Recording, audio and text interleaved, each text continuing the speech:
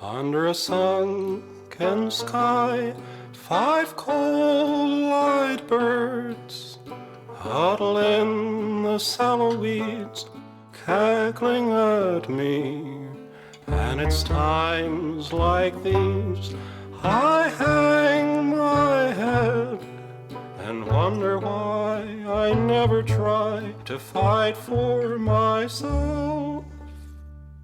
What a grim and gloomy scene, just you, the wind, the dying wheat, friendless, dreaming.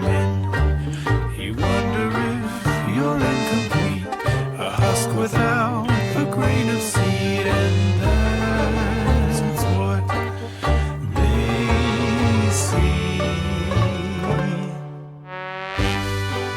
If they want to laugh, well now,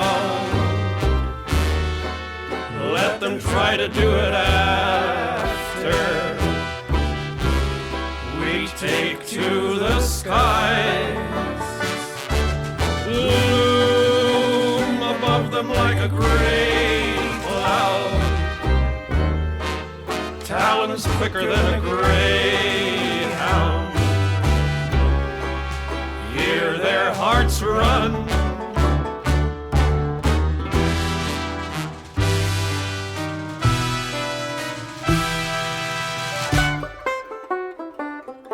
Out of all the things I've seen and done, in the back of my worried mind, I've never tried one.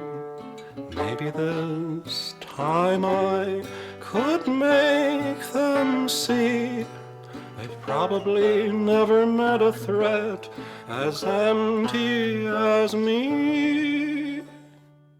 If they want to laugh, well now, can they do it while they beg me to spare their souls?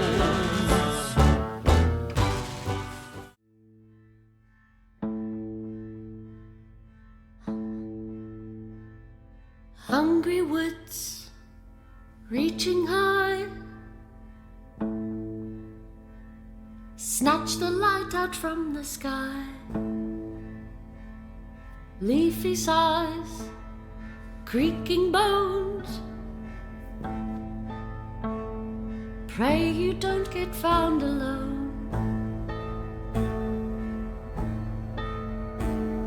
Crickly crack, the branches pop, it grows the night that never stops. The tree that leans with twisted grin, her limbs are thrown, her soul is sin. Underneath the crooked moon stalks the king on cloven hoof, in pale decay and empty gloom.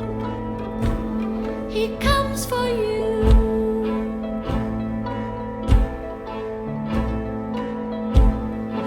Horns his crown, his kingdom all, for life delicious heed his call.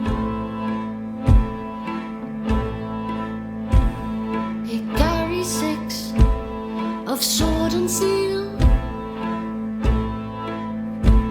once wayward souls the fallen kneel.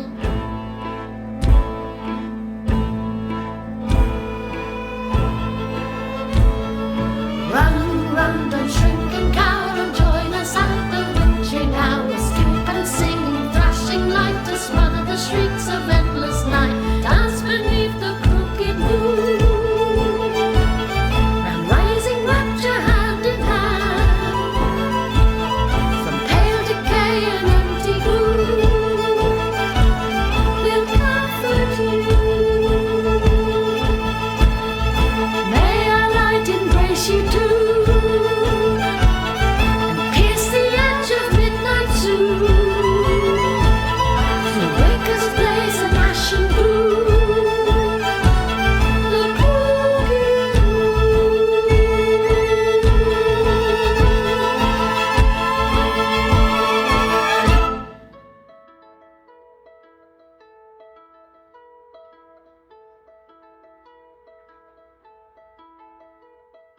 it's under the Adventurous Tavern of Respite category in Discord, and you look under my self-promo tab. It has the Twitch handle in there and also my YouTube where you can find it all. It's got all of my campaigns that I've run. And so Curse of Strahd, the beginning of Crown of the Oathbreaker, which Sean is in, and then you guys, your stuff in there. Keep in mind that some of those previous videos, the recording got messed up because of me attempting to stream, and the video should have been about 4 hours long, but it got shoved into a 3-hour window, so some of it sounds kind of choppy, so just keep that in mind. I was just curious if you guys saw how messed up some of it sounded. But in either case, this one should be good to go. So welcome everybody to session 3 of the Crooked Moon. How's everyone been since last week when we played? Good. Good. I'm nice and limber and ready for session 3. Nice and limbered and ready for session 3. Awesome. Glad to hear that. So, of course, Vald had a family emergency today, so he cannot make it. If he does jump in sometime, we will move the camera angles around to fit him in here if he does join us, but not expect him to be here today. So, in either case, we will continue with the 5 of you. So, of the 5 of you, who would like to give the recap from last week for heroic inspiration? Yeah, see Madeira sliding down. I'll do it. Okay, go for it. So, last time on D&D, we, went through more cards. We started off with getting our tarot cards read. And with each tarot card came a personal vision of our past that we don't quite remember. And not just our past, but also eerie things of our future, what our future might bring, essentially warnings, as it seems. After that, while that was going on, Revan and Madeira went, and we were dealing with the singer in the car, a ghostly apparition of like a 20s flapper singer. We talked with her. She wanted some inspiration, some jazz music to get her going. And while Revan was just, standing there thinking, throwing out some ideas, Madeira just goes, "Oh, I know what to do," and just walks off, goes to the other car. Remember seeing a phonograph. I don't know if I cut out just there. I dropped my mic.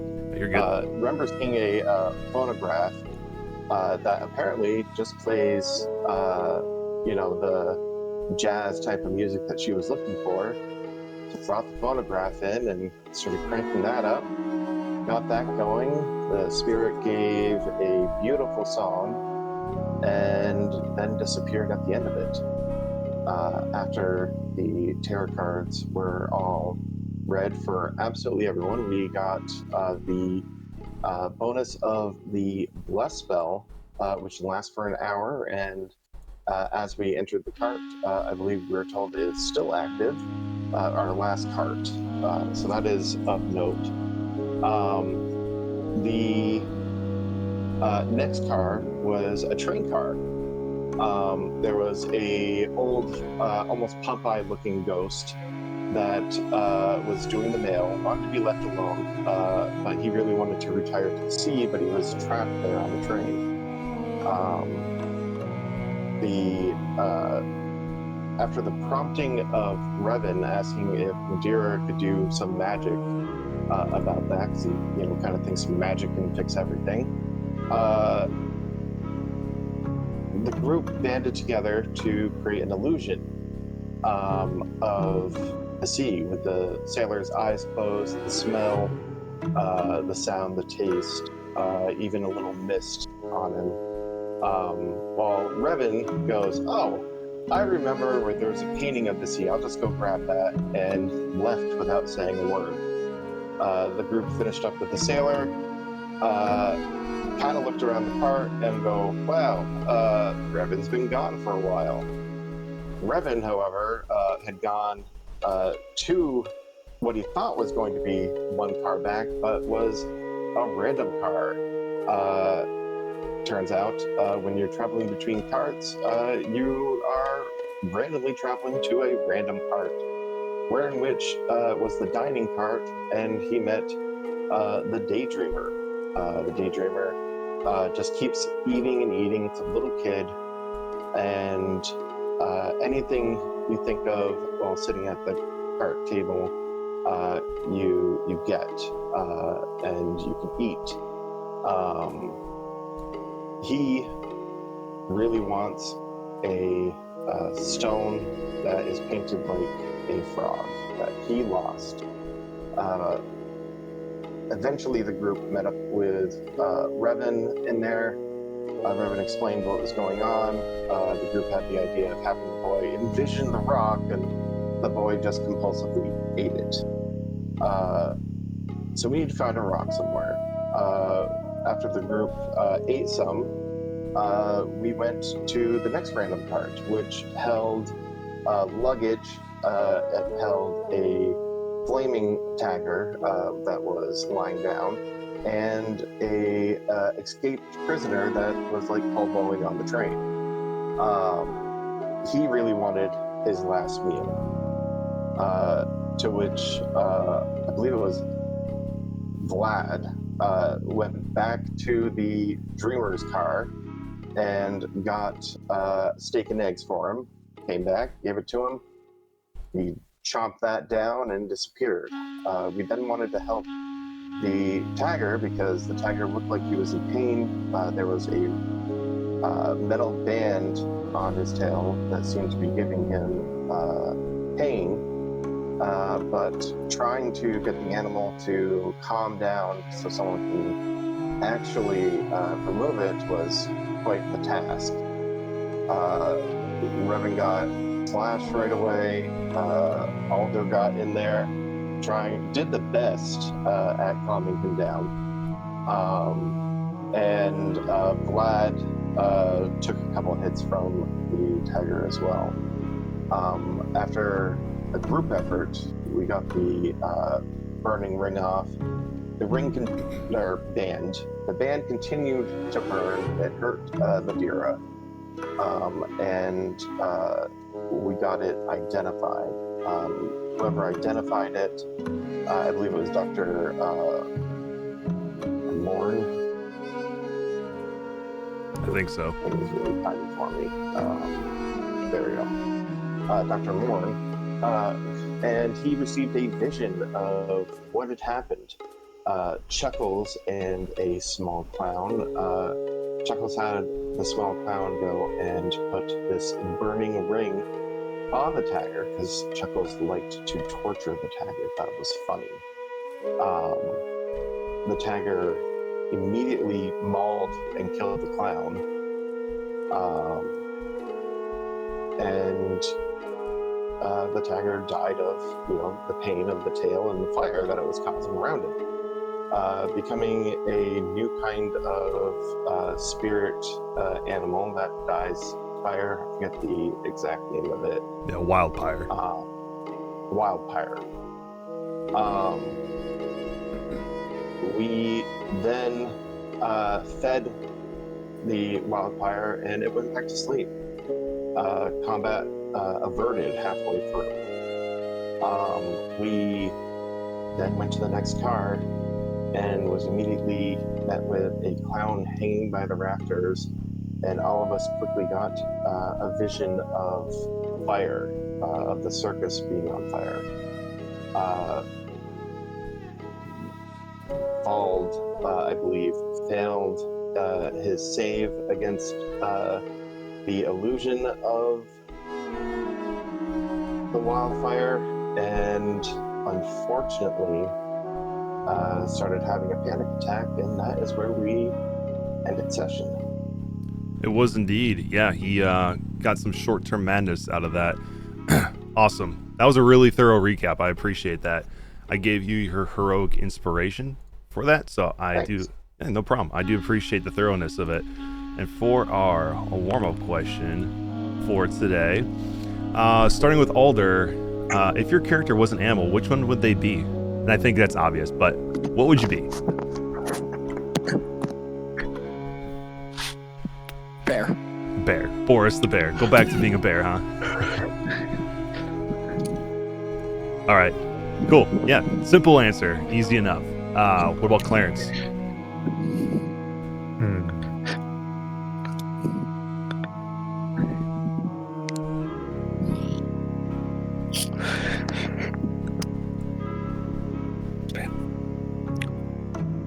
Maybe a squirrel. A squirrel. Nice.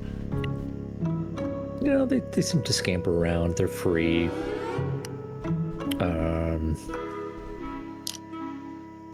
Yeah. I can see it. Yeah. I can see it. They're simple. They're Yeah. not too complicated. Yeah. Pretty simple. And squirrels are fun too. You never take fall damage, so that would be great. So, all right. What about Madeira? So I think, so first of all, I base Madeira's appearance, part of Madeira's appearance on an oarfish.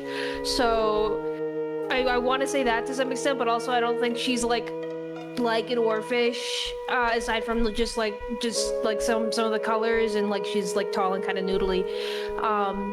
So I think maybe like if I had to like say like this is what she's like specifically, I would say some denomination of octopus. I'm gonna say blue-ringed octopus because it's blue and she's also blue, but like I don't actually know enough about octopuses. Octopi for singular, I think. Yeah. Octopi.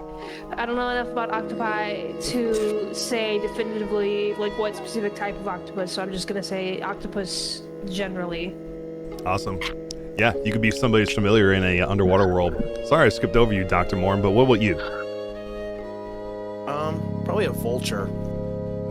Perfect for your character type, being a reborn and an alchemist and all that stuff. Being a vulture would be perfect for that. Any reason that you particularly think of, or just because of the nature of who you are? Somebody, scavenger, somebody who preys off of things that are already dead. Nice. Uses it to survive. Nice. Yeah, that's perfect. And what about Revan? While I'd like to say something like a raven, kind of like how he looks, it is more probably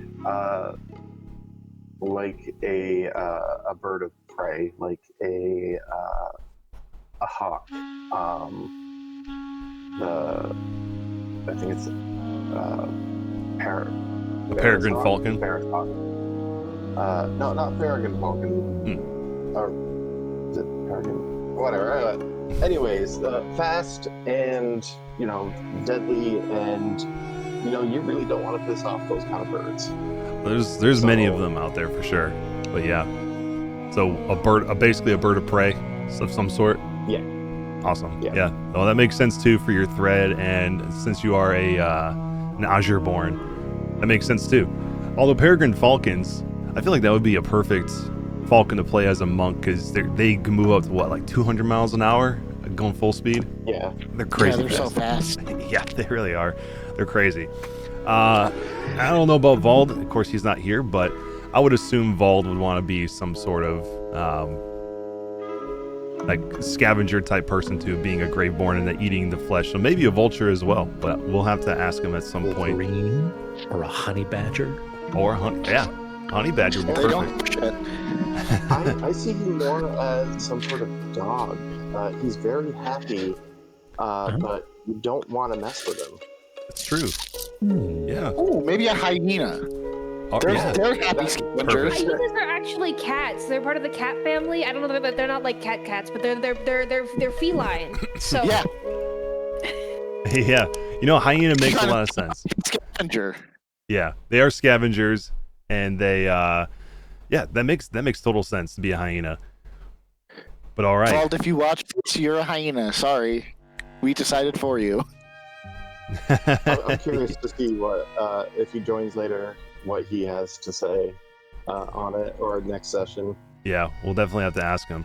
But before we go into this, real quick, does anyone want to play as Vald's character, or do we just want him to be written in the background, as Alder likes to say in his campaigns?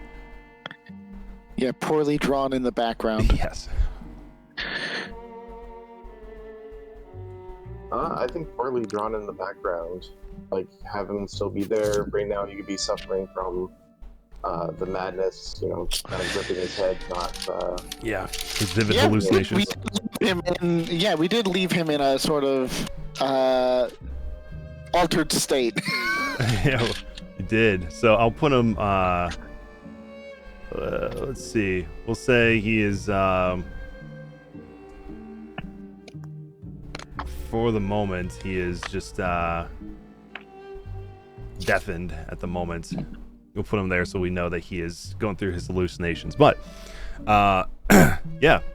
As you guys have arrived in this circus car, as Revan recapped, you guys, as soon as you entered in here and saw the Harlequin hanging from the ceiling with her,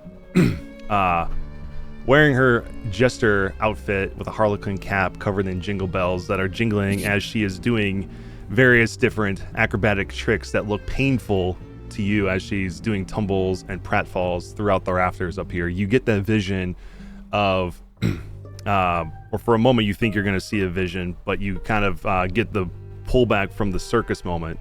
And Vald, of course, saw each one of you standing within the cages here inside of the circus car, burning alive before he suffered from his madness. So, as you're all in here, you see Vald kind of, his eyes have the 1,000-yard stare as he's standing by the door, just kind of his eyes facing forward like he's looking through you guys, and also kind of twitching side to side as if he's seeing something and it's vivid to him.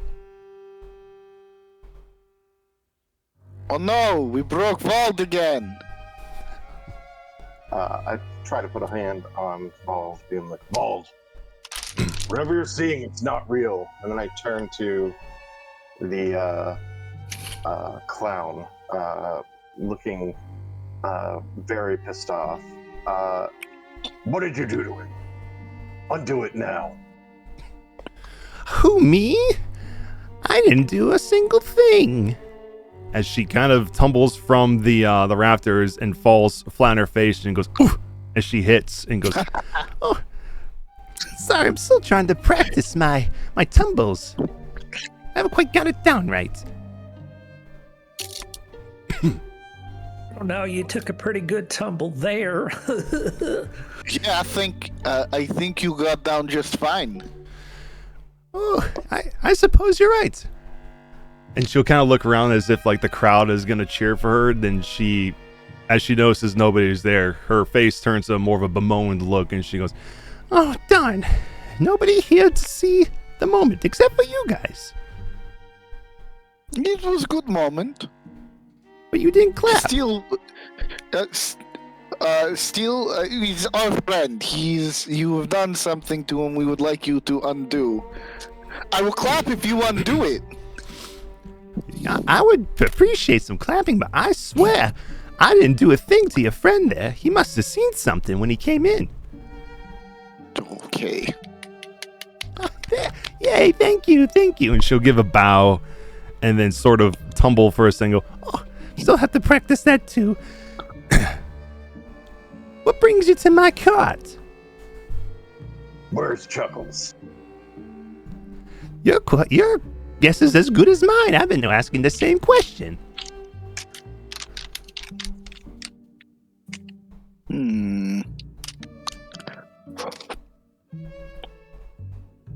Why is this your cart?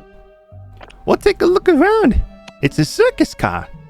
You got dolls, you got all kinds of tricks for the people like me who do the tricks with the barbells and the little twirly things, whatever they're called. And we used to keep... What's that? We both corrected her with batons. Oh, Yes, batons, thank you. And there's the cage is there where we used to keep the circus animals. We used to have a tiger in there and a bear. I think his name was Boris. You think? You do not remember? I did take quite a fall there and hit my face on the hard floor. You were lucky. Well, Always remember the name of a bear. Boris is what I came up with in my head. Is that correct? You seem to know what I'm talking about, Mr. Tree. You think you're funny? If you think I'm funny, I'd like another clap. I do not think you are funny. You think you are funny. You should clap at yourself. And I sulk in the cage. She'll kind of. It's just quite unordinary to be clapping for myself, but okay. By chance, did you see the tiger anywhere? I've been looking all over for him. But you have not been looking for a bear. Okay. Well, the bear. We saw Stripey in the other car. He was pretty paved off, if pardon my language. Oh, I'm sure he is. It's no offense to the bear for not looking for him. He was fine last time I saw him, but the last thing I saw was that tiger before he ripped me to bits. And then her form will kind of shift a little bit before you and show what she actually looks like, where she's just a floating head with a little filigree around her neck. She says, "He ate me from toe to neck."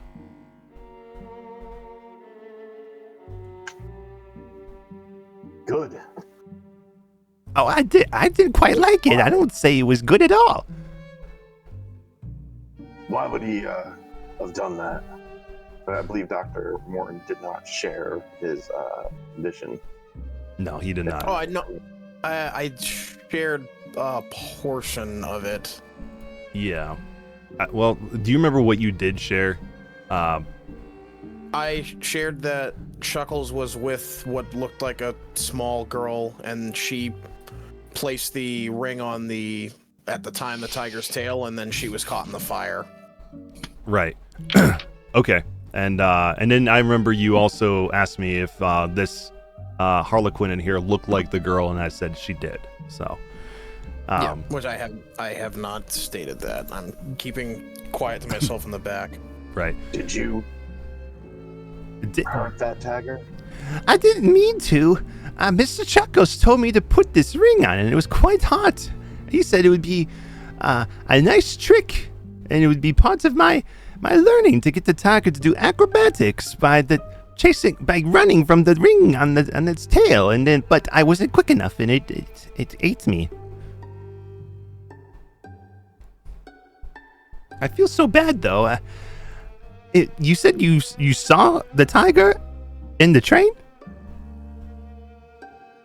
Yeah, he died from the flames from the tail. Oh, good. I'm glad he's here. Not good that he died. That was quite awful, and I feel so bad for that. But glad to know he's here. If you see him, do you mind getting the ring from his tail? I'd feel so bad that if it's still on him. I think we're a couple steps ahead of you. Hey, we got that ring off. It's pretty tough, but I think he's more comfortable now. Oh, you did? Oh, splendid. I'm glad to hear that you helped Mr. Tiger already. Do you have the ring with you? I Why? think Why he's so interested in the ring? Well, you ain't gonna put it on something else, is you? Oh no, I feel so bad for what I'd done to Mr. Tiger that I just wanted to get the ring back so I knew that he was safe. And it's hard for me to move on knowing that that ring is still on him. And you said you did. I want to believe you. Can I insight check that? Yeah.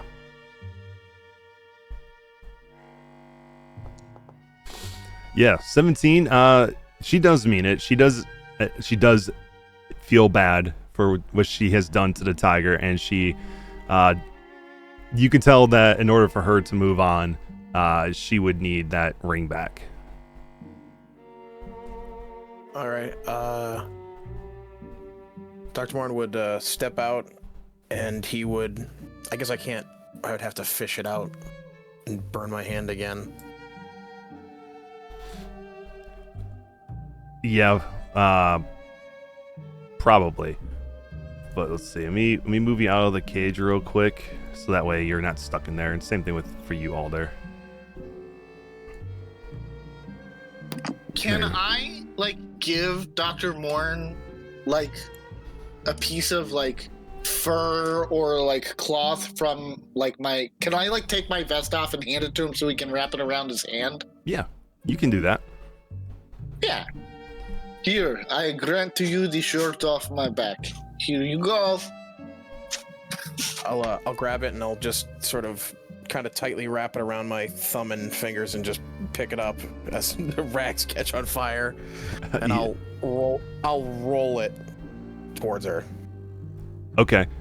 And as the ring starts to roll towards her, you'll see her form kind of reform back into her full form, and then you see her stop it with her foot, and she goes, "Oh, goody, there it is." And she'll pick it up, and she'll say, "Oh, thank you so much for helping Mr. Tiger out so much. That's it makes me feel all warm inside to know that he's safe and sound." And as she says this, you will see burst from the back door where you just came through, the wildfire come through and look straight at the Harlequin. What do you guys do in this moment? Standing right behind you. aside and Yes. let things play out by themselves. Okay. And so as you all step to the side, you'll see the tiger still looking at her, and she goes, "Oh, Mr. Tiger, I'm so glad to see you again. Come here and give Harlequin a big ol' hug." And the tiger will give a low growl and start bolting towards her and immediately start attacking her and start ripping her limb from limb. And you'll sort of see her start to wiggle her arms around. She goes, "Oh, Mr. Tiger, I'm so glad to see you again," as she gets torn to pieces and disappears before your eyes along with the wildfire. Does the ring remain? No. Nature will provide. Can I? Sorry, you can talk. No, you're good. I wasn't going to say anything. Oh, okay. Can I investigate the room? You, cer- Just turn it upside down, look for things. you certainly can. Go roll me investigation. Anyone else who would like to do that as well can roll me that. Yeah. Okay. 7. Ooh. I'll roll. Investigate. You got 18 there, and anyone else is going to do it? Coming. 14, 11, 16. Okay, cool.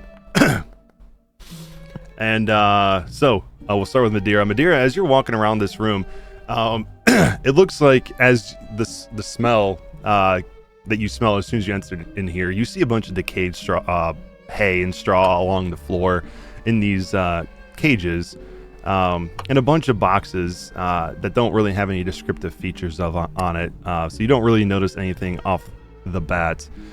Dr. Morn, as you're walking around with Madeira looking at everything, you spot it first. You see a chest filled with a bunch of marionette dolls sitting in the corner of this room right here. Can I go over and investigate the dolls themselves? Sure. Yeah, we can still use Whatever. we can use your 18 with that as well. Yeah, as you're looking at the dolls, you see various different forms of dolls that all look clown-like with their strings attached to them. And for the most part, a lot of those strings are tangled up that you would think would take some time to untangle these. But you do notice one of these dolls, the head looks like a rock with a toad face painted on it. I was about to say, anybody see that damn rock? I'll just haphazardly grab the marionette doll and just wedge my knife underneath to pop the head off the doll. Yeah, when you go to try to wedge it off, you realize it takes a lot less effort than you thought, and the rock does pop off with little to no trouble for you. And for Clarence and Alder, as you're also looking around the room, you notice on the walls posters, 3 of them that are on the wall. 2 of them in place, and 1 of them is missing. And along the edges where the poster was, you see scorch marks. What are these other 2 posters? The other 2 posters are depictions of the carnival that this circus car most likely worked for. You see on one of them, you see a large, almost balloon-like figure with a clown face on it and ribbons hanging from it that is sort of swinging in the wind as the ribbons are kind of turned. And you see a clown sitting on top of it, and at the bottom it says, "The Lord of Fools, come join the fun, come join the energy at the Chuckles Circus Soleil."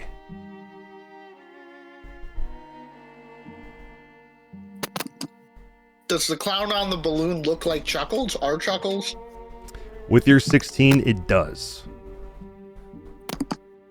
I'll just grab that. Whoop. Okay. And the other one depicts, for Clarence, as you're looking at that one, you see a group of people that are standing there. Most of them are wearing masks that look like depictions of animals. And in the middle, you see a couple of interesting looking people. One is dressed like a bear that is standing upright. And the other one, I have to look at what this looks like again. Looks like a woman dressed in burlap and wicker. And at the bottom it says, "Come join the fun, come join the energy. See the revelers of song and stories at the Chuckles Cirque du Soleil." Clarence will notice Alder taking the other poster, and he'll be like, I'm going to take this one too, just in case. It could be close. I'll roll it up and shove it in my pocket. Okay. And then, of course, when you pull those posters off the wall, you'll see around those spots, it looks just like a slightly different coloration, a little bit lighter than the rest of the walls around them, but they don't have the scorch marks around them like the poster that is missing.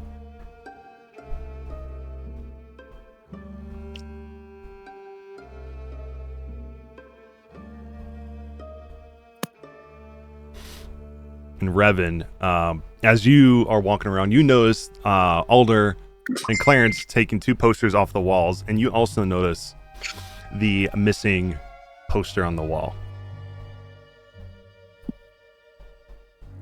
Hey, what do you think happened to this one?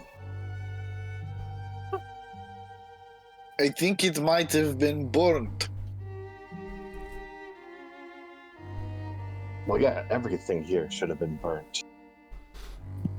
So maybe there is nothing special about the one that is burnt, but maybe the 2 that we took are the special ones. They do have Chuckles on them. We got to burn the other 2 too? I try to burn mine. Okay, what do you have to burn it with? Do I have produce flame? Oh. That's a good question. Clarence to the rescue. I have control flames. You have control and flames. I have elementalism. Does that allow me? I can do druidcraft. Sparks and stuff. Clarence I can light things on fire. Yeah, he can. So you can light or snuff out a candle, torch, or a campfire. So you should. Do you have Druidcraft as well? I have elementalism, which beckon fire does the same thing. Okay, so you can use your elementalism to beckon fire, and you can use your Druidcraft to burn them both.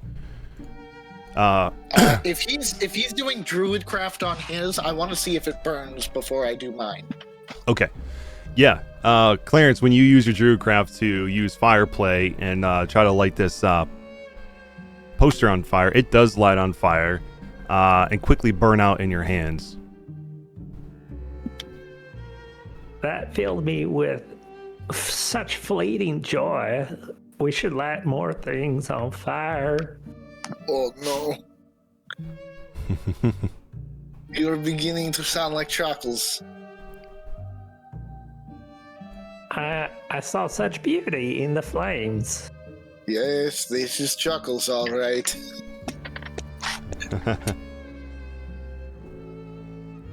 And all right, Alder, do you do the same thing with yours? Yeah, I'll burn mine. Okay. All right. So you burn yours as well, and as yours burns out, and you see the last little bit of your poster flicker out, the three of you that were looking at the posters, I need you both to give me, or three of you, give me wisdom saving throws. Are you sure? I'm sure. Damn. Did we do something wrong? Hey, Wow, both Druid 25s. Bros. Heck yeah. I will not have a 25. Yeah. I have to use my newly found inspiration to Sure. attempt to. Yeah, you can use it now if I you would also like. have bless as well. You do have bless. So if you want to, I think 21 is save, probably gonna be good. if you want to try to save that, Okay. that heroic inspiration, use your bless. You can do that, and I will say you didn't use it up. So just roll me a d4. Oh, perfect. You needed a 13. That's exactly what you needed. Okay. So when you burn out this, these two posters, the three of you will notice that burnt mark on there. A new poster will appear, and it will show all of you in it. Oh no. Not in your current forms, but in your previous forms. You see Boris the bear. You'll see Revan as you and your grandchild standing there at the entrance of the place, sort of like as the poster people for the entrance to this place. With Madeira doing her little hand trick things, and all of you that did your various tricks here and roles here at the circus, all of you will be depicted in this poster. But because you all saved on your wisdom saves, that's all you see. Yay. Should we burn this one too? Yes. No, I don't think so. If we are worried about forgetting things, perhaps we should hold on to this one who shows things as we were. I'm also worried about remembering things. Remembering Uh, one. I point to the picture and I say, "Is one of these your grandchild that you seek?" I scratch my head, squinting, and then you see the recognition. I go, David. As you Why say, is there a picture of David on here? as you say David's name, give me a perception check. Okay. Perfect. 18. So as you say David's name, you can see David as he's looking forward into the cart from kind of a side-ish profile with glee. You see his head turn towards you, and you see his face is painted like a clown, and then his normal smile starts to widen more and more and more until it's almost past his ears. And then you swear you hear the sound of a clown laughing in your head.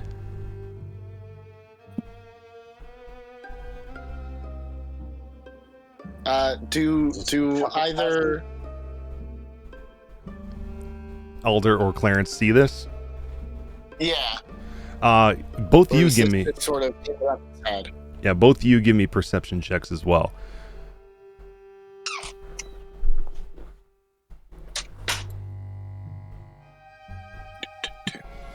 Bam. Okay. Alder, you don't see anything different about yourself. Clarence, you also see not just the boy of David looking at you, but you can now see that all the faces are painted like a clown face and smiling unnaturally towards you. And then both of you will notice that they're suddenly behind them, you see a fire start to envelop around them and envelop the poster in front of you. And I need both of you, since you two noticed it, to give me a dex saving throw. Remember, we This is have a nice plus. poster. Very nice, very normal. All right. Okay, Revan, you managed to jump all the way in time, but Clarence, as you notice this, and just before you can react, you see the poster envelop in flame and burst out in flame towards you, as you will take only a single point of fire damage.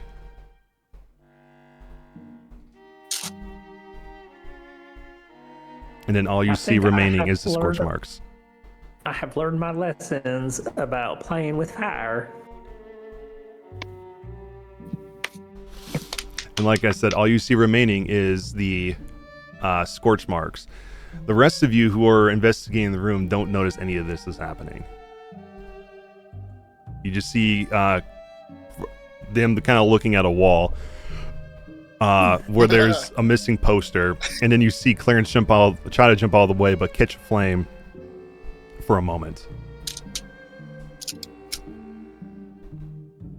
Damn clown has David. I'm gonna kill him as soon as I see him.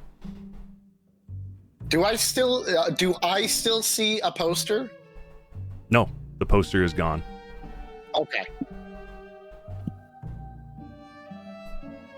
When they're done well, I don't even see any of that, so I'll just turn around and just try to. Everyone's all shook, and I'll just kind of hold up the frog rock. Like the concrete. Frog rock! Oh yeah. Good job. I smell burning hay.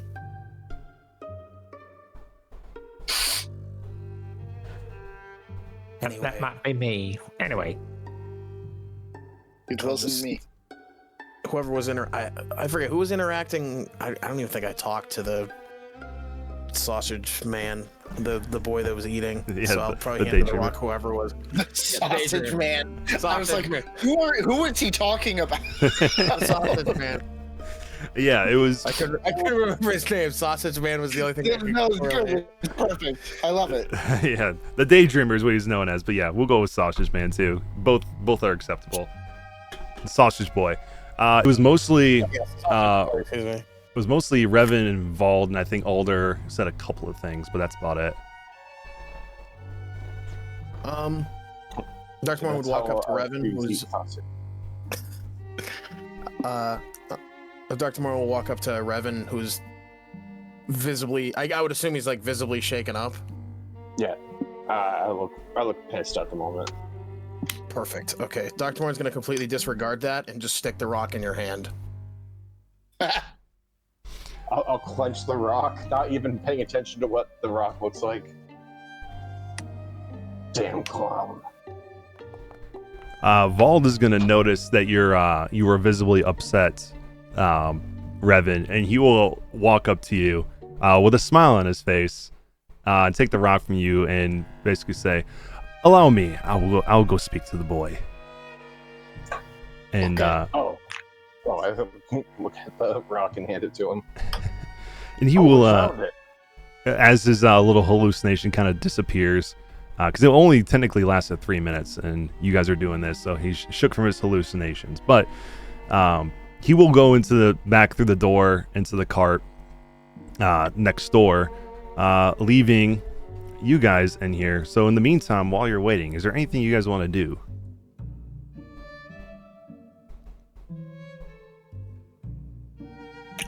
gonna go pick up the barbell.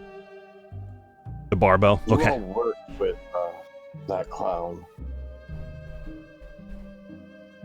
What'd you say, Revan? Tell me, I said you all worked with that clown. Yes. Tell me what I need to know to be able to kill him. Is he I mean- human? Is he? I mean, clowns, it's pretty easy to kill. They have standard weaknesses of if you beat the shit out of them enough, they will die. If I don't think clowns are much different than other things. Or you How's could he send a doing tiger now? after him. Yes, or a bear. Bears are much stronger than clowns. If I were still a bear, the things I would do to that clown. Can I pull out the stolen package with the boots in it? Yeah. And I'll pull it out of my bag of holding and just push it out for anyone who might be interested in taking them. I don't have much particular use for these, but before I hold on to them for the foreseeable future, you lot might get a bit more value out of them. I look down at my feet. Not me.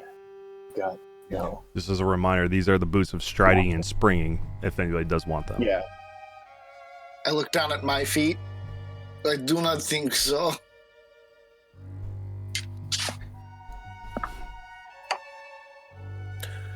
Bird feet don't really work. Can What I- They call me an Azurborn. What were you gonna say? Can I check and see if there's, are these good value, or are they just so I could get an estimate of how much they might be actually worth? Yeah. If you want, while you guys are waiting for Vald to come back, you guys can take a short rest in here, and do that if you want to. Quick question Yeah. with the boots. They are magical boots. Yes. Would they work on a big tree man or a bird person if we decided to put them on? Let's see. Based on what they do. Based on the fact that our feet aren't normal feet, would we be able to put them on and attune to them? Yeah, you could. Well, you don't technically know that, but I'll say above table, yeah, they will fit. They will morph to fit your feet.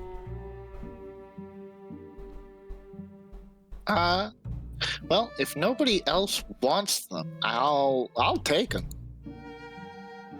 Yeah, go for it. Because if not, I was just gonna sell them. Either way. I, out of game, above table, I both fly, so that takes care of the jumping part, and I am faster than the boots, since they don't just add a speed bonus. Yeah, it says your walking Okay, speed sure. becomes... I will tell you above table what it says. So while you wear these boots, your walking speed becomes 30 feet unless your walking speed is higher, and your speed isn't reduced if you are encumbered or wearing heavy armor. In addition, you can jump 3 times the normal distance, though you can't jump farther than your remaining movement would allow. It basically gives you a jump of up to basically 30 feet.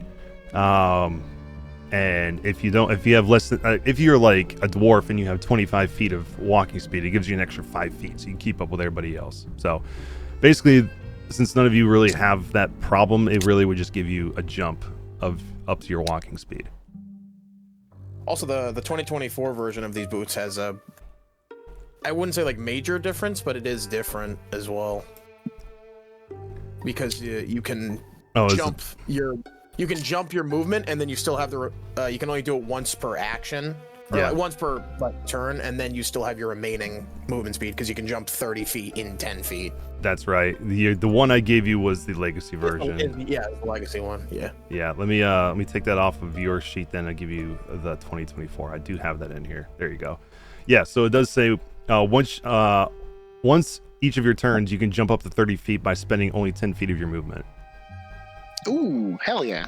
Yeah, the 2024 one. It's nicer. Yeah. So has that changed anyone's mind? If nobody else is down for them, I'd be a little interested in them then, but if you can make better use than them than me just abusing speed. I think you might be able to better abuse speed than I would. Just because, extra mobility is always good, which is why I was going to take them. But if you can make better use out of them by abusing them, by all means. By abuse, I mean it would make me move at 60. Yeah. So you could essentially do, because what's your movement speed right now? 40 feet of 40? walk. Yeah. So you could jump 30 feet and then run 30 feet. Yeah, you're a monk. Yeah, take them. Yeah. More movement on the monk to get to where they need to go. By all means, I've got range stuff I can do. It's true. You're sure this will fit? I don't think boots will fit these, but I'll try to attune to them. See what happens. Okay. So, Dr. Morn, just so you can see how this works if you haven't done it before, down where all the list of players are, you see a button that says trade. Click on that. Request a trade. Yep, exactly. And then you could send it to Revan, and then he can accept the trade. And then just click the item. Yep. I'm gonna spectate. Either click on it or drag it onto what you have. There you go. Set. Cool. Trade concluded. Trade concluded. Okay. So now you guys have your boots of striding now, and I believe, let me look at it. Does it require attunement? It does. Okay. Yeah, it does. Yep. Okay. So I mean, you can take a short rest here and now if you want to attune to your item, and if any of you want to roll some hit dice while waiting for Vol to come back. Yeah. So, visibly, what does that look like? The boots? Yeah, no, I mean when I attune to them and try to put them on and everything. So when you look, like, you're talking about what do you do to actually attune to it on your sheet? No. I got that. It is equipped. It is tuned. I was more wondering visibly, like, do they turn into like beat flaps like Scrooge McDuck wears? Yeah. They turn into like bands or something. Yeah, they will move down to your feet. They'll kind of look like Vibrams, if you guys ever saw those or wore those, where your toes go into individual spots into the foot. Yeah, I love those toe shoes. Yeah, that's what they look like, toed shoes.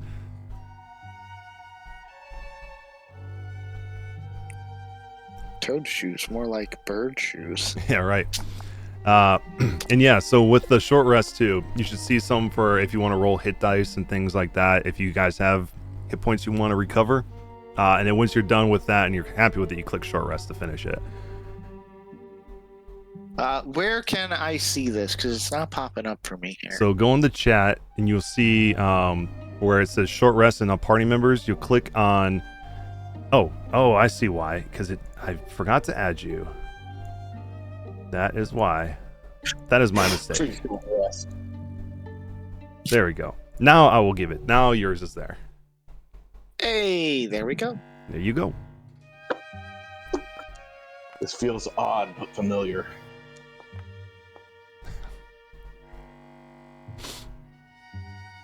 There you go. Cool. And Revan, you can. Okay, you're already equipped and attuned to them. Sweet. Cool. All right. So as you guys take your short rest, you will see Vald reemerge towards the end of your rest, and come back inside. I will roll for him too, because I don't think he has any hit dice that he needs to roll. No, he's good. Okay. So we'll just finish a short rest for him to get some of his rage back. And yeah, go ahead. Is there time for me to ritually cast Find Familiar while we're waiting? Yeah, no, perfect time to do it. Yes. Okay. Kind of familiar were you looking for? Okay, so there was one in the manual that I liked. It seemed like it fit well. The Witch Woven. The Witch Woven. Okay. Yeah, I It's will. like a little Blair Witch stick doll. Yeah. All right, this is what I'm going to do. I am going to create a folder. I cannot spell companions, right?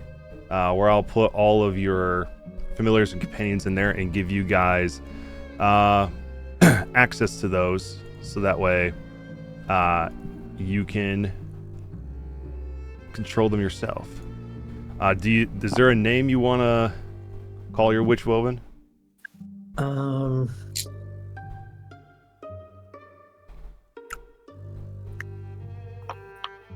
Brenda.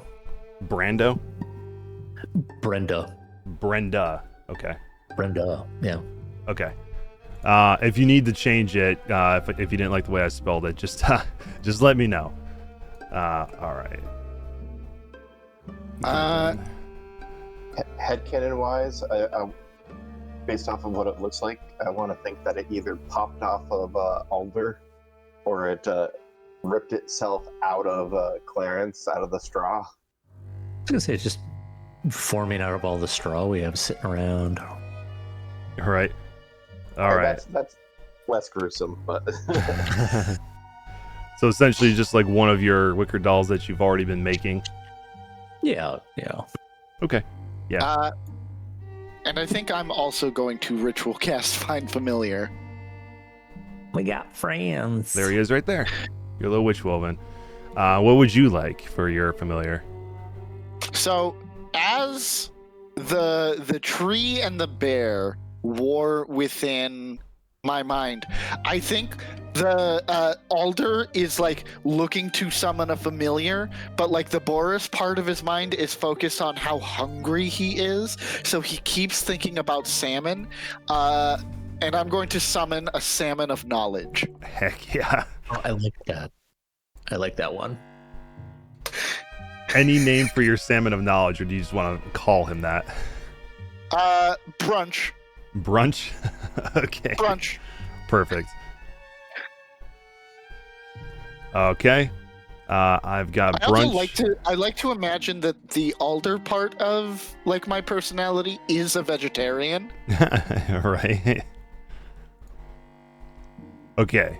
I have now given you ownership. Both of you have ownership of your token. You should, under the folder that says Wicker Folk for your stuff, you'll see another folder in there that says Familiars Companions. They're in there now. But I will drop your Salmon of Knowledge right next to you, Alder. It's so dumb. I love it. He is, I'll put him right here. He is right here. And just to show you what these guys look like, and it's slightly annoying that they did it this way, for me to show you these images, but I will do so nonetheless because they embedded them into the biography, so I have to like yank the photos out and make a separate actor for it so you can see it. But this is what the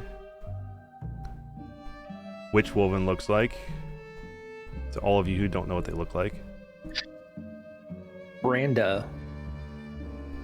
She is a beautiful, full-figured woman. Exactly.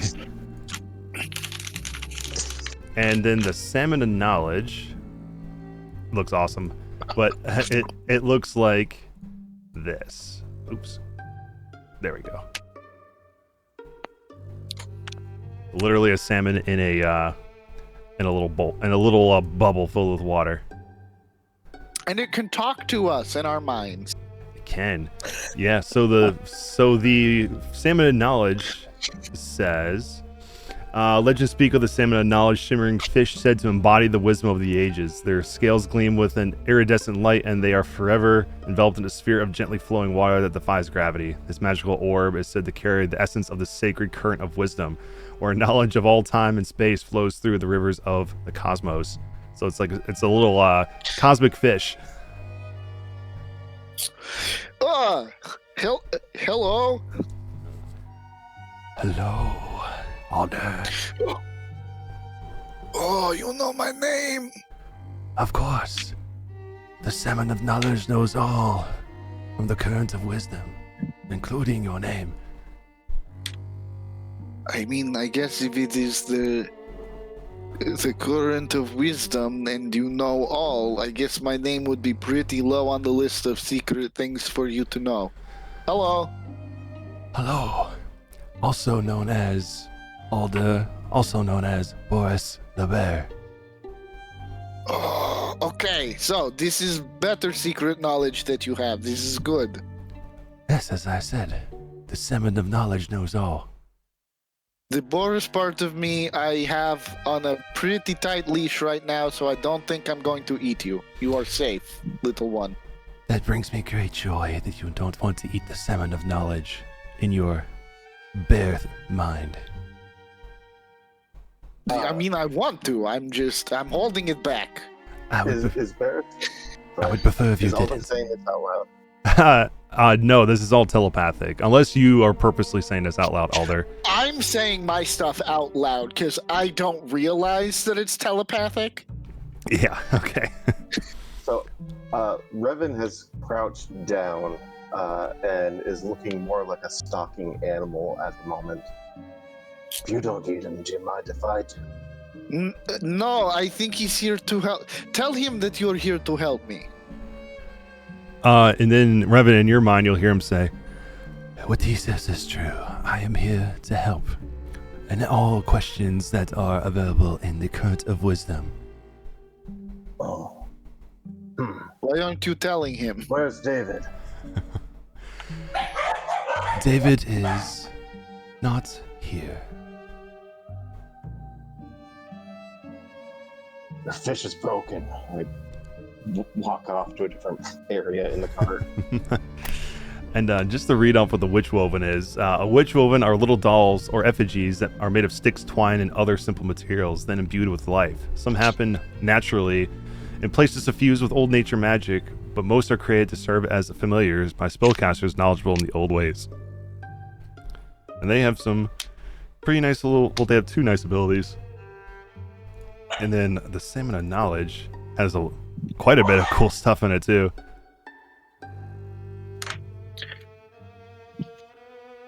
Like the water spray, orb of water. You got water breathing. Anything you got to do in the water, you can use your Salmon of Knowledge for. But yeah, you guys can each control your little tokens. Like I said, Salmon of Knowledge right next to you, Alder. Yep, there you go. Your Witch Woven is right there.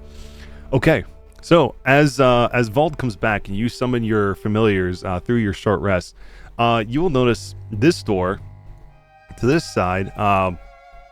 For a moment, you see like a little blue square appear on the door, and then it dissipates, and you hear a little sound. It sounds sort of magical coming from that direction.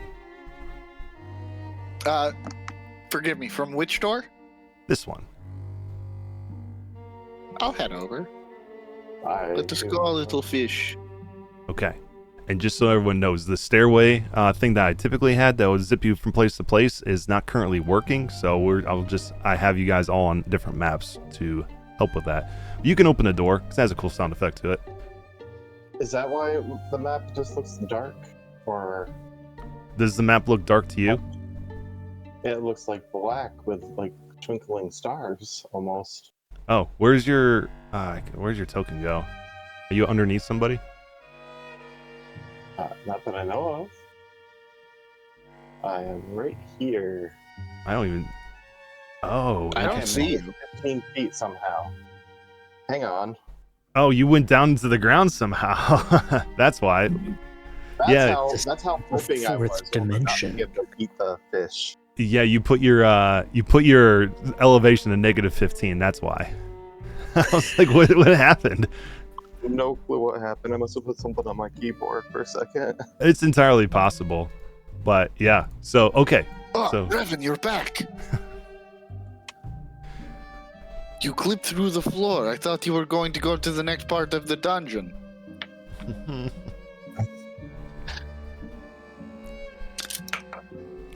Okay. So, when you click on this door, you'll hear a little oof noise. I don't know if you guys actually heard that. Yeah. All right, sweet. And then you'll open up the door, and you'll, of course, see one more distance with the green and blue spectral energy swifting past you. But you see in front of you, the cart looks different. It looks like the front of the train, like the tender. Oh, okay. I'll head in. Okay. Do the rest of you also head in? Yes. Yep. Okay.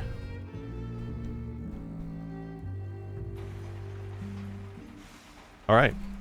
So, as you head inside of this car is an ironclad carriage bathed in hot, wavering lights. A large blackened fuel tank stands at the center with a small reinforced glass window revealing a sickly blue-green glow within. The air vibrates with unnatural energy, and from deep within the tank, you hear faint whispers rise, haunting, disembodied voices. Iron pipes twist overhead, snaking their way from the tank to a ghastly furnace at the far end of the car. So you can kind of see on this map, you see the little bit of like iron pipes there suffusing around to the front. And then of course this iron thing right in front of you with that sickly green, blue glow coming from it.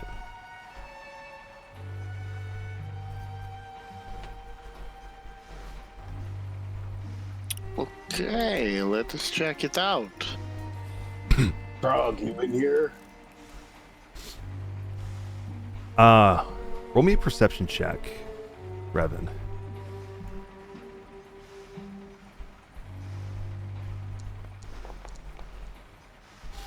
You call out for the frogman, but you don't hear anything.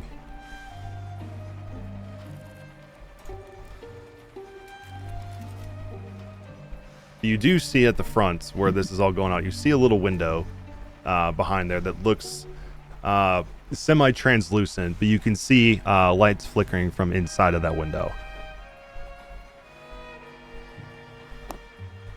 Head over to the window. Okay.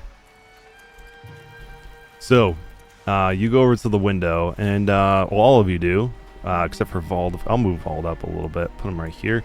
Okay, what do you do when you come up to this window? I look in it. Okay, when you look inside, you see it's a little bit hazy too because it's semi-translucent. You see in like a bit of a faded look, what looks like controls for a train, like a throttle that will be pulled, a little string hanging from the top that would pull for the horn of the train as it's going by. And as you're looking, you'll suddenly see a hand just against the window, and it looks like it's got 3 fingers that look frog-like. And then you'll see him appear in the window, though blurry, and then you'll see his mouth moving, but you can't hear anything. What? Put my hand up to my, I guess, ear hole. He will kind of knock on the window for you to look back at him, and he'll put a finger up like, oh, one moment, and then he will you will hear the crackle of the megaphone again, and he'll say, "What? Hold on."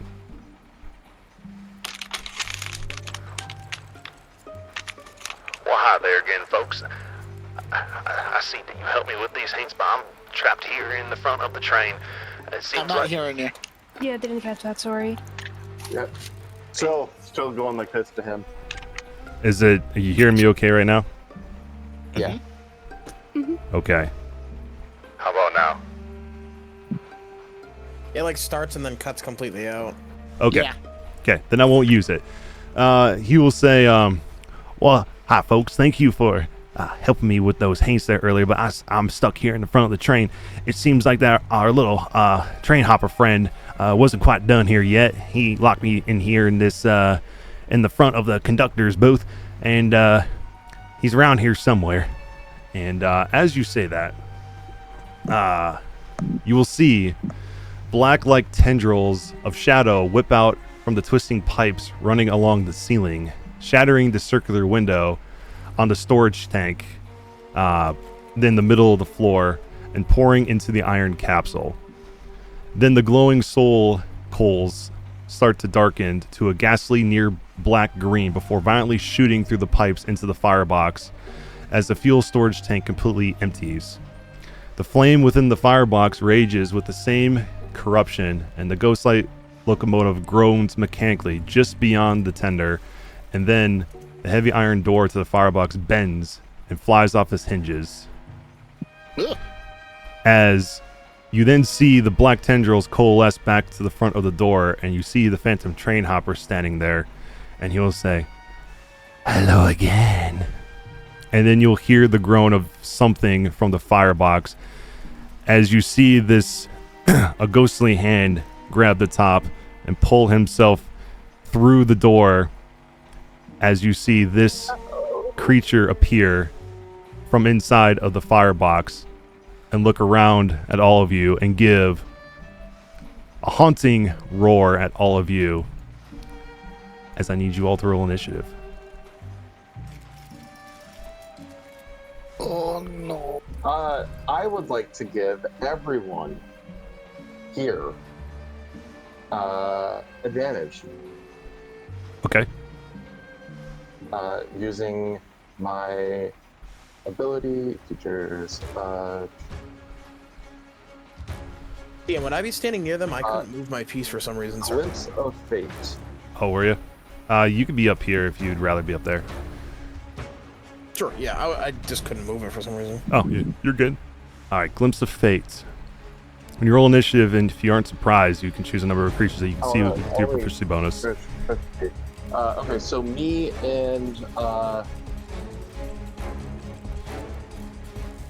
guess Madeira, she's right in front of me.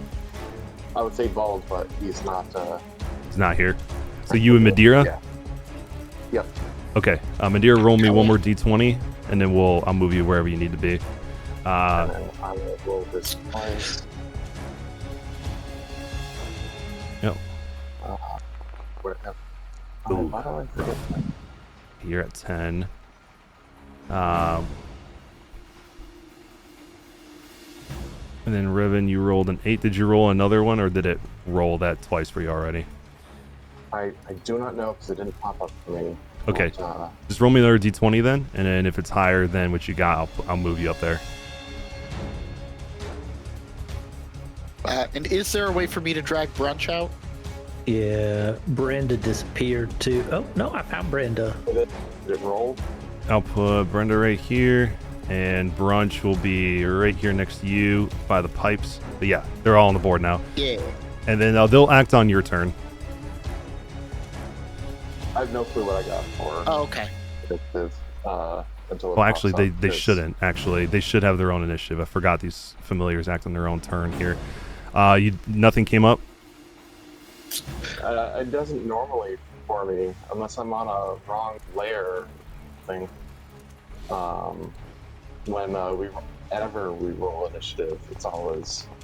I re-rolled it for you. You got a 17 for your advantage, so I'll put you just above Clarence. I have a +4 to the initiative, if that matters. A +4. Yep. Okay, so that would actually put you at 21. Okay, so that would put you. And then what's your dex score? 18. It's 18? Yep. Okay. So then you would go just before the Soulfire. So let me go ahead and... did you roll for the salmon as well? You did. Okay. Yeah. Okay. Let me move that one. The two at the bottom that duplicated for some reason. Okay, got that. And then I'm going to begin this and then move you guys where you're supposed to go. Madeira, what was your modifier for your initiative? Plus what?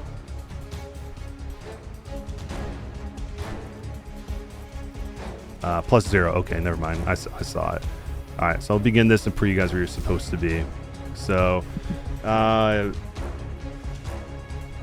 Revan, you're going to go... Why won't you let me move you? Thrum. What a pain in the butt. Okay. Come on. Move up.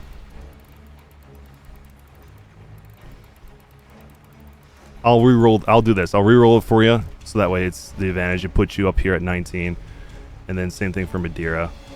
Apologies, so that way we can get the initiative in there and get you where you're supposed to be. So it will be Brenda first, and then in the order that you see, or where everyone is. Okay, so we'll start with Brenda.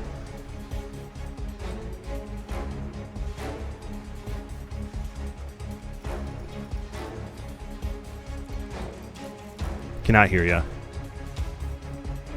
Oh, Brenda's gonna go take a swipe at this ghost. Okay. Let's see. With her cursed scratch. 21 does hit for 9 points of damage. That is magical piercing plus necrotic. Sweet. Okay. And the creature has disadvantage on attack rolls until the start of Brenda's next turn. Okay. Perfect. Okay, and that's everything from Brenda? That's all she gonna do. Okay. The Soulfire Stoker is then going to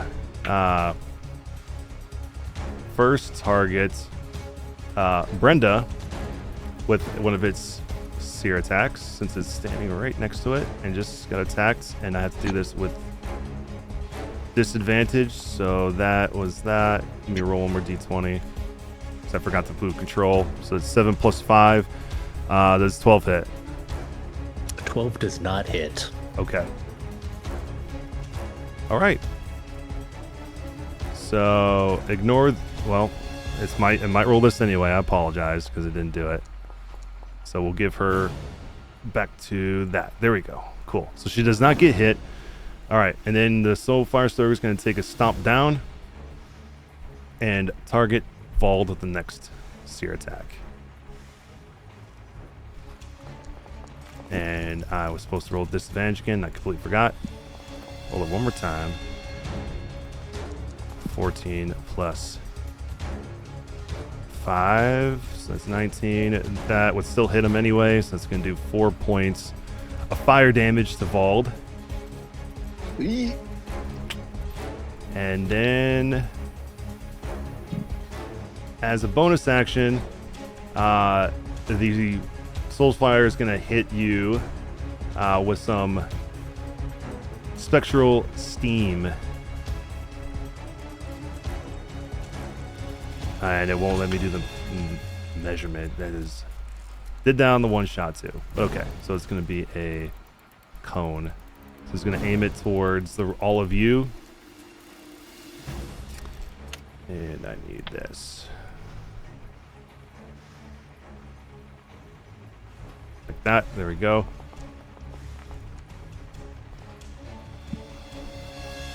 So I need you all to give me dex saving throws. Well, where'd the thing just go? Dang it. Well, everyone who is in it, who's targeted right now. So Alder, Madeira, Evan, and Clarence. Dex saving throws. Yikes. Ooh. The Salmon of Knowledge also got that good. So the only one who didn't roll was Madeira, and you just did. Cool. 10. All right. So everyone passed except for Clarence and Madeira.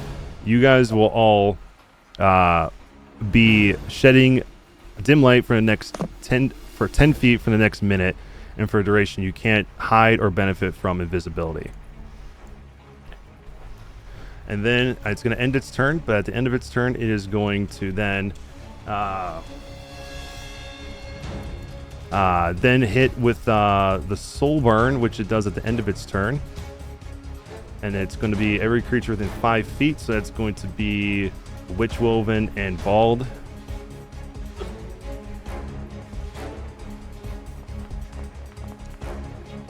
As each of you are going to take 8 points, oh, that's max too, of fire damage as it flares out fire at the end of its turn. It is now Dr. Morn's turn. Okay, I am fresh out of everything basically, so I guess I'll just cast Blood Bolt. I know it's most likely not gonna do anything. Oh, I thought I was targeting someone. There you go. Now you're targeting.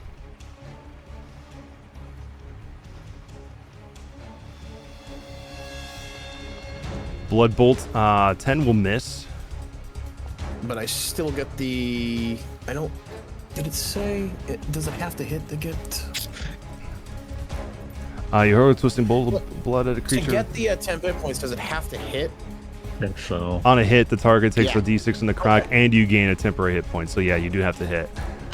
Okay. That's it. That's all I got.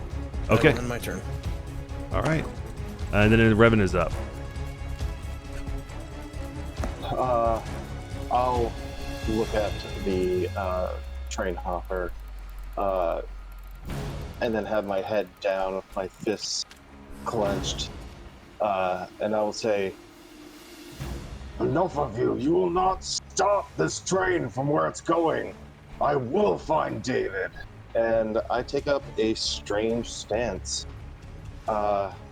During this time, my normal yellow-colored eyes turn red, and red mist pouring out of them. I jump up onto whatever the thing is. Yeah, the what was it called again? The firebox. Yeah. The firebox. I get to here. I throw a kick at the fiery guy. Might as well while I am. And I am going to be provoking from him. And no, I won't. By the way, were you I won't. jumping to the firebox with your Yes. boots? Okay. So you Yeah. still have your 30 feet of movement after this. Oh, here's my phone. That will do it.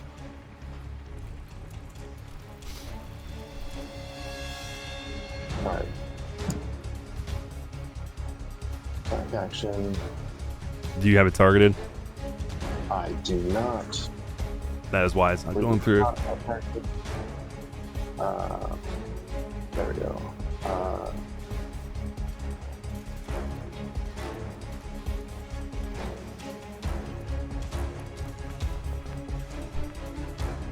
All right, 13 will miss. Okay. Well, I am going to come to here. Yep. And I am going to throw my other attack because I had activated the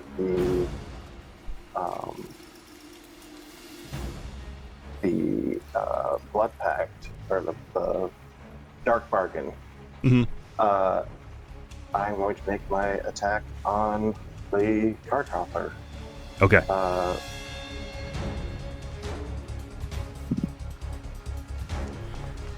13 will hit that time. Doing 5 points of bludgeoning damage to him. Did not add my. I didn't. Maybe. Okay, because I had. Are you talking about for the Okay, attack it should itself? Yeah, it didn't add the 4 to the damage. And I think it's because of which one I clicked. Maybe. That should be a 9 total. 9 total damage. Yeah. Where's that other +4 come from? Just out of curiosity. That's my X from martial arts. Right. Yeah. Right. Okay. Cool. All right. And just to remind myself, at this level, level 2, are your punches and all that stuff as a monk considered magical yet? Don't think so. Okay. So what it'll actually do is half of the damage that you expected it to do, doing 5 points of damage instead because you have non-magical punches at the moment. Okay. Anything else? That is it. Okay, that is your turn. Clarence. I will back up a couple feet. And then, because it's the only cantrip attack I have, I will use Poison Bolt. Poison Spray, Poison Spray. Poison spray. Okay. Okay. 20 will hit for... It would be 7, but you notice the poison doesn't do anything to the Soulfire Stoker.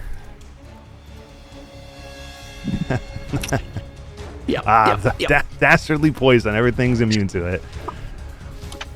Love it. Okay. That'll be my turn. Okay. Be your turn. Adira, you're up. I'm gonna cast Bane, I think. So I get once per long rest, and then I can, yeah. So I'm gonna cast my once per long rest. And you're gonna target both of them, right? Yes. I think. Wait, I did it wrong. I can target both of them at the same time. Yeah, I believe Banes you could target up to 3. I'm fairly certain. No, I know I can with Bane. I don't know how to do it on Foundry. Oh yeah. Okay. So yeah, you have the Phantom Train Okay, target the Phantom Train Hopper as well as go over, hold Shift on your keyboard, and then press T while you're holding Shift. It should target both of them for the Train Hopper as well. Okay. Shift. There you go. Awesome. Very nice. Yep. Okay. Bane, and then if I am correct, let's see. They'll have to make charisma saving throws. Which, yes. So if you click on the icon for casting it, it should automatically roll their charisma saves for them. So give it a try and we'll see if it works. Okay. I think it does not consume a spell slot because it's once per long rest. But it is concentration. Right. Okay. Yes. Boop. If you're concentrating, okay, cool. They both failed. Yay! Hey, so they both have the Bane effect on them. You can see the little icon there that shows that they are baned. So I'll subtract a D4 for their saving throws and attacks in subsequent turns. Okay. Anything else? Madeira's gonna move closer to the Frogman, and that'll be my turn. Awesome. Alder. Alder, real quick, how do I target somebody? Take your mouse, put it over the person, don't click on it, and then press T on your keyboard, and you should see a little icon of yourself appear on them. It looks like right now you have targeted everybody. How? I don't know, but go over each of the people you see with your icon. You can kind of see it, and just press T when you do that, and it'll remove the targets as well. Including yourself. Cool. There we go. And then you just have Revan currently targeted. Hell yeah. Revan is up there mixing it up with that guy. I'm gonna give him protection from evil and good. Okay. And that's my turn. That is your turn. Okay. Awesome. So you have protection of evil and good on you, Revan. It is now the Salmon of Knowledge's turn, aka Brunch. Brunch is going to what is his movement? Fly 30. Okay. Yeah. Oh. I'll change his movement speed to fly for you. There you go. He is going to fly over here and do the help action for the next attack on this guy. And then he's going to fly out of his 5-foot range, provoking an attack of opportunity if he has one. Okay, he does. AC 13. AC 13. Okay, he's going to attempt to hit you with the Seer. That will be... I got to roll that D20. 7, which will miss. We're not searing our salmon today, baby. No salmon, no seared salmon today. And that's end of Brunch's turn. All right, awesome. All right, Vald is going to go ahead and enter into a rage. Because he did get thwacked earlier. Does not like that. And then he is going to target... Make it move this a little bit. Okay, he's going to target the Soulfire Stoker with his Great axe that was infused by Dr. Morn.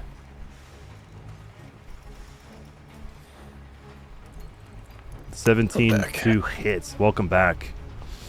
Okay, that will do 14 points of damage, magical damage, of course. Very nice. And Chop. yeah, chop. And I'm gonna double check to see if he has any other features that would help him.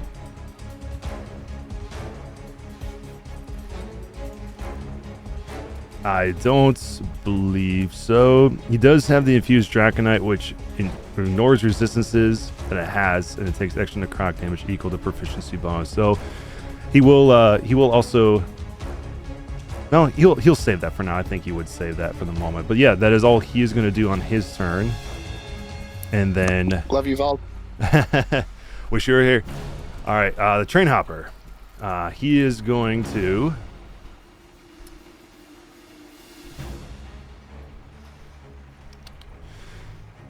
Yeah, he's going to then target you, Revan, who's standing right here. Yep. And he's going to attempt to hit you with a strength drain. Now, I have to look at this protection from evil and good and make sure that this doesn't stop it. Until the spell ends, one only creature you touch is protected against creatures that are aberration, celestials, elementals, blah, blah, blah. Protection grants several benefits. They have disadvantage on attack rolls against you. It is an undead, so we'll have disadvantage with this attack. You also cannot be charmed or frightened or possessed. Okay, so disadvantage on this strength attack to you. And it minus moving forward to it as well. Right, it should automatically do that. And it will miss. Hey. It is somehow getting 2d4s subtracted, so let me make sure that it's banning him twice. That is why. Okay, now it's just got one bane. I'll do the same thing for the Soulfire, so it doesn't incidentally cause too many problems here. But okay, cool. And then the train hopper is gonna look at you and go, "Oh, I missed." And then he's gonna move up, provoking an opportunity attack from you, Revan. Yeah, I'm going to take that opportunity attack. Let's see if I can do this correctly this time.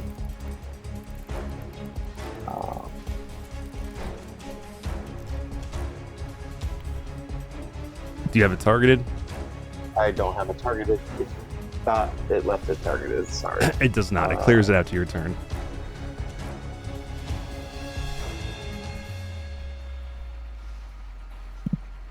See if I can do it from here.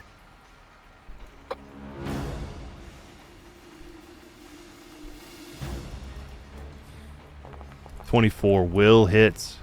Are you gonna grapple him? No. No. You know what?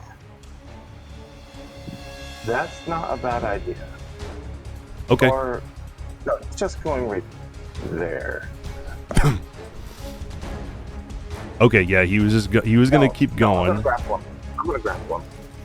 Okay. So he is going to roll a strength or dex save. He's going to do his dex save here minus his bane, which is going to be a 4. So he's going to fail that, and you have him grappled, staying right where he is. And he goes, "Unhand me." And that will be his turn. It is Brenda's turn. You got this, gal.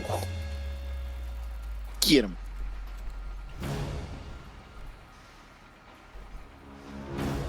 See. I know. Oh no! That cursed scratch will miss. Curses. Curses. Damn it. Okay.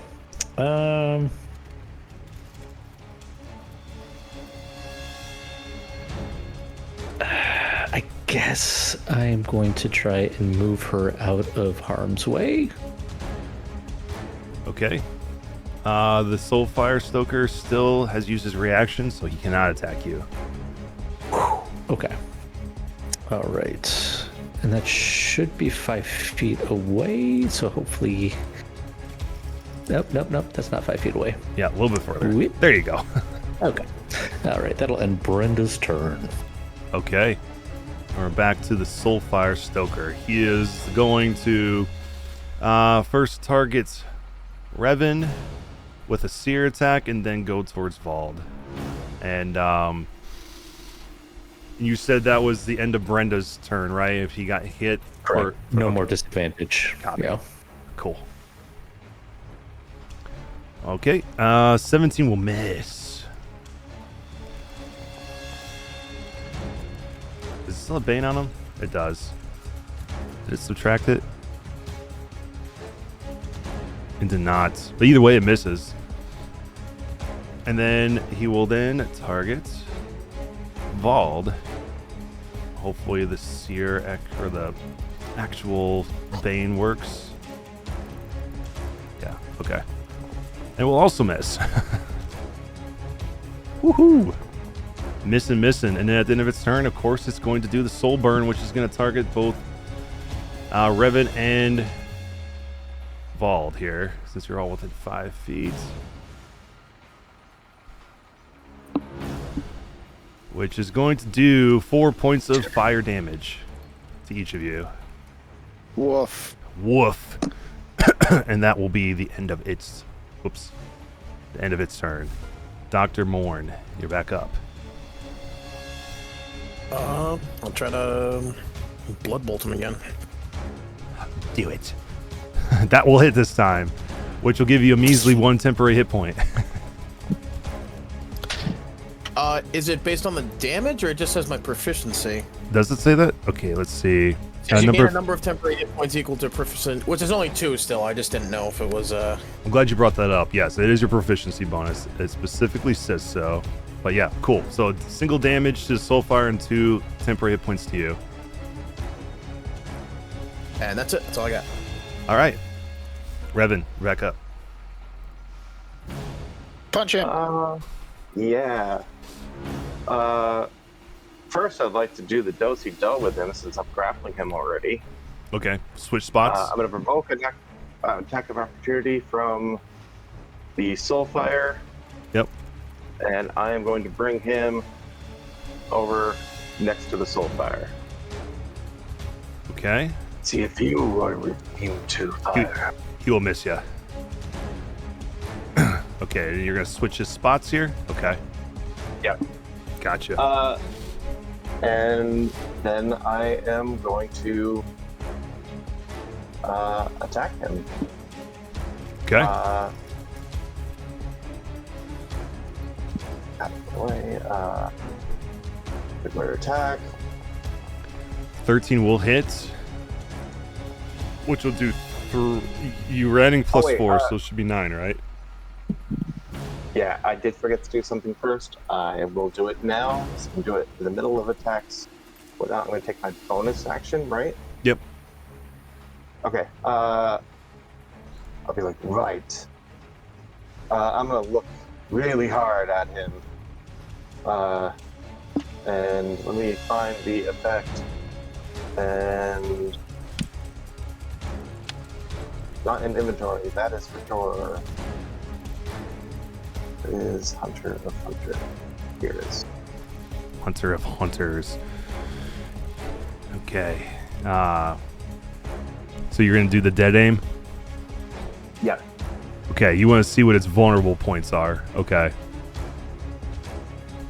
And it's only the next time.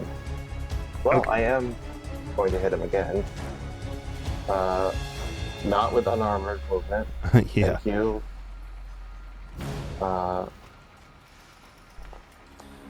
20 will hit, which will do. It would be 15. So it's going to actually be. Well, you actually just did the bonus action, so you can ignore the resistances. So you're going to do the full damage. So I got to take another 4 off because it's not adding your other stuff. Okay, and just so you know, that added it. Oh, it did that time? Yeah. Okay. It's because I was clicking on the ability, not the unarmed click. So I see. I am then going to use a martial arts point. Mm-hmm. To do a flurry of blows and hit him 2 more times. Heck yeah.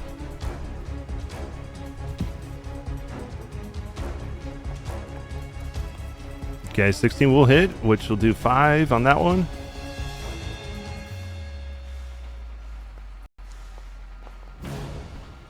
Okay.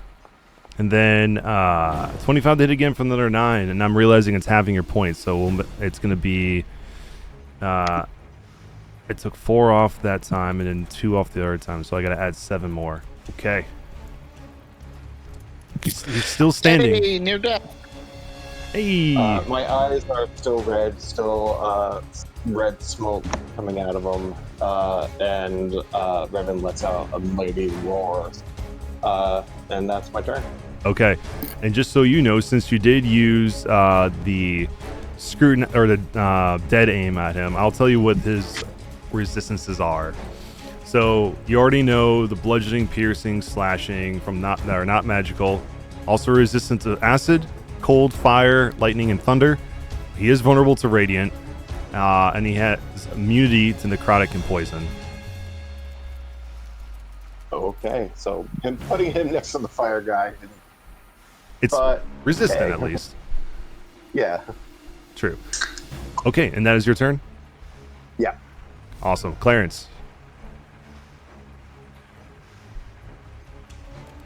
I put almonds in my mouth at the worst time. Always.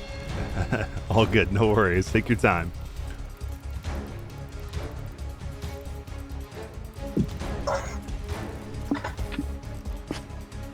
Where is it?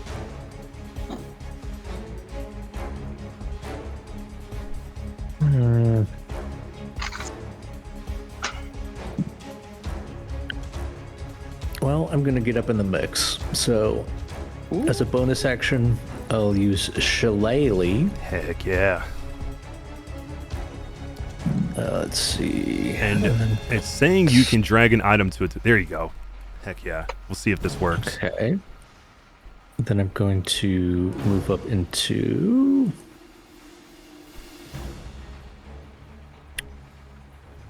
That's in this space. Okay. Target this spirit and attack. An attack. 18 will hit. Let's see if this actually changes the force damage, which would be pretty sweet if it worked. Sometimes the enchantments get weird and don't work. It gives me the option to select bludgeoning versus force, so I just have to manually do it, I guess. Yeah, just click whichever one you want to use.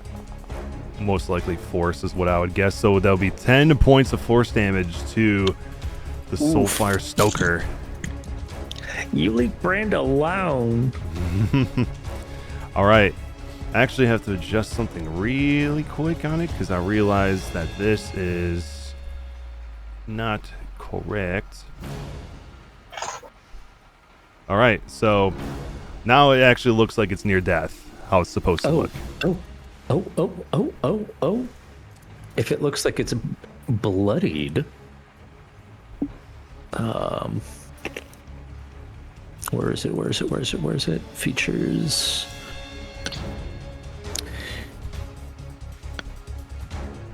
I'm going to use culling, which is when you damage a bloodied creature, you can add an extra 1d12 necrotic to it. Oh, but is it going to be like resistant or immune to necrotic?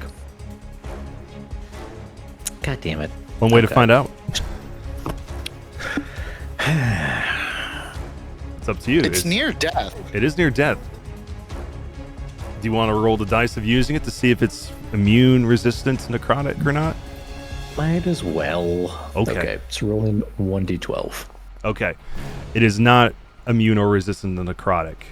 So, Hey! Clarence, how do you kill this Soulfire Stoker? Just poke it right in its eye with my shillelagh. Okay. Yeah, as you hit it in the eye with your shillelagh staff, and you see the little course of necrotic energy that goes into it, you see it coalesce back into a fiery goop as it goes along the floor and disappears in front of you, letting out a gurgle as it goes down. Like, the best I can do. Anything else, Clarence? That will be my turn. Okay. All my homies hate gurgling. Yeah, we hate the gurglings. Okay, Madeira. We only have a train hopper left. It's looking near death, too. I'm going to cast Mind Sliver on it. So it's I believe, a DC 15 intelligence saving throw. Let me check on that again. Perfect. Yes. Okay. Or take 1d6 psychic damage and subtract 1d4 from the next saving throw it makes before the end of its next turn. So Okay. I'm going to boop. Yep, go ahead and do that. And boop. And it failed. And how do you kill this train hopper with your 6 damage of psychotic? I am going to open my book and speak some words in deep speech at it, and it's just so difficult to comprehend. It just goes like, ah, and his brain pops, I guess, because of deep speech. Okay. I don't know. I'm working on it still. No, you're good. Sweet. So yeah, as you speak out in your deep speech and you say this incantation of Mind Sliver, you'll see the train hopper's head start to shake as you see like its head begin to split as it kind of smiles at you with its blocky teeth. And then you see spectral brain matter start to fly out everywhere. And just before he falls to the ground and disappears, he'll say, boom. And then you will hear the train take a huge lurch. As you all are standing there, sending you all forward into the train. Oops, I'll keep you here like this. You guys will all get sent forward. As we're going to end this encounter. Encounter still going. Yep, I am ending it. No. It is still going. Technically. But you're... Nothing else is... You killed everything that's in it. But the train sends you all forward, and then you could feel the train begin to shimmy and shake violently, sending you all into the ceiling and flying back down before you feel another lurch going forward as it sends you all back through the door that you're in, and then the room around you turns black. As you feel the train begin to smack all around as you can't see anything, but you feel it twist and turn as you hit before you see the wall on the side of the cart you're in get ripped off and you see nothing but trees on the outside and you are thrown from the cart. Where we find ourselves on a new map.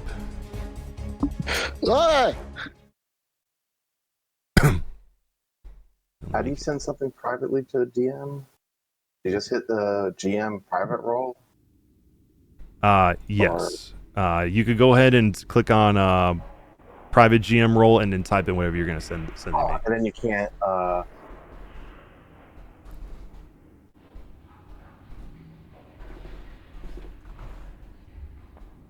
Let me send it to you via Discord. That is fine too. I cannot paste it into there. Okay. That is still going on, is what I was reminding you. Okay. Unless roll me a wisdom save then. Okay.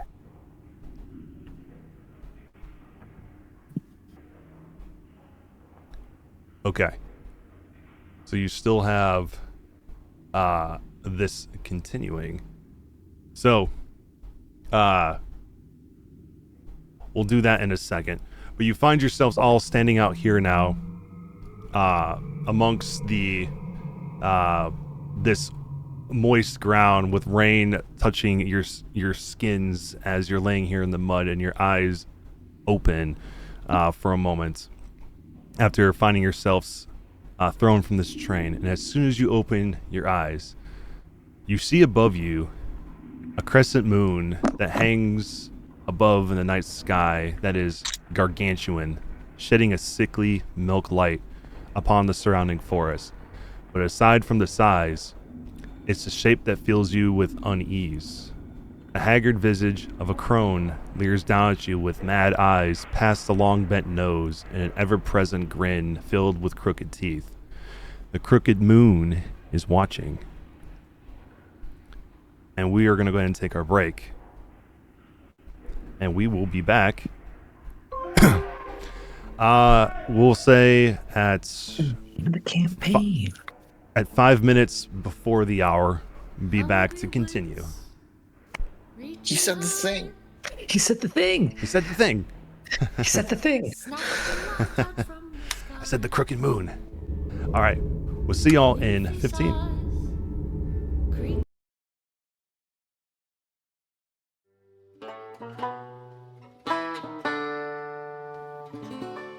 Under a sunken sky, 5 cold-eyed birds huddle in the sallow weeds, cackling at me.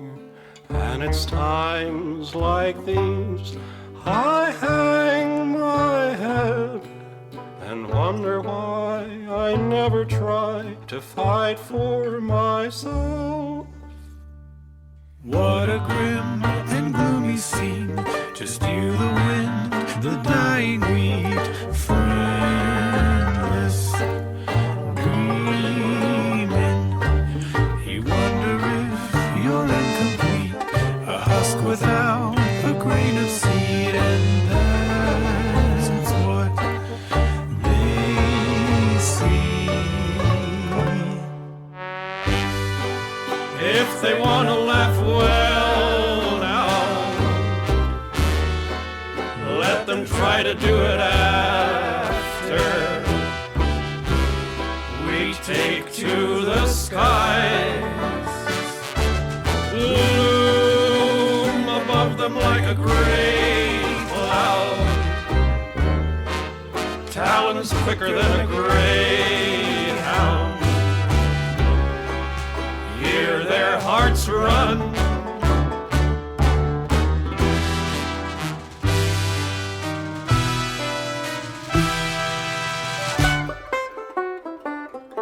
Out of all the things I've seen and done, in the back of my worried mind, I've never tried one. Maybe this time I could make them see they've probably never met a threat as empty as me. If they want to laugh, well now, can they do it while they beg me to spare their souls? Funny how they keep singing, little empty bodies leaping to the snap of their bones.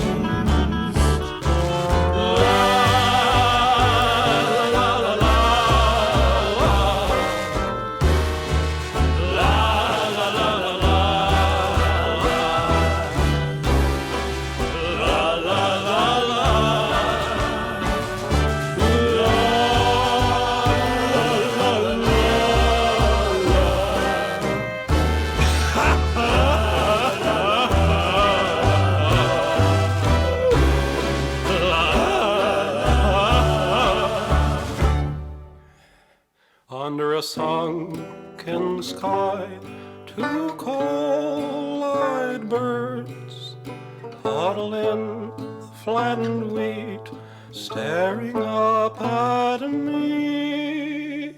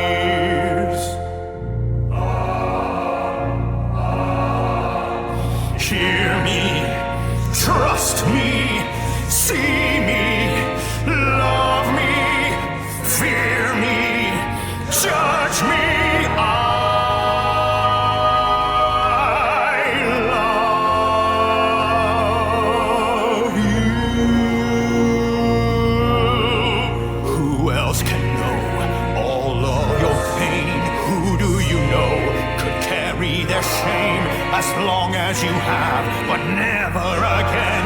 For I am filled by endless love and suffering for you.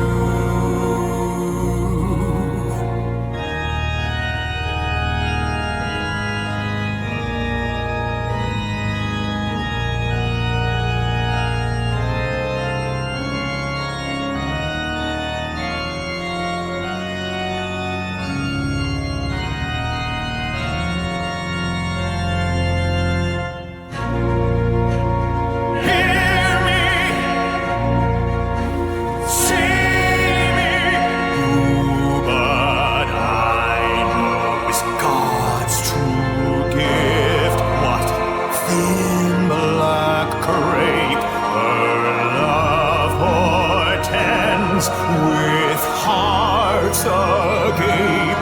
Come, souls afflicted, I shall fill your house with all her cold and hollow truth. Bear me under your shadow, sweet as night. No more light shall pierce us through. No one can love you as I do.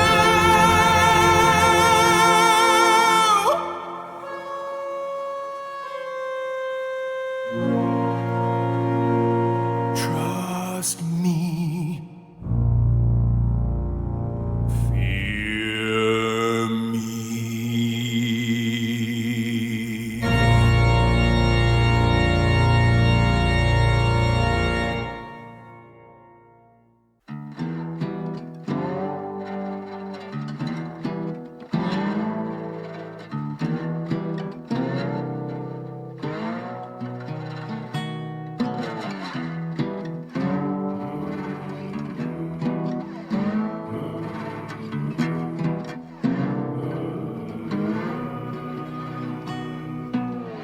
Two roads with no beginning cross where the water's low. The ground isn't dry, but it holds up just fine under tow. Don't mind me, I'm leaving soon. Wish I could say the same for you. Isn't it nice here by the lagoon? It's never too late to take him with you.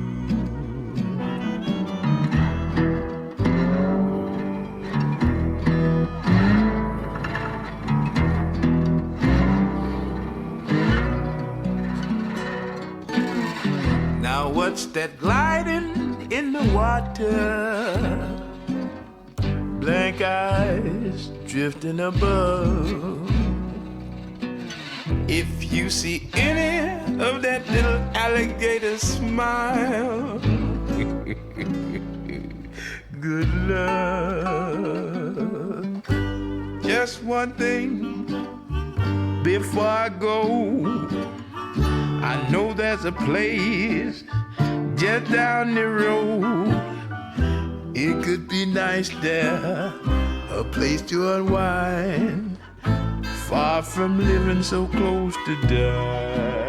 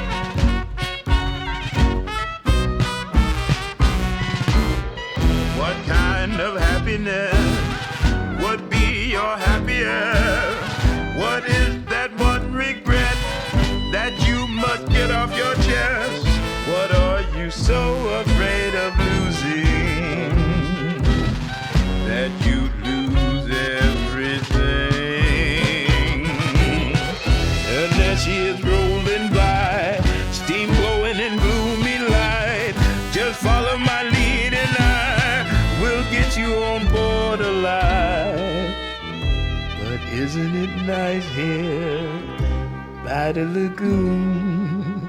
If you'd rather stay and take in the view.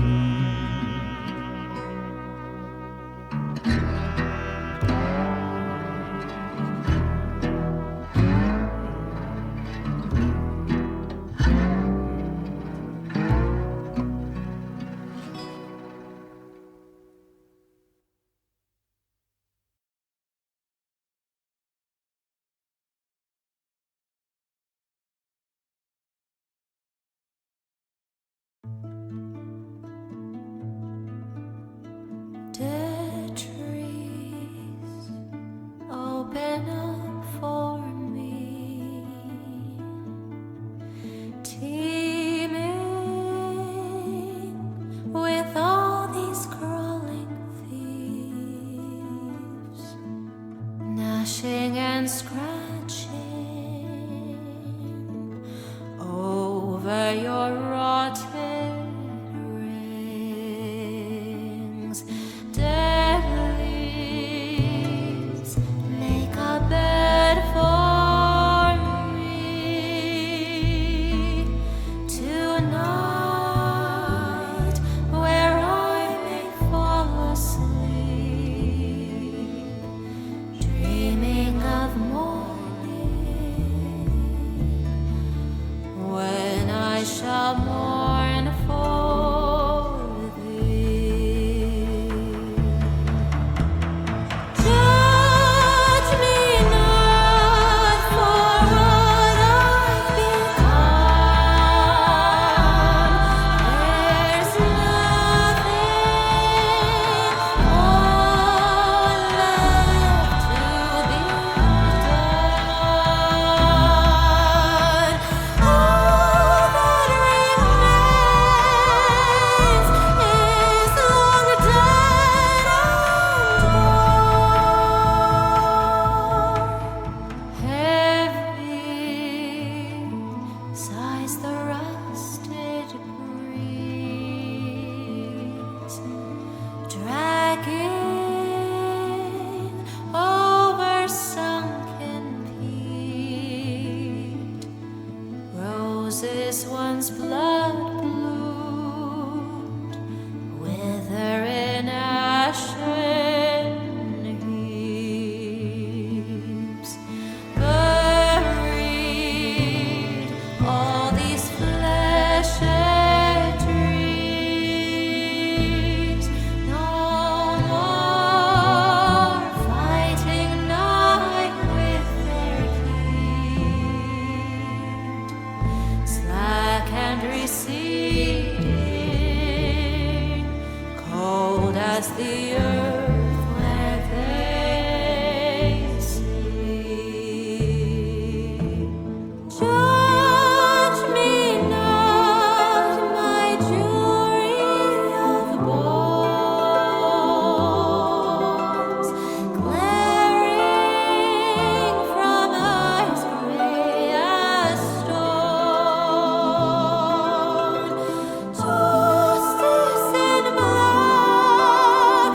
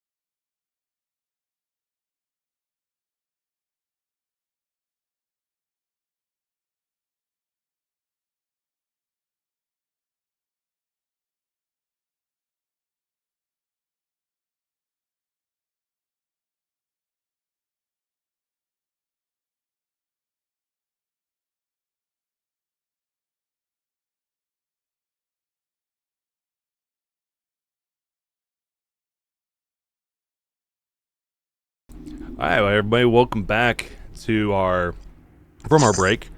As you guys are laying here on the dirt, you are not out of combat yet.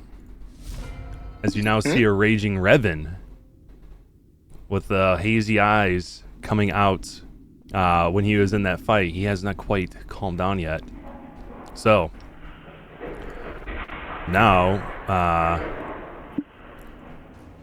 the music's still going. Starting with Alder, you see Revan. Revan, what do you say after you get thrown from the cart now and you're still in this moment here? Looking at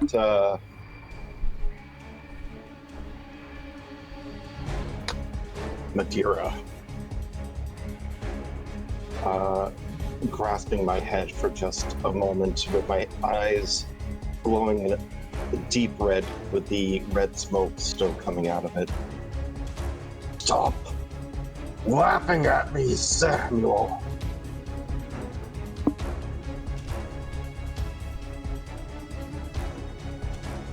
Yes, Samuel. You hear that, and Alder, it is your turn. You see him looking at, you said Madeira? Yeah. Yeah, Madeira, and yell that towards her. I don't have. There was an issue with Foundry, so I'm re-pulling it up. But I'll use a free use of Entangle on him. Okay. Let me see, where are you at on here? Oh, you're right there. Okay. Duh. All right, free use of Entangle. From Magic Initiate. For use of Entangle bonus action, I'm going to cast Magic Stone. The music just changed for a second.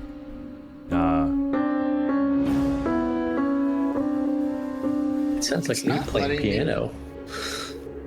Oh, there we go. Yeah, it sounds like something was happening. Let me stop this music for a second. Stop with the piano. What's going on with that? Okay. I turned off Sirenscape because I was getting like weird stuff from Sirenscape. Oh, were you? Yeah, that's what it was. Okay, so it is a 20-foot square. Yeah. Yeah. And I'll Yeah, I'll try to do it so that it only hits him if I can. I can't see the map right now. Oh wait, yes I can. I can look at your stream. You can. Where is he? He's right here. Oh. I'll get him and Vald in it. Him and Vald? Okay. Since Vald isn't here. Sorry, Vald. Alright, like that. Yeah. Okay. It did not roll that real quick, so I need Revan for you to give me a strength saving throw. 13. What's your DC for that? DC 14. 14. Okay, so you will fail.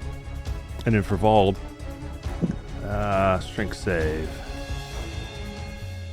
His advantage on this. 24. It said he had advantage. He's good.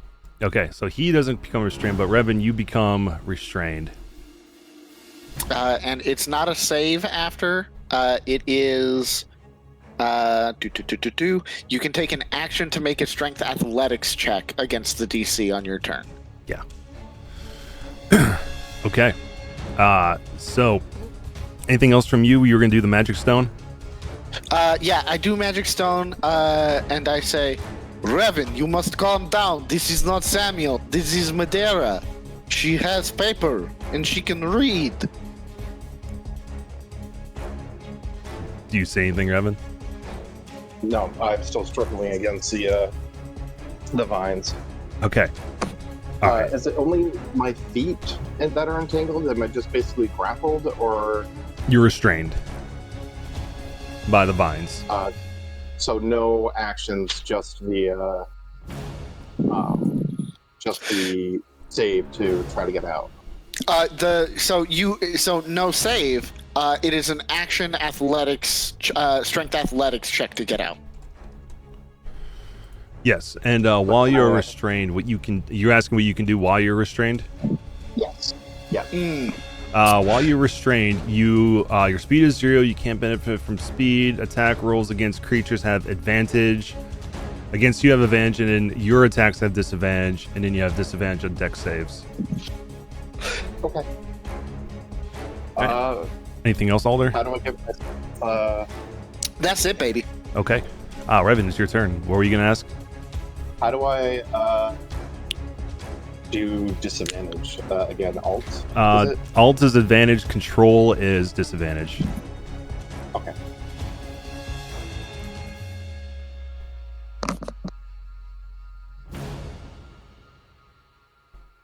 Okay, so you'll disadvantage attack Madeira. Okay. Yep. 11 will hit. Sorry. Do you have do you have any armor? No. You don't. Okay, so she's gonna take 6 points of bludgeoning damage from that. And then you keep your con save, so you'll keep concentrating on Bane, even though technically there's no one baning. Are you trying to move your Bane to him when they died? Oh wait. Before that attack, supposed to make him save. Sure. Okay, we'll do that on I your. wouldn't know to, but Okay, yeah, we'll wait till your turn to see if you do that. But okay, so you hit Before her. I attack, it's supposed to be at the start of the turn. You make a wisdom save. Yeah. Okay. So you let me give that hit points back to her just to be safe. All right. So 19. You needed a 15 for that. All right. So you can choose now to I'm end choosing this to one. end it. I do take the swing. I stop right before it would hit her, Okay. grasping my arm with the other arm and trying to take a deep breath. My eyes slowly shift from red back to like glowing red back to yellow as the mist dissipates. Okay. Time. Okay. So as she's punching out to you, it stops just before your face, and you see him grab his arm, and then you also see some of the vines grab him too and pull back, and he apologizes to you for the moment of trying to attack you. Madeira's gonna ready an action to so I have this thing called Eldritch Word, where like on a failed save the target has the frightened condition until the start of your next turn. So I'm just gonna prepare an action for that. Like I know it's not gonna happen like intellectually, like out of character, I know that, but Madeira doesn't know that. So Madeira's gonna prepare an action to like possibly make him frightened of her until her next turn. Okay. That is the end of that encounter for the moment. What do you guys do seeing Revan now held by vines attempting to punch a Madeira and do all that? Is he still restrained? He is. Yeah, I'm gonna keep I keep the vines up until like I'm sure that like he's calmed down. Okay. Well, Dr. Moore would slowly start to pull his knife out of his jacket and start walking over to Revan. Oh, wait, hold on. Do I need to vine you up too, man? What is? Why? I dropped the vines. Okay. He just tried to attack us. We're all having crazy visions and stuff. I don't know what came over. I'll slowly stick the knife back into my jacket. What happened from your perspective, Revan? I was fighting the spirits. And then all I could see was red. And familiar voice laughing at me. Who is Samuel? I don't know. Or at least I don't know yet. That name is so familiar, though. Can I approach now without my knife in my hand? Can I approach Revan? Yes. I'm gonna reach into my pocket and take out a coin, and I'm gonna use magical tinkering to put like a flashlight on it, and I'm gonna gesture for him to just sit down for a second. I sit. Can I take a? I'm just gonna shine the light into his eyes and see if he's. Just give him a once over to see he's not going through some sort of psychosis, like as if the ghost is causing him to have like some sort of mental breakdown. Yeah. Roll me insight. Insight, okay. With advantage because you're using this little light thing. D. Okay, that was 1. So with advantage, one more time. Doesn't it normally pop up? Oh, okay. Yeah, there you go. 13. Okay, so with the 13, you look into his eyes with the light and you kind of see if there's anything messing with him deep down. What you can see, you can obviously see the his irises and corneas and things like that, but when you look deep into his pupils, you see like a little red, like ember whisking back and forth with a haze surrounding it.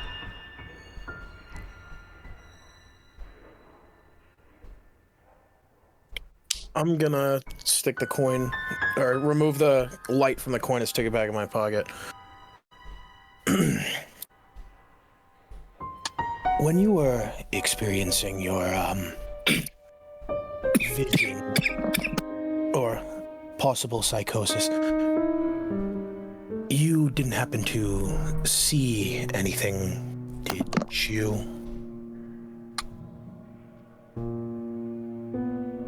I don't want to. I just want to like get my face as close to his, still uncomfortably like analyzing him. Yeah. Just everything red. God, it's hard to make out who was who. Everyone was a shadowy outline. And no, it was something about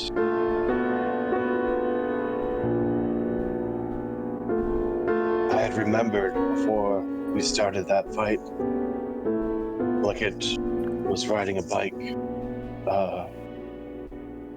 a way to stand, a way to move, to make me faster, throw more strikes.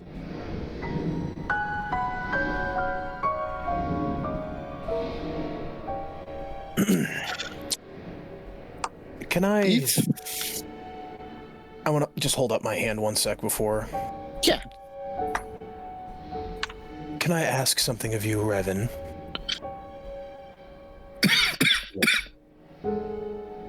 I'm gonna pull out a couple of vials, and I'm gonna try to gesture towards your arm and say, if you give me the chance, maybe I could figure out what's wrong with you on a more intimate level. And hold my arm out, open-handed. I'm gonna draw some blood from Revan. Okay, roll me a d4. A d4. All right, Revan, you're going to take 2 points of piercing damage as Dr. Morn takes a prick of your hand and squeezes it to draw blood into a vial. It's a little. I'm gonna take the vial of blood and like sort of swish it around and hold it up to the pale moonlight and see if I can still see the same ember I see behind his eyes. Okay. Roll me medicine this time. Okay.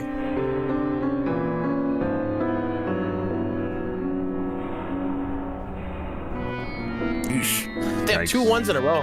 That's 2 ones in a row. Get them out now, right? At this current moment, looking through the light, as you're kind of trying to show in the moonlight, you are just distracted at the uneasiness you feel as this moon is staring directly down at you, glaring at you. Since I don't see anything in the blood, I go back to not trusting him. Okay. I'll stick the vial in my pocket. And as you stick the vial in your pocket and you're kind of debating what to do next, you're going to hear some clamoring coming from the train car. Wait, right here. actually, can I try one thing? I don't know if this would affect. I technically can add a D6 to that roll. Okay, go ahead. Because I can use memories from beyond. So I don't know if this would affect if I could see anything, but I will try it anyway. Okay, 9. Yeah, you, I will say this. When you're looking at the blood, for a moment you think you see something floating in it, but then you're distracted by the moon. Okay. You saw something in the blood.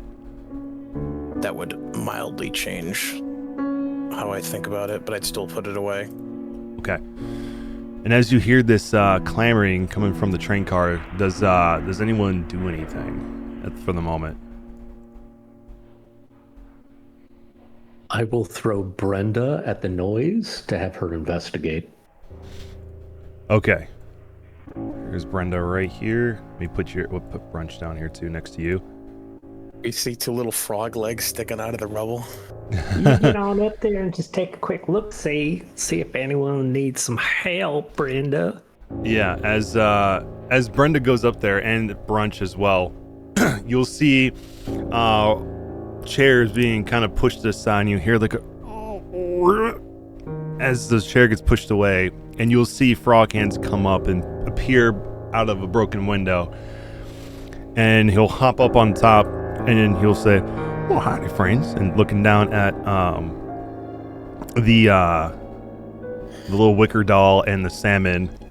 And as he looks at the salmon, you'll kind of see one of his eyes just kind of twitch to the side for a second and say, "Now, are you one of them salmon's knowledge?"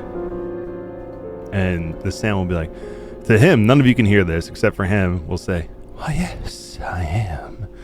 And he'll say, "I haven't seen one of you folk in some time." And then he'll survey the wreckage and put his hands on his hips and go, "Well, this is quite a problem now, isn't it?" And you'll look over at you guys, and you guys will each feel a sense within you that this moment was a moment that is uncommon and doesn't happen very often. But you feel your resolve being steeled as you all are now level 3. Oh, yeah. So go ahead and give yourself your level ups and your D&D Beyond stuff, and let me know when you're ready to import. Hopefully this will fix your wild shapes for both you, Alder, and Clarence.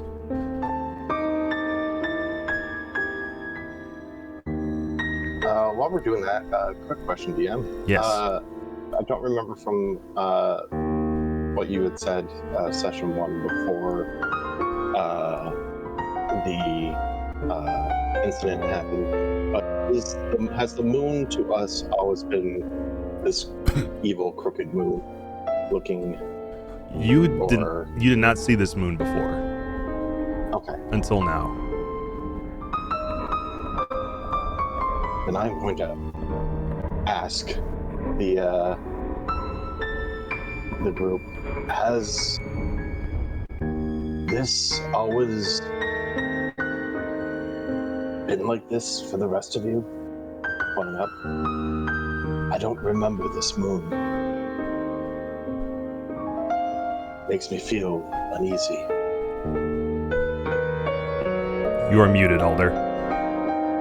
Are we starting to get more of our previous lives? Yes. Yeah, actually, what we'll do... You guys can keep updating your stuff, but in Foundry, go ahead and each of you roll me a wisdom check. DM, on this level, can I swap out cantrips or no? Yes. Okay.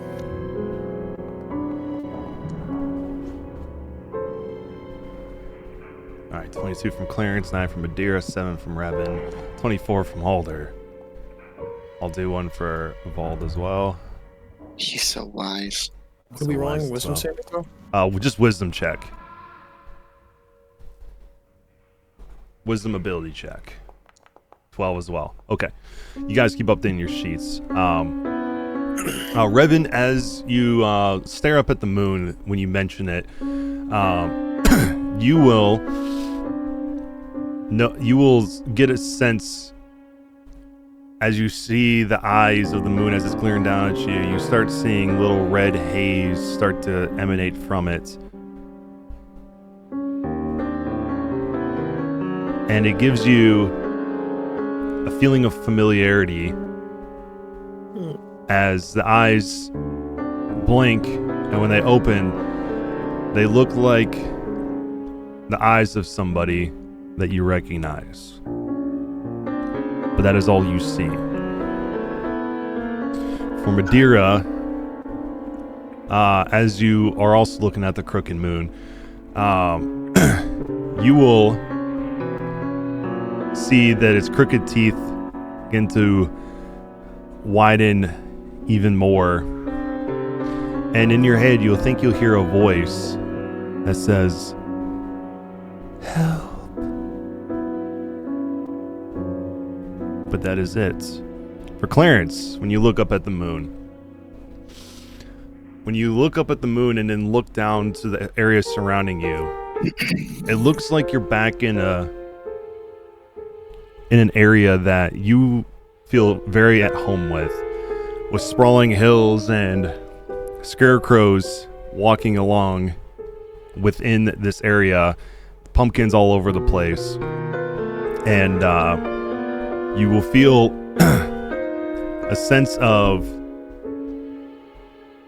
both comfort, nostalgia, and unease, as once again your gaze is drawn to that pile, that hole that was dug. Though you can't see in it, you can see,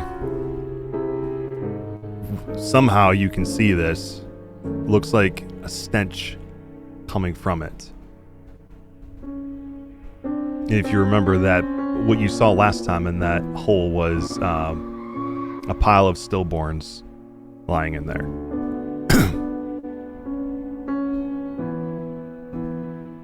And then, okay.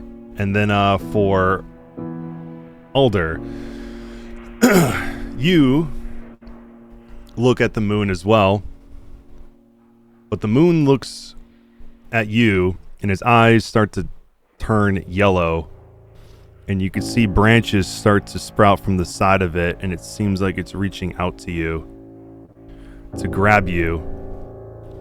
And then you can see a horn appear from the back, and then two more appear out the side. And when it blinks one more time, you see two red eyes, and then you see a third appear just above it. And then it flashes to, when you look away from the moon, you can see trees that are similar, but they look different. They don't look as unnatural this time. It feels like home to you. And you can see a lightning strike one of the trees and a branch fall that you see yourself picking up. And then other folk like you begin to surround you and look at you with both worry but also pride.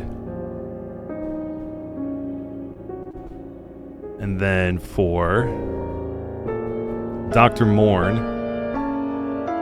when you look up at the moon, you can feel the little flask that's at your side begin to shake.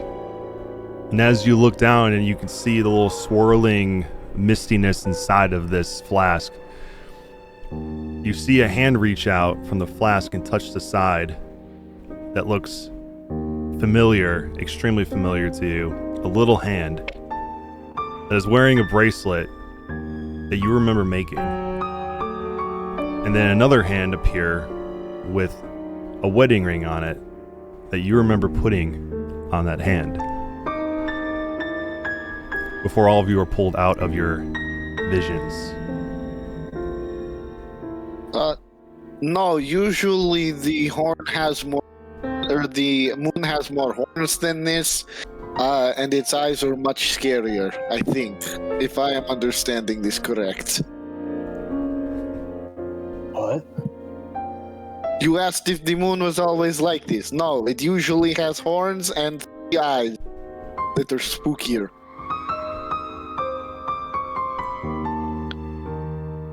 DM, can I Everybody else a little concerned. What were you gonna say? can I pat around my person to find? Now realizing I haven't really searched my person, can I pat around on like my clothes or like my pockets to find anything? I've been so preoccupied with just kind of working out my body and form, I haven't really analyzed myself. Yeah, you can do that. Alder, I'm importing you right now. And I'll import you, Dr. Morn, here in a second. But you find what's in your inventory and your personal affairs.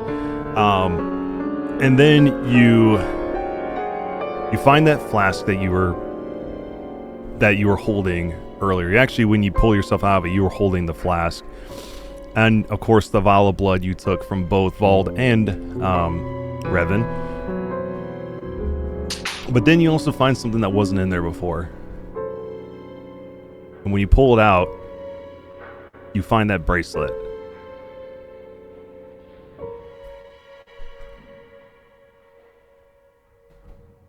I want to look around at the rest of the party and see if they're make sure they're not looking at me.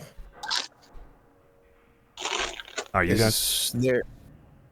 They're all staring at me. I was sort of just like, just to make sure that he's still okay from earlier. So you'll see Alder is kind of looking in your direction. I would still sort of crouch down in the mud and act like I'm looking for something, or if I saw something and I want to kind of analyze if I have, besides the bracelet, if I have any, like, I don't know.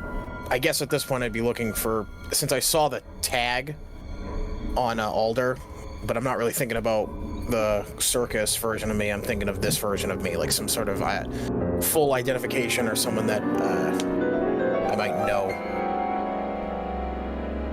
After seeing that, like, can I look at the bracelet or like if I have anything else and see if there's like a name or Yeah, picture? on the bracelet. Yeah, you don't find any pictures on you, but on the on this bracelet, did you have a name for your daughter? I figured I would let that be. Oh, gotcha. When you look at the bracelet, you see the name on this is Adalyn, Adalyn.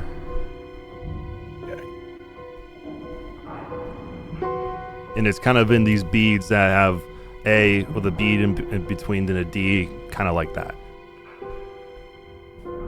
Anyone else ready for import? You, Revan, cool. Yep. Madeira, I'll do you first.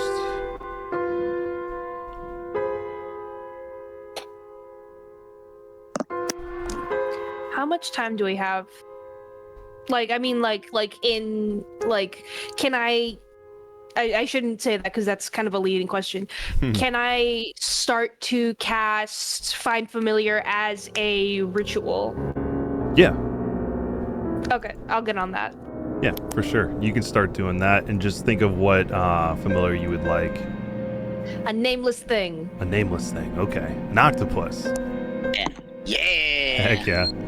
Okay. Madeira, yours is imported now, and then Revan, yours is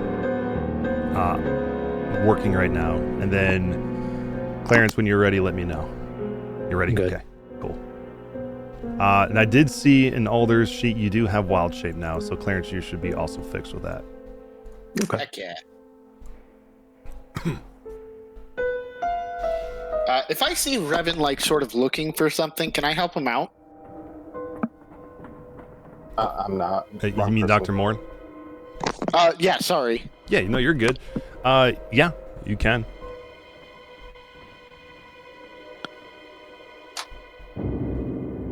I'd be just standing up, like, after reading the name, kind of just, like, Oh. as stiff and slow as possible, and just sort of stick it in my pocket again. Oh, okay, you found it. Good job. I would just not even realize he was there and just look. Yeah. Can I? I'm like not like disassociating, but I'm kind of just like staring out into like the open air.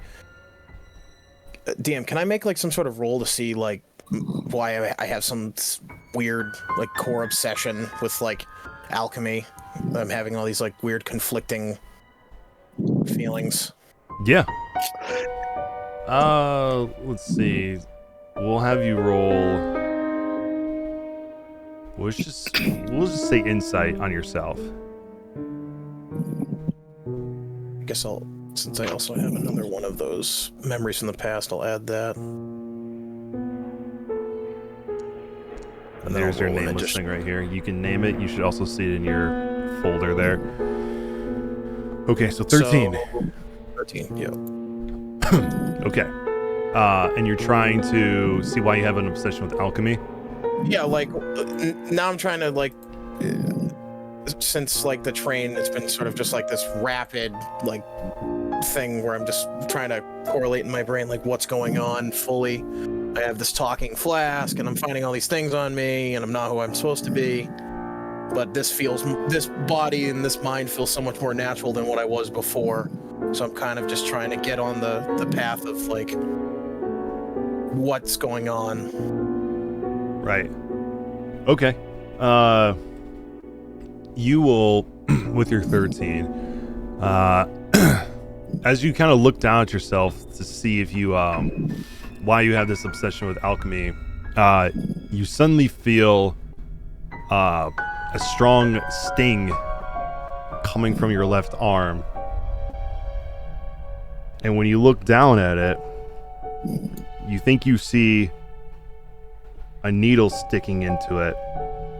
And when you look down at the needle and you follow the now what is appearing lines that come from it, you think you see standing where Alder is now, who is helping you. It looks like a machine that is filled with this dark liquid that is pumping into your body, and you can feel yourself fading as you're staring at this. But as you're staring at this, you feel in your mind that what you're doing is almost like you're perfecting yourself. That this is a means to an end.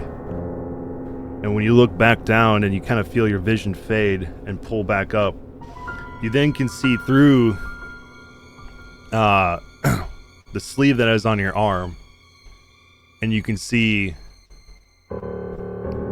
not a normal arm. You see partial skin with a skeleton, parts of your forearm underneath, the bone that's underneath, and going through there are not only tendons but also wires and tubes that are filled with this dark liquid that you saw coming from this machine.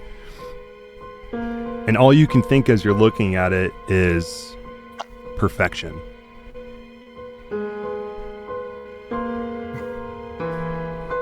After seeing that, though he can't, the muscles in his face aren't there, he would attempt to do something akin to a smile under the mask.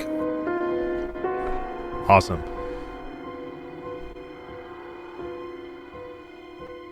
Anybody else? I know you just pulled your nameless thing out. Does everyone's sheet look good, by the way? Mm-hmm. I actually didn't even check. Okay, give it a quick check.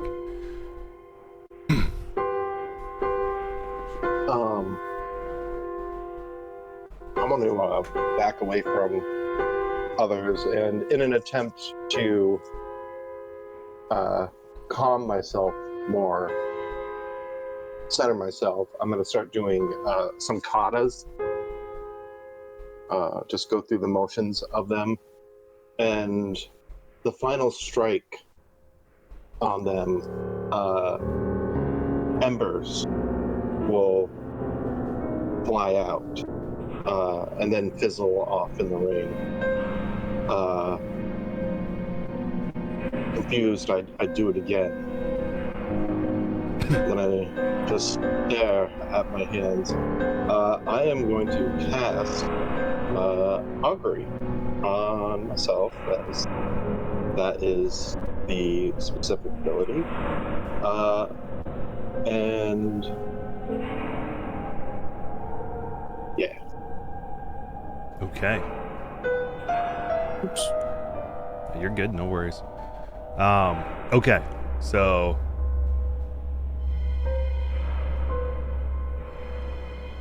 as you are sensing with your augury that you cast, you get this sense of just an extremely strong sense of woe.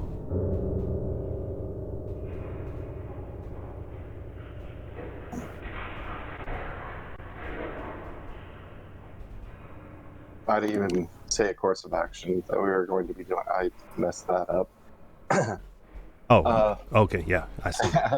Apparently, I have to ask a question. I thought it was just what the next 30 minutes have to offer. Yeah. Well, I guess should we leave? Should we head away from this place? Will be the question that is asked. You feel woe.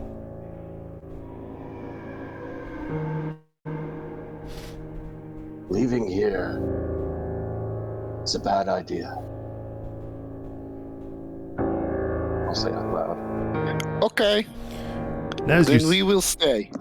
As you say that, the vagrant you'll hear him kind of tossing some pieces of train around, and then he'll eventually hop down and look at you all and say, "Well, I'm sorry, folks. This is not typical of the Ghostlight Express, you see. This has never happened before. Never had anything." What was your question? Yes, they are. And he will say, "I've never had the Ghostlight Express come off the tracks before. If this has happened, there must be some strong malevolent force that caused all this. But not to fret. I think as you guys were having your little ominous discussion down there, I think I know how to fix the train." Oh, okay. What I need from you is some for you to look around and see if you can find some of those soul cans that I was using to power this train. I had 3 that's still in there that I can put into the train to try to get it going again. But 3 of them seem to have been scattered from the train. And I'm going to try to see if I can tinker with the control panels, make sure nothing is wrong with that. But if I may ask you, I must beseech you all to see if you would be willing to help me find those 3 other soul cans. See if we can get this train back on its tracks. I look to Revan. It was Revan who did the augury, correct? Yes. Yeah. I look to Revan and I say, well, I suppose that if it is as long as it doesn't take us away from here, I would not mind helping. I nod in agreement. And as you guys are kind of saying this, you'll hear more clattering coming from this train car over here to the east of you. And you will see both Philip and Adela appear out of the wreckage.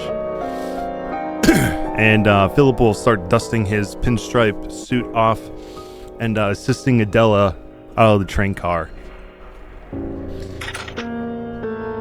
Are you okay back there? Oh, the living are still here. Yes, we are quite all right. and they will both start walking towards you. Well, you guys can stay. You can stay where you are. They'll stop right there. You can move wherever you want, but they'll go to wherever you are. Okay. And when you look at them, they seem unscathed by this crash. And Philip will kind of look around and say, Now this just won't do. I've never seen the Ghostlight Express get taken off the tracks before. I think I can fix this." And he will take his cane and do a little twirl with it and snack it. He will snap it into the ground, and you'll see a little spark at the bottom. And you'll see him look confused at it and say, "Huh." And he'll do it 2 more times, and you'll see more of those sparks. And he'll go, Impressive. "Oh, maybe that little tumble temporarily knocked out my lordly powers. No worries, though. I'll roll up my sleeves and help however I can. What were you guys asked to do by Vagrant over there?" Look for Solcans. "Oh, soul cans, okay." He'll start rolling up his sleeves and say, "Well, I'll help wherever I can." And Adela will look over and say, "Do be careful, darling. We don't get caught up in the roots." As she points over towards the front of the locomotive, which is sitting over here. And you'll notice that this locomotive is laying on its side, and you'll see roots from a tree that have now intertwined through the wheels of the train. And Solcans are going to get it out. The Vagrant will... Looking at the Vagrant? Yeah. Yeah. Vagrant will say, "Well, I ain't quite sure if that's going to be entirely the issue. There might be some more things I got to work on here inside the front of the locomotive, but I think the soul cans will definitely be a good start, as those soul cans will power the train. And this is a magical train, you see, as you all would have surmised with your time on it. And I do believe that should we power the train up and get it back going, it'll sit itself upright. All these connecting carts will right themselves up, and we'll be back on our merry way." Okay. And Alder's gonna stop around looking for the stuff. Okay. So Alder's gonna do that. What is everyone else doing? What are they gonna do? I'll go a different direction. Okay. Are you also looking for the soul cans? Yes. Okay. So Alder, Clarence looking for soul cans. Anyone else? I'm going to this. Adira is too. Dearest too. Revan, you also? Yeah. Okay. Dr. Morn? I'll send my salmon to help with Dira. Okay. She went that way. There you go. Yeah, what were you gonna say? Just 2 things. So I was gonna use, while they're looking around, I was gonna sit down and do a couple of my abilities just to like prep them. Right tool for the job. It says, with thieves' tools or artisan tools, you can magically create a set of tools. Does that include alchemist supplies? It should. Let me double check, because it might say specifically, but I believe you can create just a set of tools. All right. And is there your feature right tool for the job?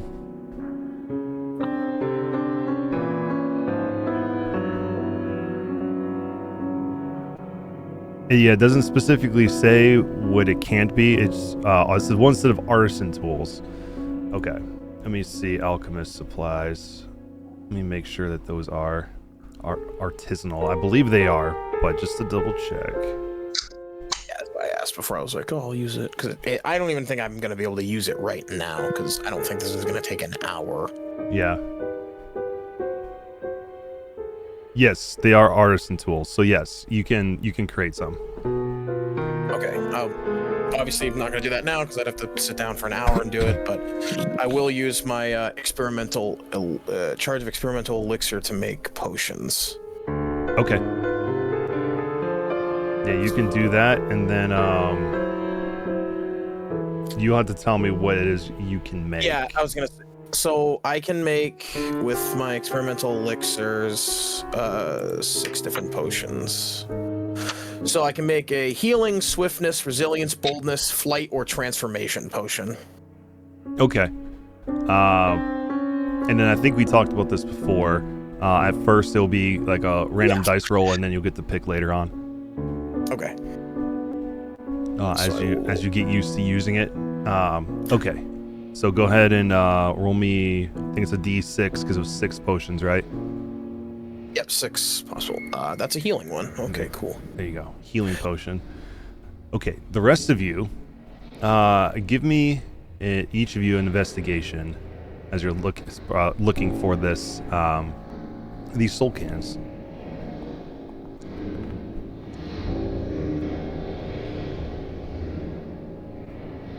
And you need a potion of healing for you, Doctor.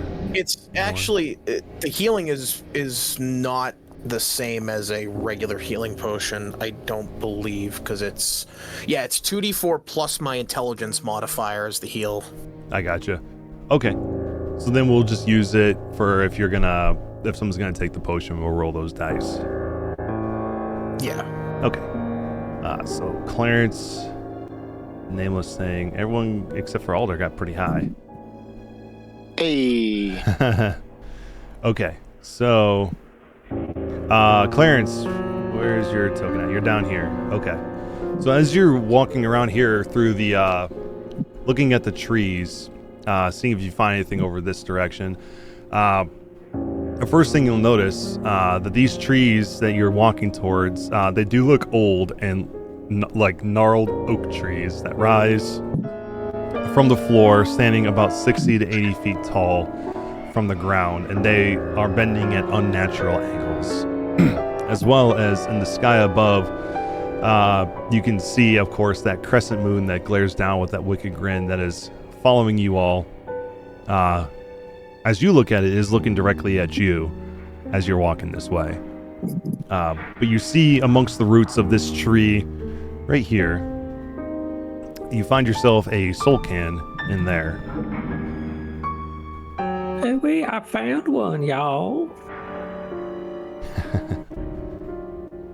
You did, and when you look at it, you can see inside, you see like a blue swirling liquid in there, and occasionally you see a face that looks like it's screaming at you as it swims around this canister. That's unsettling. All right, the Nameless Thing, which you sense where? With you, Madeira? Yeah, it's with me. Okay. So the Nameless Thing will, as you're looking around, trying to find anything, you won't find anything immediately, but then you'll see this Nameless Thing kind of over to you, holding a can in its tentacles. Thank you, dear. And I'll like pick it up and like give it I'll squish it, but like lovingly. And it'll just back to you. And then Revan, as you are walking this way, you will see like a trail of dirt, almost like a meteor came through, that goes about a foot down into the dirt. Okay.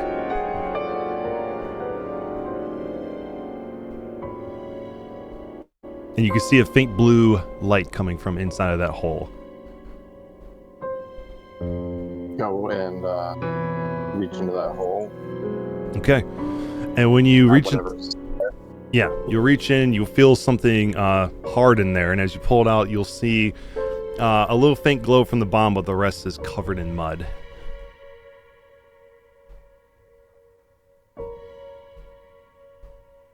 Think I found another.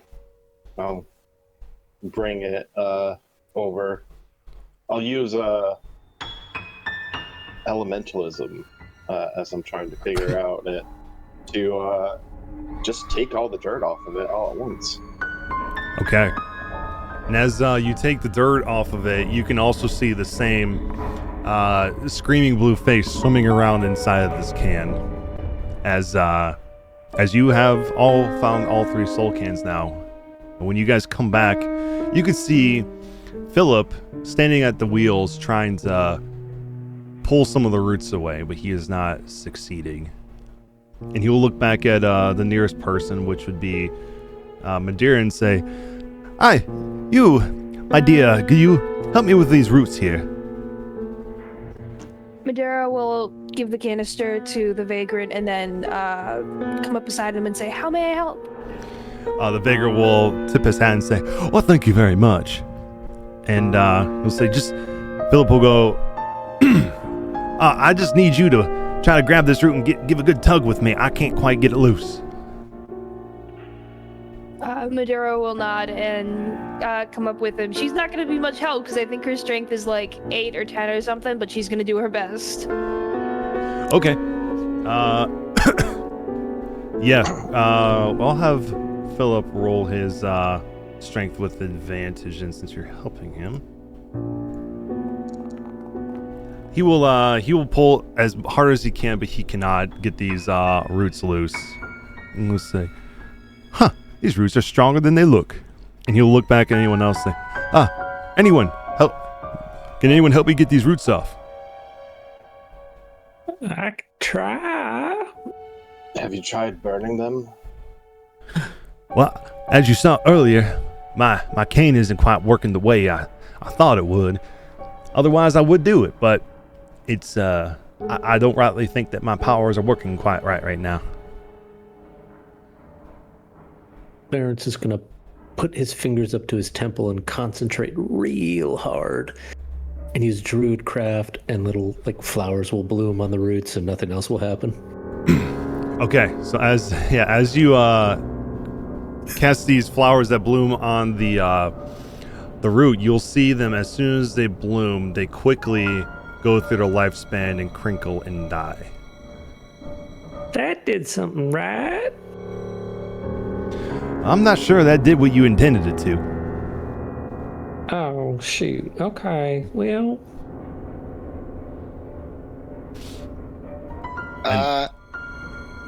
Go ahead. I'm gonna come up, and you know what? I'll use Might of the Old, Okay. which I believe sets my strength to 25. I believe so. Damn. Features for 1 minute. Yeah. Okay. Sounds good. What the rest of you with soul cans? You give them to the vagrant? Yes. Okay. He'll take the 3 of them and say, "All right, I'll put these inside the train, and we'll see if this gets this old girl going again." And he'll jump into the train, and you'll hear him start tinkering inside. You're gonna use your Might of the Old to try to pull these roots up, correct? Yes. Okay. So, Alder, as soon as you reach down to grab this root, I need you to give me a wisdom saving throw. Hell yeah. I've been doing great at those. Yeah. Ooh, a 20. Okay. As you grab onto the root, you feel this overwhelming pull to this root. It doesn't pull you into where you think it wants to pull you, but you can feel something dark about this tree. This tree seems like it is dying slowly. And you feel an ancient power coming from the root itself. It doesn't pull you into a vision, but you feel this darkness that's permeating through this tree. And when you do, you also feel like the ground, even the ground you're standing on, you feel the power coming from the ground too. And I say that apologies, Mr. 3. I just need to move you out of the way a little bit so that we can get our train. And then I will go back to not bothering you. Okay. Give me a athletics, and then we'll add it should that with a 25 that should be a +7. It doesn't change my thing. It won't automatically, the- yeah. While he's going on it, elementalism I'm going to go over and almost touch the roots just beyond where Alder is pulling them. And I'm going to attempt to gently light it on fire, like a candle's worth of fire. Okay. Alder, and you cast So your it little. should be a 27. Yes, it should be 27. I'll say, Revan, you cast your fire, and as soon as it hits the root, you see it immediately dissipate. And in Alder, as you're pulling at these roots, even with a 27, you pull with everything you can, but you cannot move these roots. Guys, I don't think these are budging. And you'll hear a little bit of some bumps inside the locomotive, and then you'll hear the sound of a bang once, twice, and then a third time. And then you'll hear the vagrant say, "Oh, I think she's coming alive." And then you'll see the train, the lights on the front flicker on. And then you'll hear a thunderous roar that shatters the stillness around you, even though the music doesn't make it sound still. And then the ground around you begins to tremble as the locomotive yanks itself away from the roots and uprights itself and begins shoving itself through the trees, breaking through branches, trunks along the way. And as it's crushing its way through the foliage and making its way back towards you, you'll notice, although a little too late, black like tendrils of the phantom train hopper's lingering remnants slithering into the ghastly smokestack of the enormous engine. And with the cacophonous groaning and creaking, the locomotive changes its eyes towards you, sprouting a malevolent face with burning ghastly eyes filling with wickedness. Now a truly monstrous haunted construct, it spins around and thunders towards you. As we are going to roll initiative. Oh no!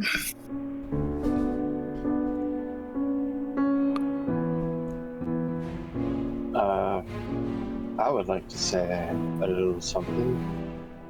Like to say a little something? Where did my character sheet go? It's a good question. It's probably on the taskbar. Scroll down the bottom to see where it pops up, and it should be there. It's here from the taskbar, but I got it open again. Okay, good. I am going to, as we roll initiative, ask Alder, which wait a minute. How many times can I do that? We haven't had a long rest, correct? Or we don't count as, even though we leveled up, we don't count as if we had one, right? It restored everything.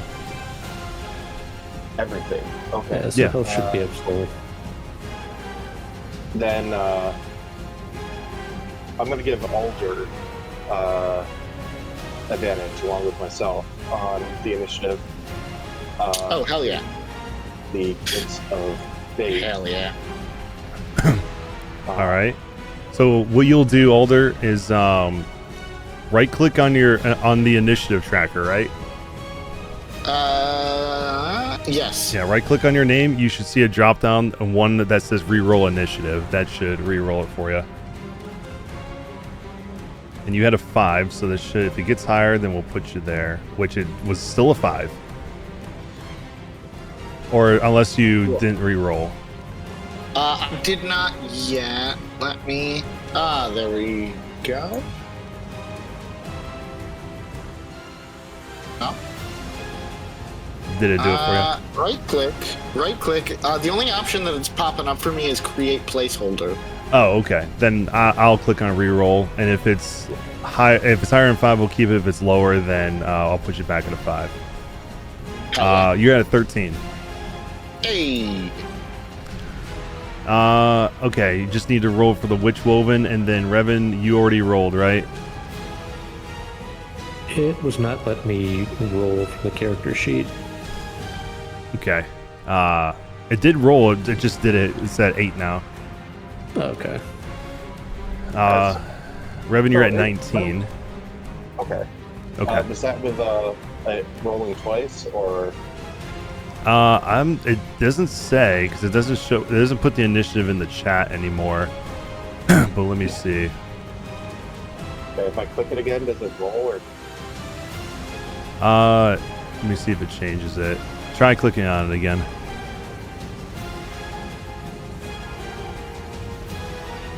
It didn't do anything. So if it did, it probably kept you at 19. Oh, there you go. Okay, 19 is the better. So. Yeah. Okay, so we'll keep you guys where you're at. And we will begin our combat against the Ghostlight Express locomotive with the nameless thing. Are we supposed to be at max hit points right now, or? Yeah, you guys. Well, not all of you are going to be, because Revan, you were down some, and then the Witch Woven was down some. Did you? Okay. Did you take damage at any point? Not since we Leveled up. got. Yeah. It must have been what was in your D&D Beyond. Then you must have been at 17. Yeah. Okay. And the Witch Woven will be where it's at. Okay, cool. Yeah. The nameless thing up first. Before we start, is Vald involved in this fight? I noticed his token's not here. He's not. Okay. Okay, so my nameless thing, his name is Temeraire. So Temeraire is gonna make a melee attack roll, which is at a +5. So, where is your character sheet, my love? If you double click it, it should pop up. Okay. Wait, is it I think I'm sick. I found it. I'm a little silly. Okay, cool. I have never read the Dragon books, but I thought the name was cool, so... Yeah, this is the Here. Ghostlight Express, by the way. Very nice. Very nice. That's what it looks like now towards you guys. But, okay. You're going to do your... Was it the Psychic Strike? Yes. Sorry, I, totally skipped a beat there. Attack roll... Make sure to target the train too, so that way it will go through. Yeah. I totally forgot about that. You're good. That one and T, and pull up the sheet again, and psychic attack roll, and attack. Did it go? Nothing popped up yet.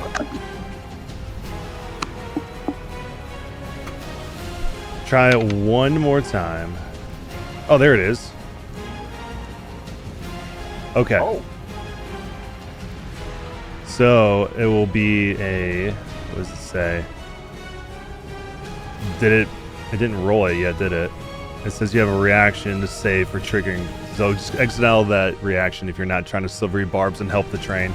That's a nat 20. Nice. Okay. Which will do 20 points of psychic damage to it.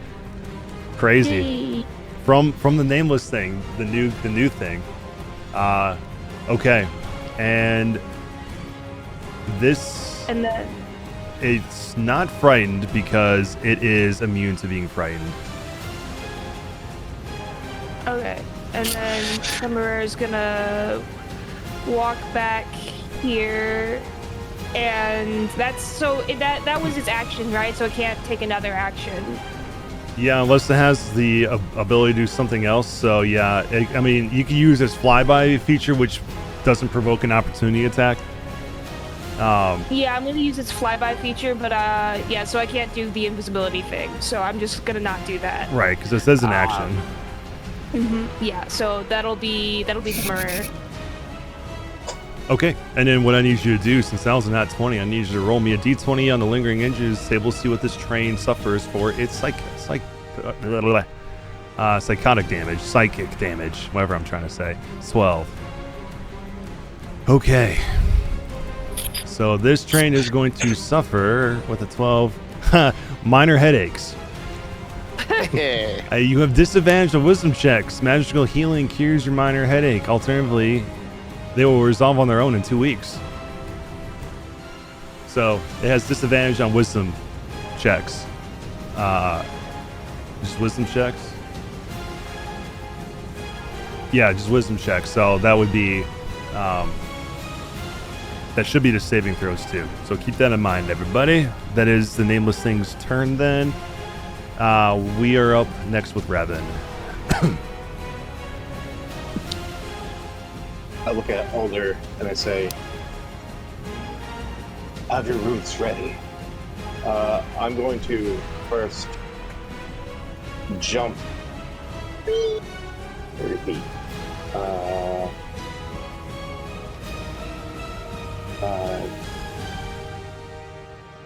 Why is it in 10 feet of this?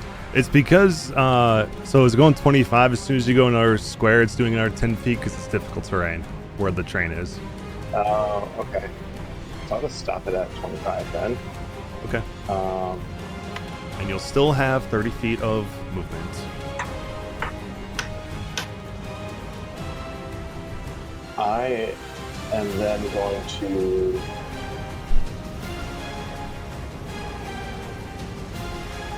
There's things I can do. You certainly can. Gotta make sure it is... Get a bonus action. No, I don't want to do... 20, 55, and then get the here. There you go. Yeah. All right. Bonus action. I'm gonna take that stance again. My eyes glow red. Not that anyone can see because I'm behind the train. I give out a furious yell. I then start punching the train. Punching a train. Okay. I gotta figure out, I am very sorry, new abilities. Trying to read them from here is difficult.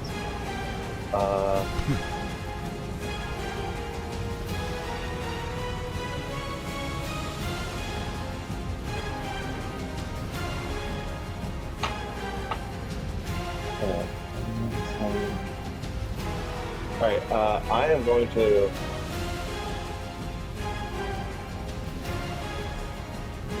not use this yet, I think.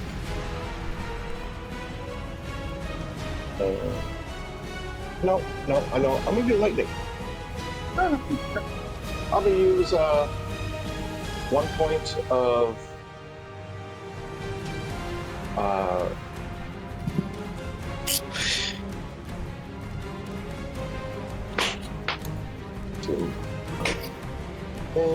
my strikes are now lightning. Okay. As my feathers envelop in electricity.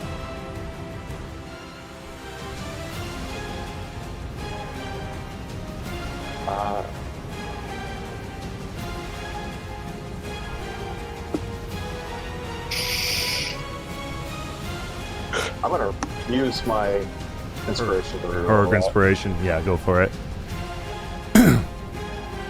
And it's interesting it was 1 + 0 for damage. That's a nat 20.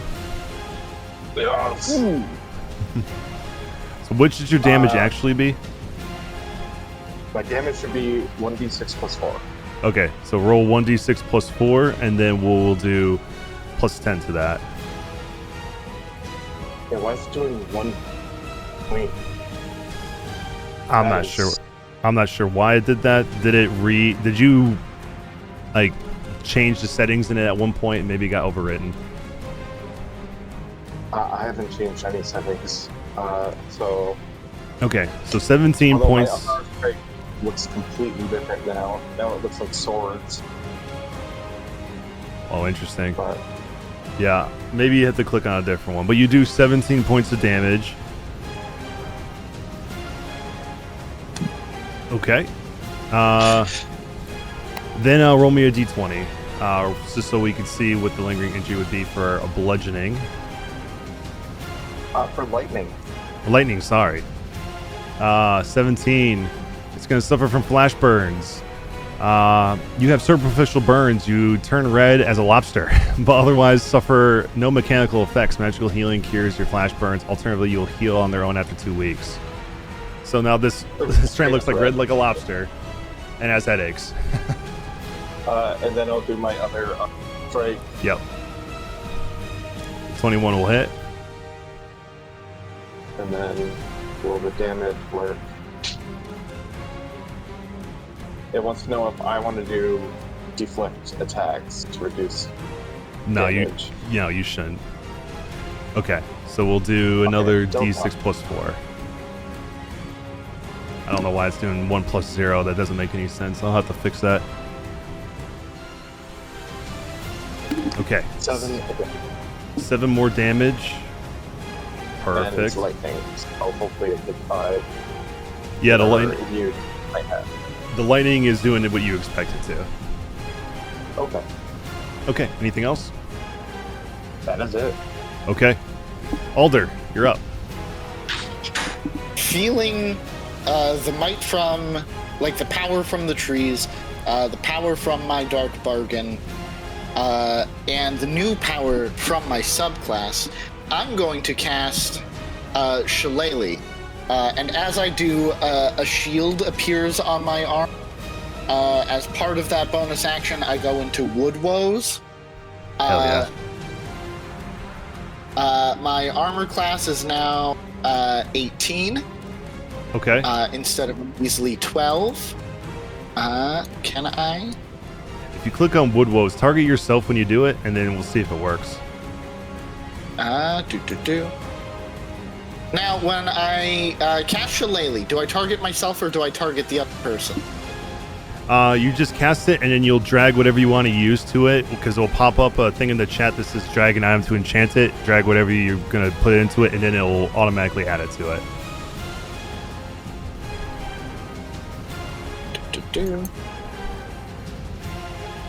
Okay, Wood Woes. It did not change it, but that's okay. I will quickly change your armor class while you do your Shillelagh. And sorry, what do I have to do for Shillelagh? I was doing Wood Woes first. Yeah, you're good. Click on it, and then you'll see the pop up in the chat, and you'll see a little a box for you to drag an item onto it.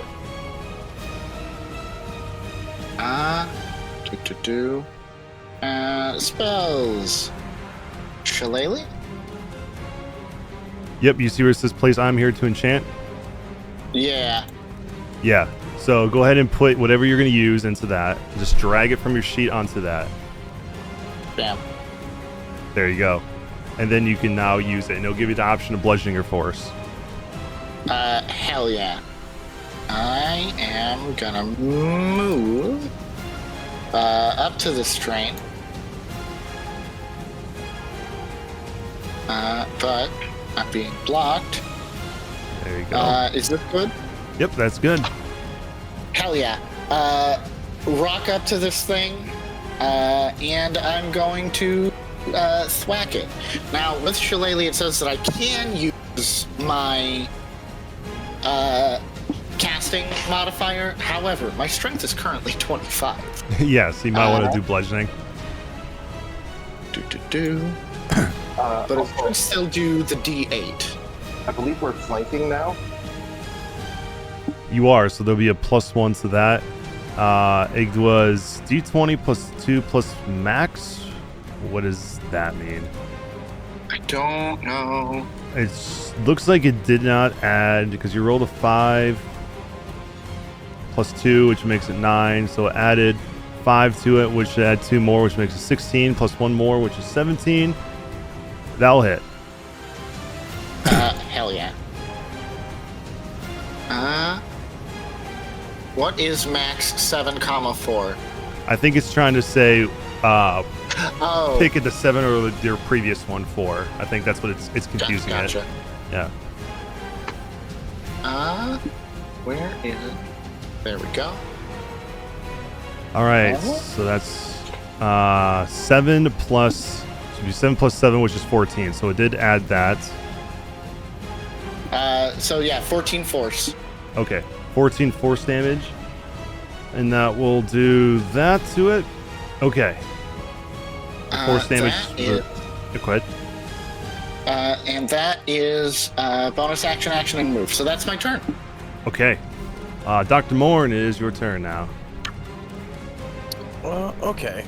So, what is there anything to take cover behind besides that tree? I noticed, like, when they touched it, it like was affecting them, right? So taking cover behind that's probably not the best idea. You could technically take cover behind this cart right here, or this train cart. You can kind of walk around and go this side, or you can hide on this side if you're trying to hide. Just don't touch the tree. I just want to get behind something to have some like protection, and then I'd probably move here. Yep. And what I'm gonna do is I'm gonna prepare an action. So I'm gonna prepare Firebolt, and the moment that the locomotive attacks someone, I'm gonna attempt to shoot it. Okay. Awesome. And that's it. Just hold an action. I'm just gonna crouch down behind the cover, and I'm gonna hold Firebolt and wait for it to attack somebody. Okay. Awesome. Then Clarence, you're up now. Okay.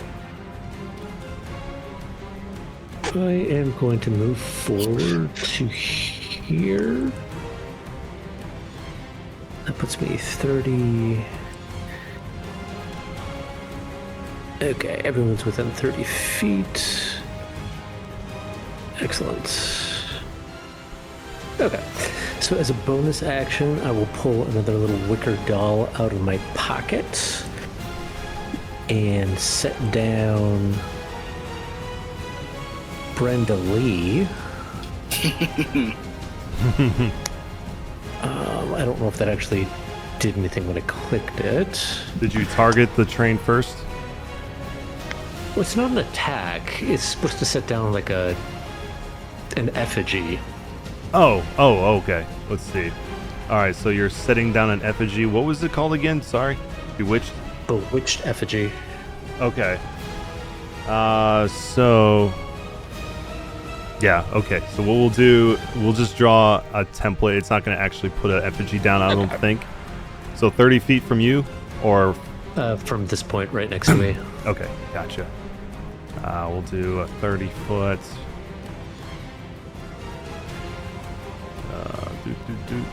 Oops, come on. We'll say 32, that's close enough. Okay, so what that does is, as a bonus action on turns, I can heal one creature 1d6 within the aura, and I can use it up to 10 times. Okay. Sweet. And then as an action, yep, I will cast Bless on... Let's see if I can do this correctly. Oh, God. Sorry, it's lagging a little bit for me. Oh, you're good. Target. Revan. Alder. That's not targeting.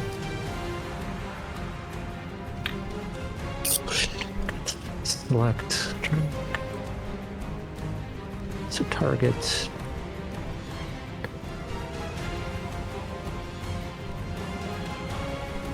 Oh god. Okay.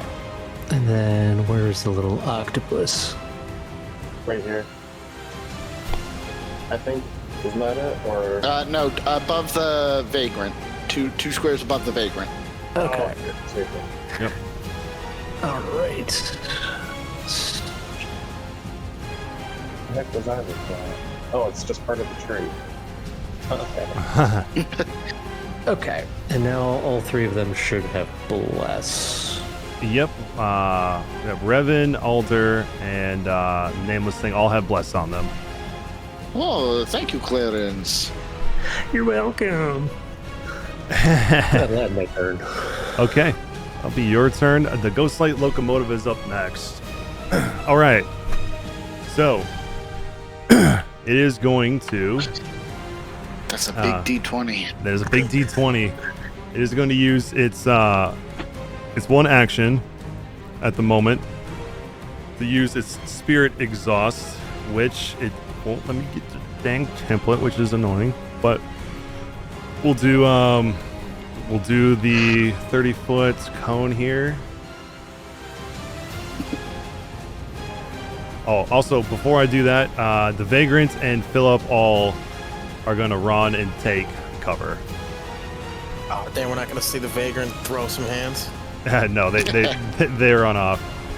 So I will make them disappear from the moment because that is what they do. They just go run and hide. Okay. So the measurements will now 30-foot cone.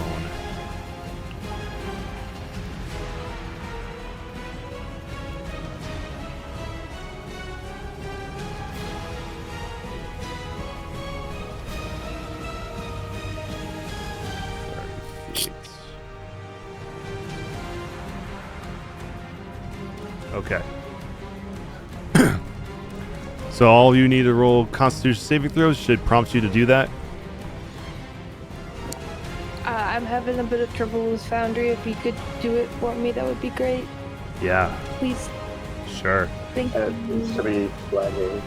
It appears to be lagging. That is unfortunate. Okay. Con saving throw. You got an 18. So you pass. Both of you pass. So you each are gonna take half of 12. And it's gonna be 12 points of necrotic damage. So 6 for each of you. Would I make my attack now that he's attacked someone? Yes. Okay. So we'll put I you promise it'll here. hit, but I can certainly try.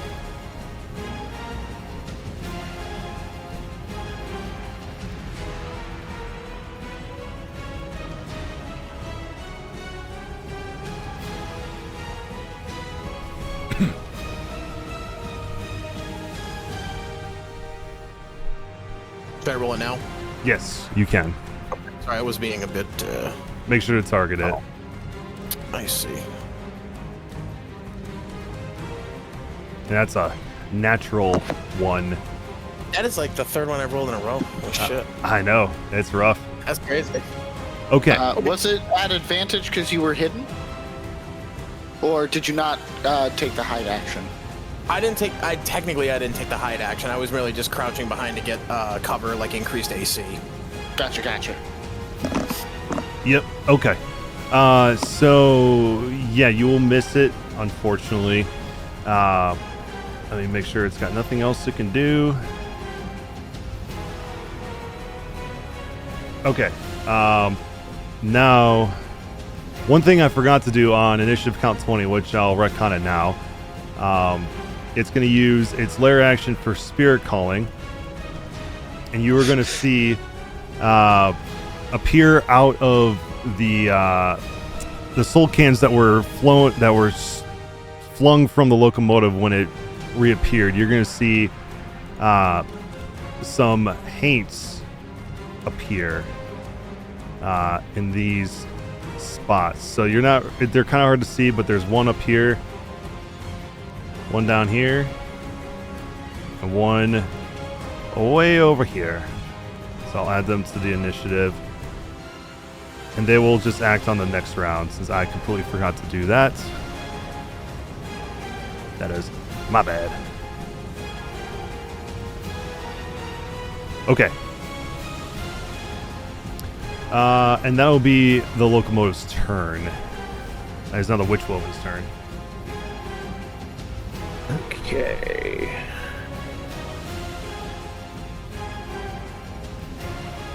It's too far. Shit.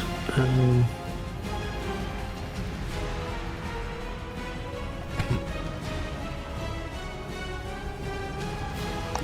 right. I'll just move and that'll end the turn. Okay. And then at the end of your Witch Woman's turn, it is going to use one of its legendary actions to do Haunting Whistle. And boom. So I need everybody. Well, I have to target somebody. That's why. That's why. It's got to be everybody, huh? Why did you just get bloodied? You should be... Dang. I guess I only target Madeira. Okay. But what I need from everybody... while it targets... one creature within 30 feet. Okay. So it's going to be targeting you, Clarence... with its legendary action with the Haunting Whistle. It's going to prompt you to roll a Wisdom saving throw. Okay, you pass it. So that one says you must succeed on a Wisdom saving throw or take a D8 of Psychic and be frightened until the end of your turn. So since you passed, you don't take any damage and you're not frightened. Hey. Okay, so it took its legendary action. Witch Woman's turn is done. We're skipping over the Haint since it said they'll go in the next round. The Salmon of Knowledge is up. Salmon of Knowledge is gonna... what is the range on this? 2060. It's going to fly up to here. This is one of the Haints over here? Yes, right here. Okay. Gonna target it. Bam. Gonna move the turn tracker out of my way so I can do stuff. Yeah.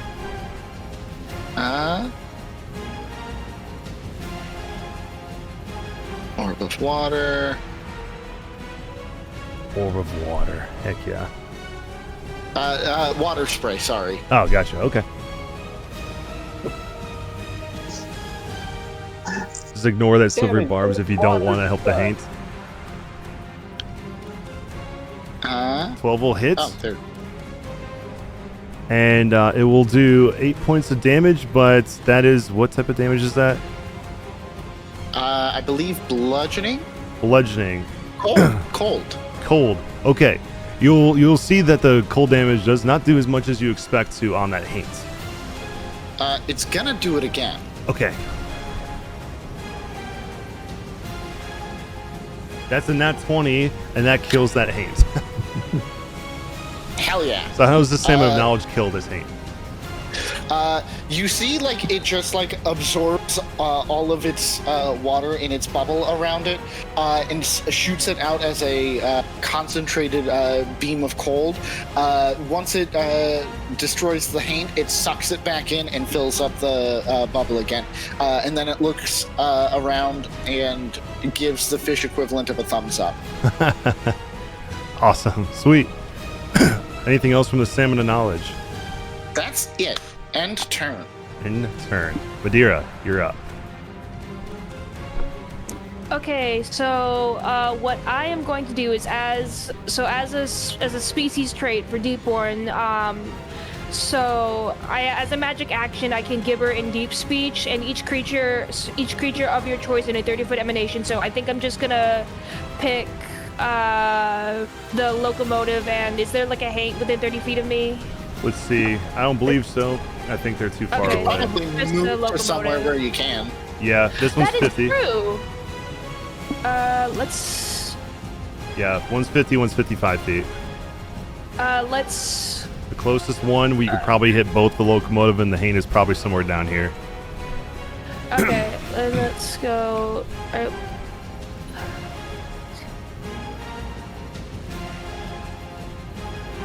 That might provoke an attack of opportunity. Oh, okay. It's too late. I already did it. All right, so go ahead. Oh, I was just gonna say, so whatever, let's see. So each creature of your choice within a 30-foot emanation originating from you must succeed on a wisdom saving throw, which the locomotive has disadvantage on because of its minor headache. So 8 plus proficiency plus my intelligence modifier, so 15, or roll a d6 and consult the table below, which I'll read it to you in a second. So the effects last until the start of your next turn. Any target once any target fails a saving against this trait, I can't use this for another short or long rest. So 1 through 2 is target has disadvantage on attack rolls. 3 to 4 is target speed becomes 0, and 5 to 6 becomes target can't take reactions.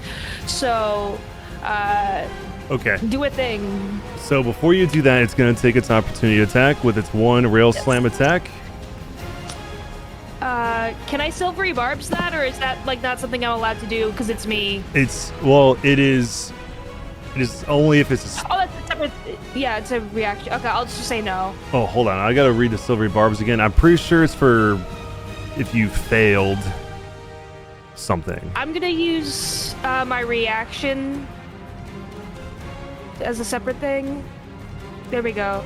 It's got a con saving throw. Okay. I think that's how that works. I don't know what I'm doing. You can ignore it if need be. No, you're good. So you reacted with an eye burn. I failed it, so it's going to take whatever the damage ends up being for that.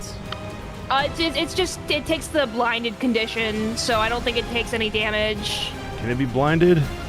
Let's see. So blinded condition Yes. until the end of the next turn. On a successful save, it must subtract 1d4. Okay, so whatever. I don't know. Okay. It's not immune to the blinding condition, so we'll become blinded. Alright, that's good. It is good. But it looks like it will hit you for 10 points of damage. But you're still up. So you took your reaction. You can still take your action. Okay. Go Does ahead. it still hit her even though it has disadvantage from being blinded? Let's see. It's only blinded because I did the reaction to it, like trying to hit me. So does that I think like, the reaction is on the attack, not if it hits. I'll roll another. Okay. I'll roll another d20, and we'll see what it gets. So it'll be 9 plus 6, so that would My still AC's hit. 10, so yeah. Yeah, it'll still hit you. So you'll take 10 points of bludgeoning, I believe it was, from that. Double check one more time. Doesn't. Oh, there it says. Yep, bludgeoning damage. Okay, cool. But you are still good. You took your reaction. You blinded it now. You can do what you were planning to do. Okay, yeah. So my Eldritch Gibbering thing. So it needs to succeed on a Wisdom saving throw or roll a d6 and consult the table. So make a Wisdom saving throw. For both the locomotive and the haint, right? Yes, please. Okay. 12 for that. What was your DC? 15. Okay. It is going to use its legendary resistance on that. No. Boo. And then the haint is going to roll this. And it's got an 8. So that one is going to be affected. I'll roll a d6. That's going to be a 3. So 3 is the target's speed becomes 0. Okay, sick. Hell yeah. All right, that will be me. That will be you. Okay. Now we're back to the top of the round with the nameless thing. I forgot that I have that. Okay, so my baby is going to. What are you gonna do, baby? Familiars, temeraire. Tell you what, he's gonna make another psychic strike. Okay. Oh, I need to target the thingum. All right. No, it's already targeted. All right, nice, good. It is, yes. Temeraire, psychic strike. 14. Well, it's blinded, so roll me another d20 or roll me an attack again because you'll have advantage because it cannot see you. That's a nat 20. Again. Very nice. Heck yeah. All right, which does 21 points of psychic damage to it. Dang. All right, this nameless thing has just been blasting everybody. Okay. Now roll me another d20 and see what other lingering injury it's gonna get. All right. Boop. 8. 8. It's going to suffer from a weak persona. You have suffered damage to your sense of self. You have disadvantage on charisma checks. Magic such as regenerate spell can heal your weakened persona. Alternatively, it will heal on its own in 2 weeks. So basically, it has a headache. It looks like a lobster, and it has self-esteem issues. And all while it can't see anything.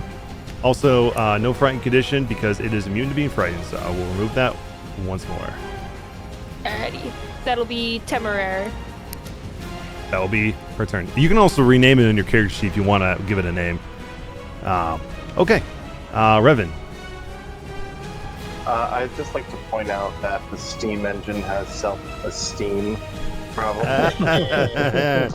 All the steam is just like, wah, as it's coming out. Does the steam engine have a door going into it? Have what going into it? A door spell in the back? A door in the back? It Yeah. does, yes. Can I go into it? You can try, sure. Go ahead and would that be my action to try the door, or? no, I would allow it to be a bonus action to go into the door. But I'm gonna need you to roll me an acrobatics to get in. I need those. So It'll be. I do need to go a wisdom saving throw. Oh, actually, this is what I'll do. I will roll this instead of having you do acrobatics. It is going to roll against your grapple, we'll say. And if it fails, you go into it. If it succeeds, it keeps you from going inside. Oh, I was just gonna. You're gonna do what? Punch it a lot. I was just gonna punch it a lot instead. Okay. Yeah. Go ahead. Hell yeah.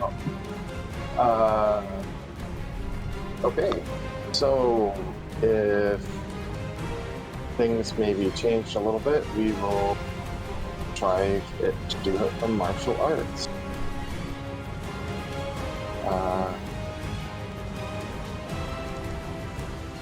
A 15 is going to miss, even with your.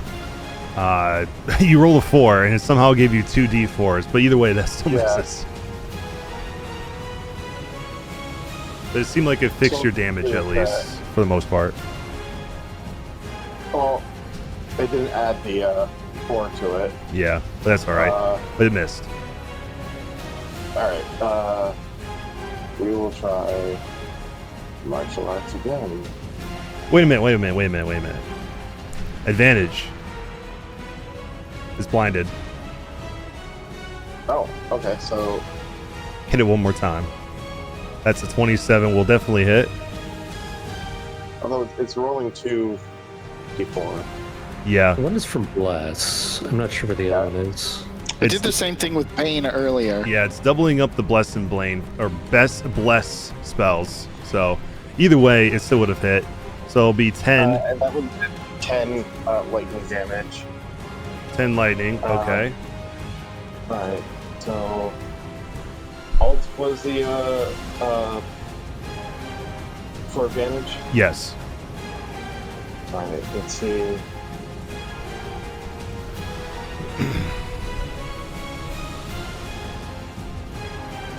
That's going to be another good hit. Even with... Yeah, because your first d4 was a 4, so yeah, 18 will hit.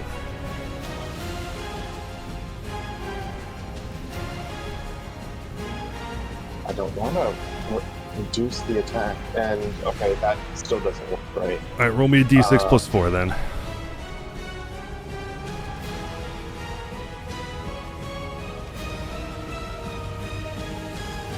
What is going on?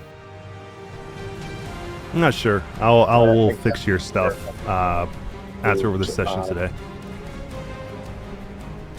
All right, another 8. And then I'm going to use my bonus action to flurry of blows. Yep. So 2 more. Okay.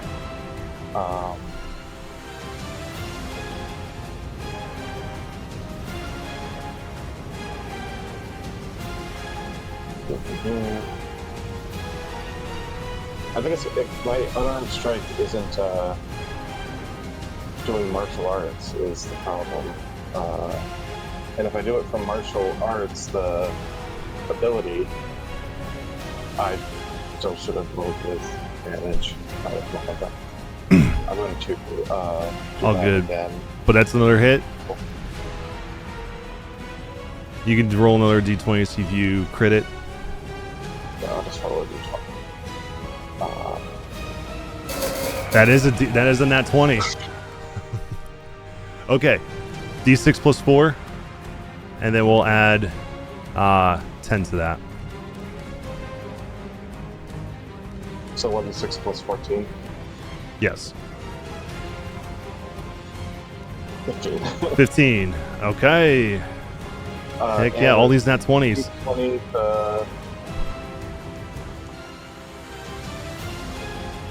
this is 7 on the lightning crit chart. 7 on the what? The lightning crit chart? I'm sorry, say that one more time. Injury. Oh, the lingering injury. Oh, I'm sorry. Thank you. Lightning for 7. It's gonna. Ooh, you get an arc flash. Roll me another d20. 10. It's not gonna be on. So because it says an arc flash, it said now roll on the fire table. Okay, so 10. It's gonna suffer from minor neuralgia. This has the same effect as major neuralgia above, except the save is DC, which says you have constant painful nerve damage over a portion of your body. Whenever you attempt an action in combat, you must make a DC 10 Constitution saving throw. On a failed save, you lose your action and reaction. Start of your turn. So that's to make con saves to take an action and reaction now. Okay. I have one more. One more. Attack. Yes. So that worked. Did it? That's another nat 20. Jesus. I can't get better than that stuff, so That's right. It's gonna really suck when he starts rolling these against us. You guys know. Yeah, right. sorry. By the way, you were targeting yourself the whole time. I what? You were, yeah. Quit hating yourself. Quit hating yourself. Yeah, you're just doing this. All right, roll me your damage. So d6 plus 14 again, and then roll another d20 for a lingering injury. 19 for damage? Jesus. And 15 on the lifting thing. Okay, I gotta do some quick math here. That is gonna be this. Okay, and then 15 on lightning. It is going to... no, that's psychic. Sorry, I was looking at the wrong one. 15. It's going to suffer from muscle spasms. Now it's disadvantage on dexterity checks for the next 2 weeks, unless it gets magically healed. So, dex, wisdom, charisma. It has self-esteem issues, and it also has minor neuralgia. All right, that was my turn. Okay, a hell of a turn. Okay, now the wayward haint that is the one that has not been hit yet is going to fly over to you, Dr. Morn. 30 feet, so 25 feet to get to you. And then it is going to target you with its draining regret.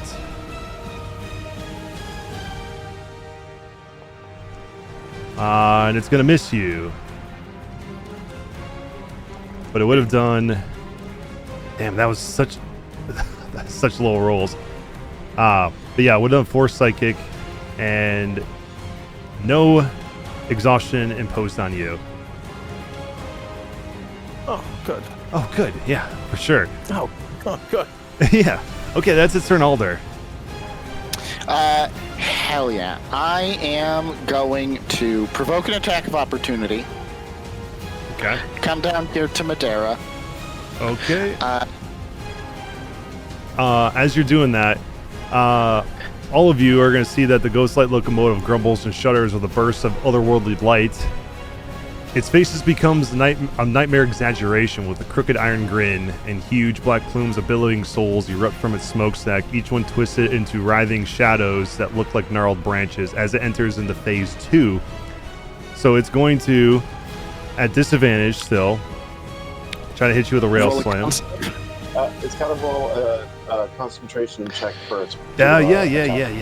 Thank you. The only reason I did this is because it's blind and has to roll a con save to do it. I got a nat 20. Oh. At least that wasn't against the attack. But it's still going to be disadvantage. Hell yeah. AC is 18 currently. It's going to miss you. Hell yeah. Gonna come down here 15 feet. I'm going to place a hand on Madera's shoulders and say, I think you need this. And I give you bark skin. Thank you. Go ahead, target her and cast it, and it hopefully should do it.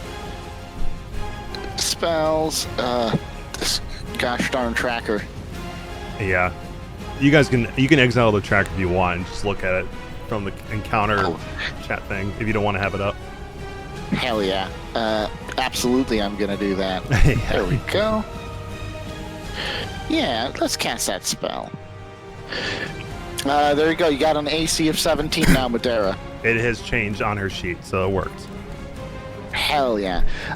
Then I'm going to use. It took me 20 to get down to there. Are these blocks 10 feet each, or No. So why is it? those That's 15. more difficult terrain. It might be difficult terrain where you're standing, but just go ahead and move there because it shouldn't be for you. Okay. Because you're a tree yeah. guy, you don't have that difficult terrain problem. Hell yeah. Gonna rock up to here. Let me target him, and let me. Bless you. 25 will hit. Let me roll again to see if I crit. Yeah. Ooh. Not quite. That was a little bit lower. That one would have missed. So we'll stick with your 25. Let's roll the damage. The damage. That's 10 force. 10 force damage. Okay. And that is my turn. Let me actually double check something real quick. Yeah, bark skin is bonus action. So yeah, movement action, bonus action. I'm good. All right. Cool. Dr. Morn, you got a haint breathing down your neck. Kind of hard to see it, but it is right next to you. Yeah, it's like. Okay. So from one of his injuries, he has disadvantage on dex saves, right? Correct. Okay. I'm gonna ignore the haint that's in front of me, and I'm gonna cast Tasha's Caustic Brew on the Ghost-like locomotive. Okay. Let me target him. I'm having a hard time just opening my. There we go. Okay, so. Spell slot, yep, cast spell. Okay. Then a dex saving throw. Open your sheet, please. Oh, it's now at the bottom, that's why. Alright. Dexterity saving throw at disadvantage. 19. Shit, okay. I rolled an 18 and a 20.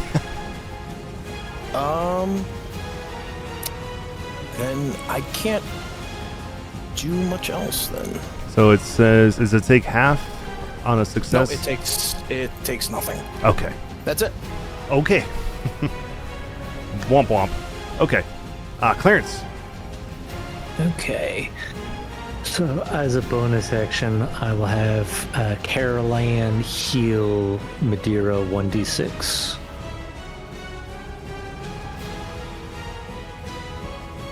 Okay. That's plus your what? Is No, it? just straight 1d6. Okay, it doesn't add your modifier or anything. Nah, it doesn't. Okay, bummer. All right, but you're You got 5 hit points back, Madeira. Thank Still you. badly.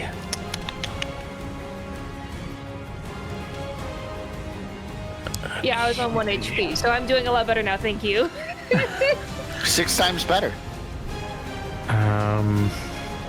Okay. And then as an action, I will target this haint down here and spit out a starry wisp at him. And a 9 will I miss. Okay. You know what? I'm going to use my inspiration. Why not? Okay, Do you have go. advantage? No, his speed has been reduced to 0. There's nothing else. Oh, on the hate. Okay, sorry. Yeah. Yeah. Try one more time. 12 will hit, There we go.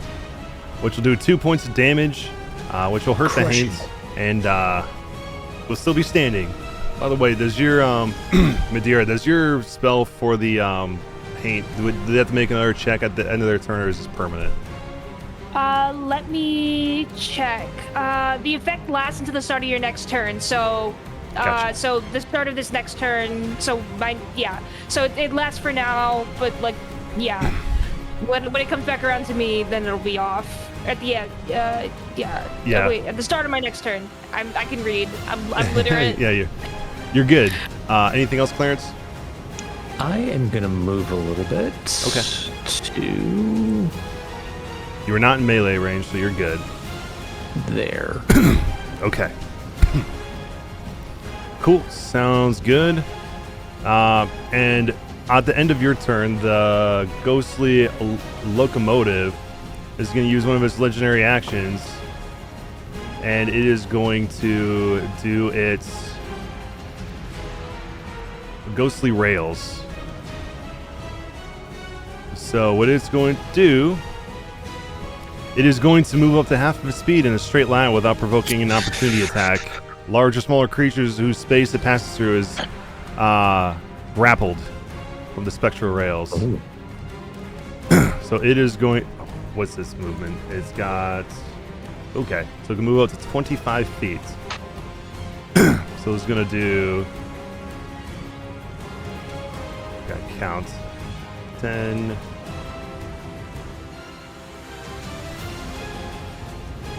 Luckily, it's blinded. Yeah, it's just gonna move in a random direction. Actually, let me determine what direction it's gonna go. 2. Okay, it's gonna head straight south. Oh no. So it's gonna catch Alder. Straight south. Yeah, it's gonna be Alder and Madeira are both gonna get grappled by this thing as it goes down 25 feet and grapples you both. And then you can roll an escape if you need to on your next turn. So that was its legendary action, and then it is going to move up to its turn and take its actual action. Okay, so now it is in its second stage, which is known as the Crooked Switch. So now it has access to multi-attack. So it is going to target both Alder and Madeira with its Rail Slam attack at disadvantage, of course, because it's blinded. And we'll start with Madeira.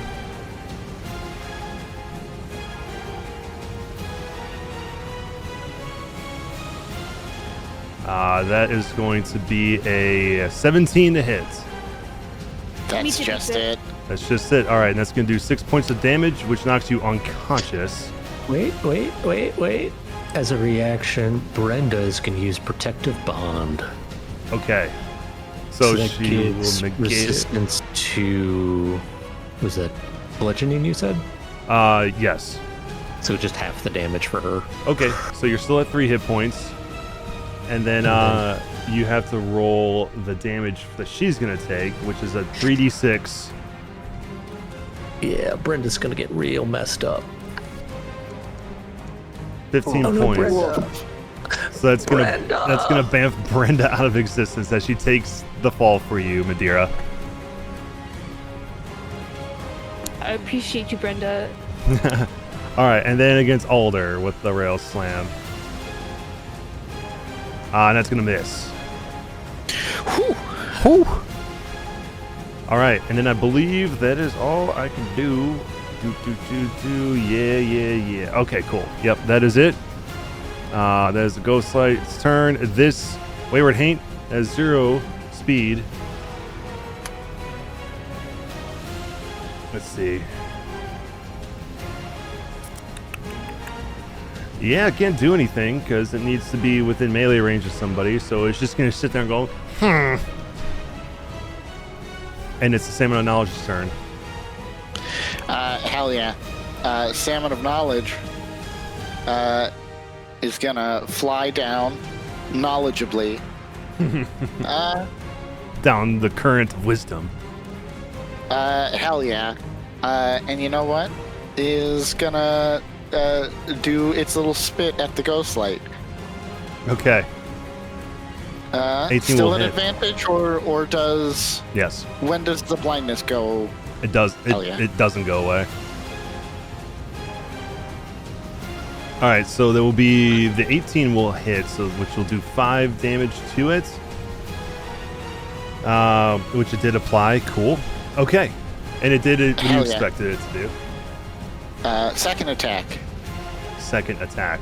One more time with advantage. Oh, Watch it be a nat 20. sorry. Did I remember to target? Oh, okay, I did. Yeah, you were targeting it. Hell yeah. I'm a perfect genius and I'm never wrong. Okay. You cursed me. It was a dirty 20. It was a dirty 20, but Alder, how does the Salmon of Knowledge kill the Ghost Light Express? The Salmon of Knowledge reaches out telepathically to the Ghost Light and says, "You do not believe." Spits out the cold, enveloping the train, and then sucks all of the corruption out of it. Okay. So as you do that and you hit it and the Salmon of Knowledge says those words and you see it pulling the darkness from the machine, you will see the Ghost Light locomotive's malicious face disappear and its true form return, belching out the crooked corruption in an acrid black cloud. What remains of the phantom train hopper rise and rages against its final destruction, but it is quickly annihilated by the billowing fog of the shroud before the mist dissipates from Wickamore Hollow. And that is the end of our encounter as the Haints also disappear as the train is destroyed. Maybe the end. Hey, music, stop. You're still an angry Yeah. bird. Oh There's- yeah. You're still okay. Roll me wisdom save, Revan. Okay,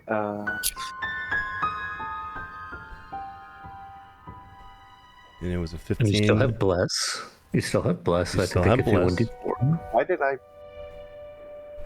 What is it?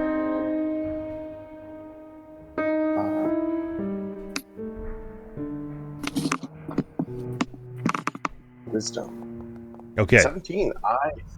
I get out of it myself. Okay. You pull yourself out of your fury. Start taking some deep breaths. I whip around to Revan, arms at the ready with my vines. I hold my hand up like this. Okay. I bend over, catching my breath. It's okay.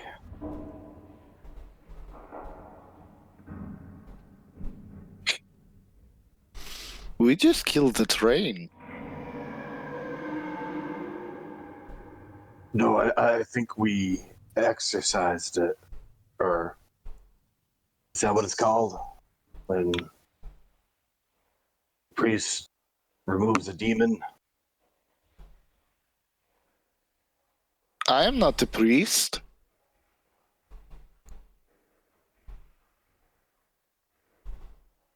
Hell yes. What? Is everybody okay? But dear, you're bleeding a little bit. Let me fix you up real fast. What, Thank you, Clarence. Clarence, what happened to your... My sweet baby angel Brenda, she don't give her life for the cause, but she'll be back.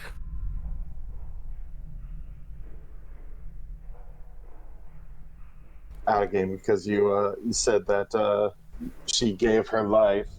I thought you were going to name the next one something else because Brenda's no more. Next one's going to be Brenda Lee, and it's going to be Brenda Ann. Brenda 2. Brenda Marie. Oh no, Vault is going to be so upset he missed this. He's going to be so mad at us that we did not try to find him before we killed the train. Where is he anyway? It's a good question. I look at the salmon. Vald is in his own thoughts. He is sitting in one of the carts, just pondering the moment that he felt in the circus car. It's okay, he's pondering. Wanted to talk to him about, he seems to, be able to control what I can't. Wanted to talk to him about.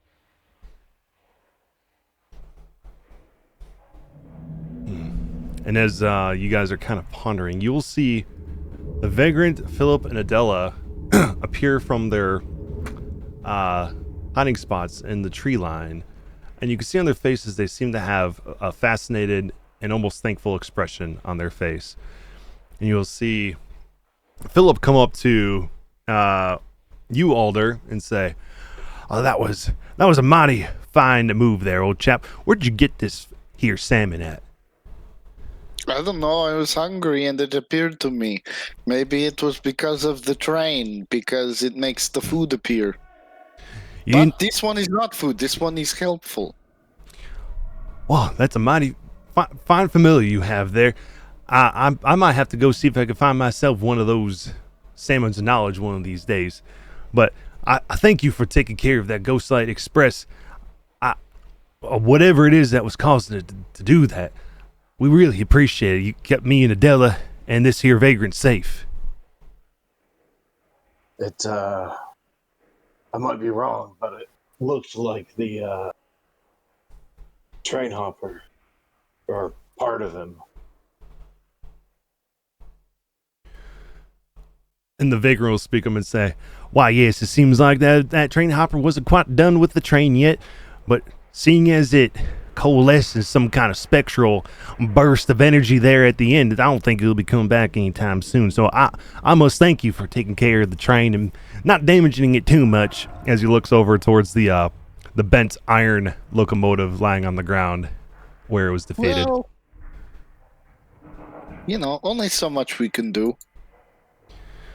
Well, By in the other way, case, my fists are still developed in lightning right now. I say all of you seem like some mighty fine folks with some mighty fine abilities.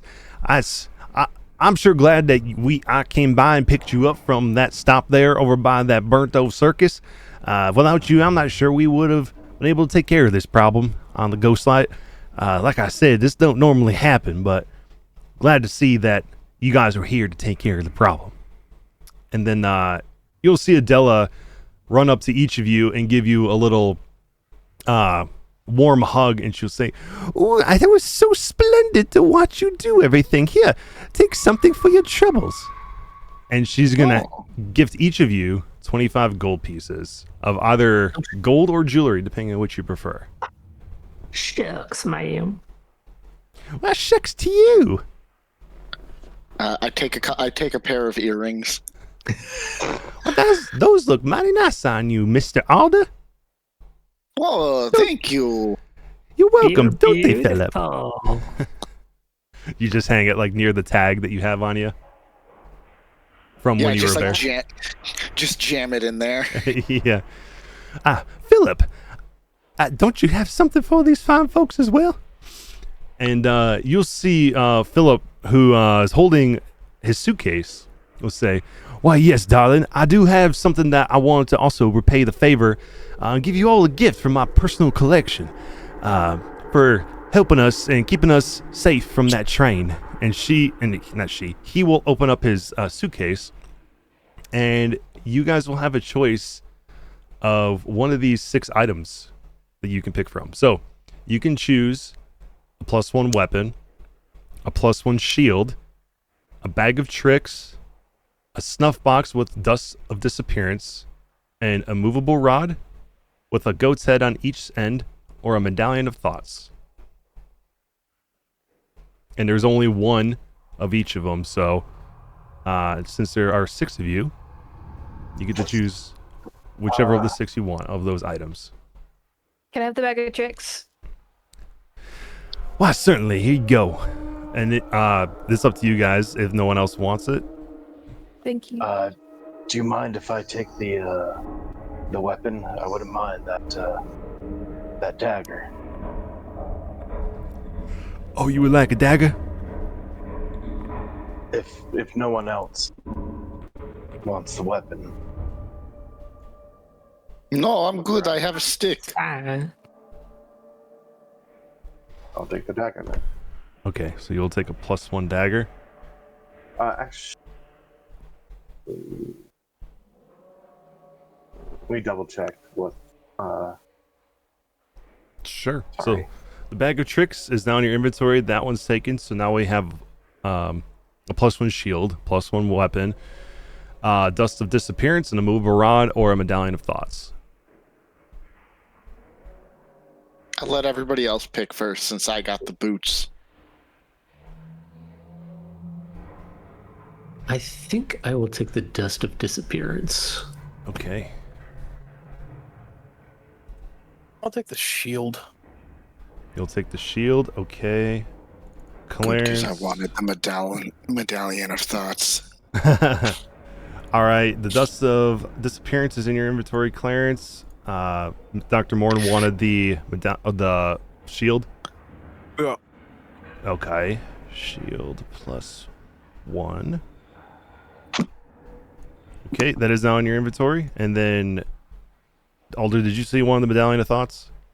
Yes, please. Okay.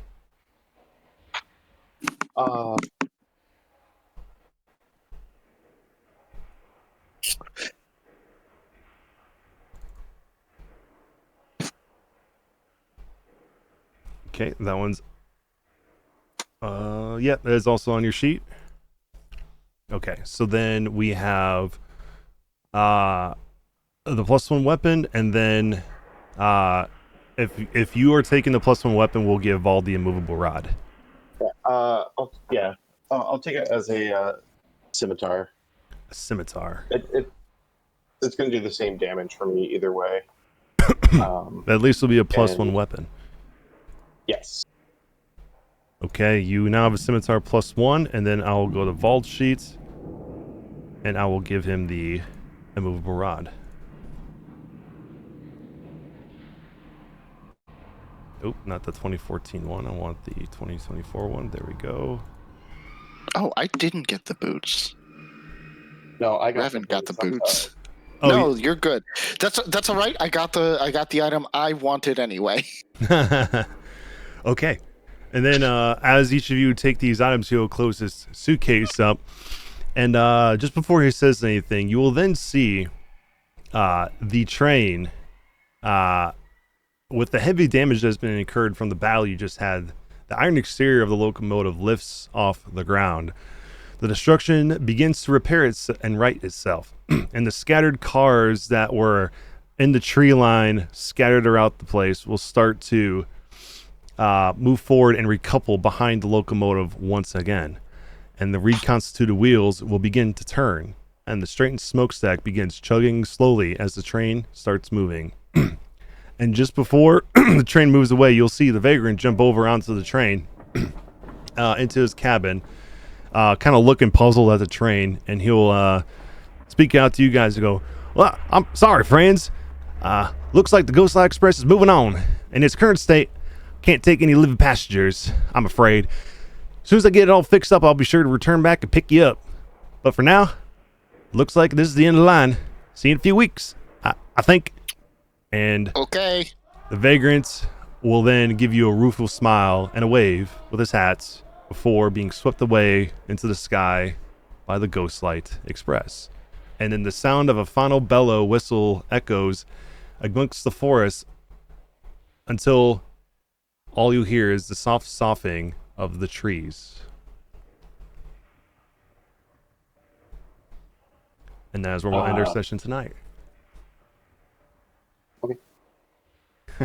Okay. Okay. All right, and then let me go ahead and get rid of this word. Whoops. I'm going to get rid of this wording as now the map is going to change because you're no longer going to see just the Druskenwald map, as it's now the Wickamore Hollow map. Let me just change this just a little bit. So if you click on it, you should see the new map of Wickamore Hollow and where you guys currently are on the map.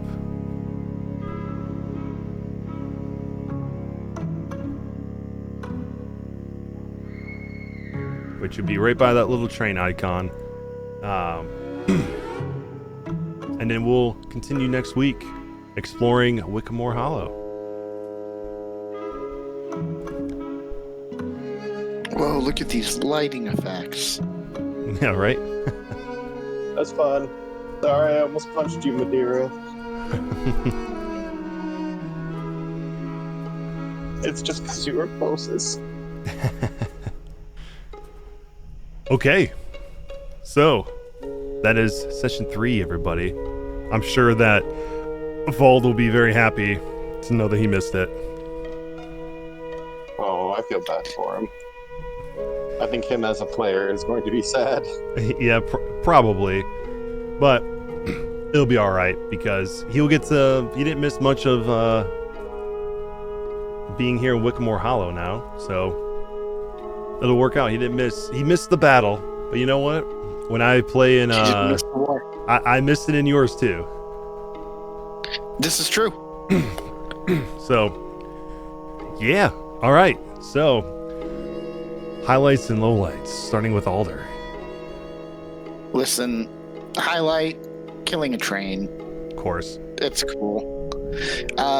Also, a highlight for me personally was you getting me back for by making me almost have a vision when I touched a tree. Yeah, you did that to me too.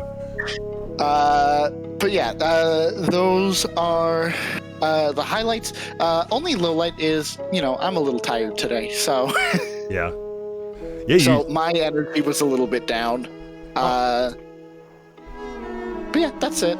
Yeah, I mean, when you came in here, it looked like you just got done doing something, and that you said you did. So yeah, I can see why you'd be tired. Were you running this campaign earlier? Yeah. Yeah. Okay. Cool. I think I know what you're dressed up as, but I won't say anything. But well, awesome. Glad to hear that. And hopefully next week, you'll be well rested for session 4. Baby. Sweet. Clarence, what is your highlight and lowlight for today? Highlight feels like we're really ramping up, like power scale wise. We're hitting level 3. Our psychic octopi are just beating the shit out of a train. Yeah, your familiars are kicking ass. So it feels like we are ratcheting things up, which is fun. My only low light, again, it's nitpicky, but just with the wicker subclass. Yeah. It's supposed to make a token, I think, for that. So it's just kind of like fiddling around with the new spells and getting them to work right. Yeah. Or figuring out a loophole for getting them to work. Yeah, there's since it was brought back in here for the first time, it probably didn't know what to do with it. So I'll just have to go in and do some little computer techie stuff to make it so it creates an effigy for you next time. with a template and all that stuff. And I've noticed that all the measurement templates, whenever you click on it, sometimes they work, sometimes they don't. And it says you failed to make a template. So I don't know what's going on with that. It did that for my one shot last night too. So, but speaking of the one shot, I don't think you were here when I mentioned it, Alder, but I did use one of the monsters from the post game from the Crooked Moon for it. Very nice. And I won't tell you, I won't say the name so I don't spoil it for anybody, but if you're looking in the book, it's the second to last legendary monster. So I think you know which one I'm talking about. Yeah. Yeah. It was fun. Hit like a train. But okay. Thanks, Clarence. Thanks for sharing. I will definitely work on that techie stuff. What about you, Dr. Morn? Oh, sorry. I literally have to be at work in like 20 minutes, so I'm like a bit scatterbrained right now. Oh, you're good. Yeah, it was fun. I'm as much as I like the train. Like what? Excuse me. You were saying earlier about the getting off the train and moving further into like the map and the world. I'm definitely excited for that. Yeah. Because as much as I like the aspect of the train, it's hard. It's kind of hard to get like your wings spread and be able to like go where you need to go and like look around and get more of the atmosphere. Yeah. Yeah, this the Ghost Sled Express is like sort of what the Death House is to Curse of Strahd. It's more of your intro to the campaign. I'm not complaining about that. It's just definitely, it's nice to know that we're finally like on the path towards like the bigger overall world. Yeah. Yep. You are now in Wickamore Hollow. So now the world is your oyster here. So it'll be fun to see how you guys interact with the next location you guys are expected to go to. And I can see Alder already smiling. He knows what I'm talking about. All right. Awesome. Any lowlights from you? Nothing from your part. It's just the way overall. I was I just hit my subclass and I was like trying to get everything going with it, and then I'm like reading everything, and then now we're fighting a train. Oh yeah, now we're fighting a train. It was like oh shit, okay. I was like still reading through my stuff, and then immediately it was a fight, which is not a problem. There was more on my part because I should have read a bit more into like each thing. But as I was reading, it's like, and then this train with a horrible monster face starts attacking. I'm like, oh okay, I guess we're doing this now. So it's hard to go from roleplay straight into a fight. But that's on me, not the session as a whole. Yeah, no, that you're good. That happens all the time, and I think they wrote it intentionally so when everyone gets their subclass, they're like, ooh, what can I do? They're like, you're about to find out, because here comes the train. So I think it's designed that way on purpose, but appreciate it. If you gotta go ahead and get going. Yeah, I do have to leave, but thanks for having me. Yeah, of course. I'll see you next week. Yeah, we'll see you next week, man. Have fun. See you around. Yeah, I'll definitely have fun at work. Yeah, for sure. All right, see you. All right, what about you, Madeira? Hi. So I had a really, really great time. Like Doc Morn, I am very excited to be out of we're getting out of the tutorial stage, so I'm excited about that. I thought fighting the train was really great. I thought using my species trait to like, I thought that was really great, even though the train legendary reactioned it. Like I still thought that was like super cool. Like I thought that was I think that's a really cool species trait. Yeah. To be able to use, like I was like, that's great. So I thought the battle was really cool, and like we had like a bunch of different stacked stat debuffs because of all the crits. Like that was so funny to me. Yeah. So overall I had a great time. My only low light would be I have to get up in 3.5 hours. So this is like an issue on my part, like me being bad at scheduling. But overall, really great. I'm gonna do it again. I'm gonna have to get up in 4 hours again. It's fine. I'm not gonna worry about it. But yeah, great session. Thanks for DMing. I had a great time. I'm gonna go to bed now. All right. Yeah, we'll see you next week too. See ya. Bye. And Revan. So low light definitely is the problems with attacking that I'm running into. Yeah. It not rolling correctly.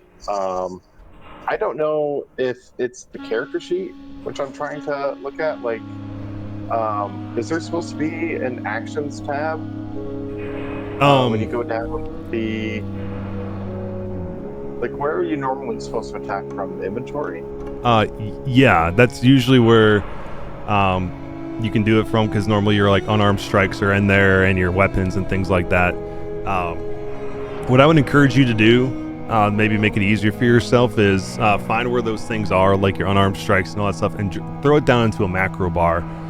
So that way you can just click on it there instead of trying to find it on your sheet, because it makes it easier for you. Of course, once we level up, you'll have to probably swap out some of them unless it improves it. But yeah, I'll have to look into your unarmed strikes, because I'm looking at it right now. I can see your roll is a +9, and then for the formula it just says 8, which is if you're adding your +4 to it, then it should be adding that to it. So I'll have to go in and fix those little tiny bits, because for some reason it's not recognizing your specific things that you use. Yeah, you do it from weapons. It says roll +2, formula 1. Mm-hmm. Yeah, so I believe you've been using your I started using the martial arts tab in monk features to attack. Yeah. And that was getting it to somewhat work. Yeah. So you might need to use the martial arts for that, because it seems like it's adding what it's supposed to add minus the +4. The unarmed strikes were just doing a 1 + 0, which is really odd. But because you shouldn't. You know what? I think session 0, I might have fixed unarmed strikes. And maybe that is it. I can fiddle around with it too. Yeah, it's possible that could be that it just got overwritten. Next time what I'll do, I'll make sure that your attacks and stuff don't get overwritten next time. Unless they do go up, then I'll have to, and then we'll fix it again. But if you need me to, I can go fix it as well and make it where it's supposed to. And I'll reference your features and your Beyond sheet to make sure that it's reflecting properly, because some of these features, they're new from the Crooked Moon, so when they bring them in, Foundry doesn't necessarily have it pre-formulated to work that way, so you have to go in and force it to do it. Even though this is not a Crooked Moon thing, it seems like the monk thing is a little bit odd. And we've had this problem before when you played a monk, where your unarmed strikes were weird. It was the first session.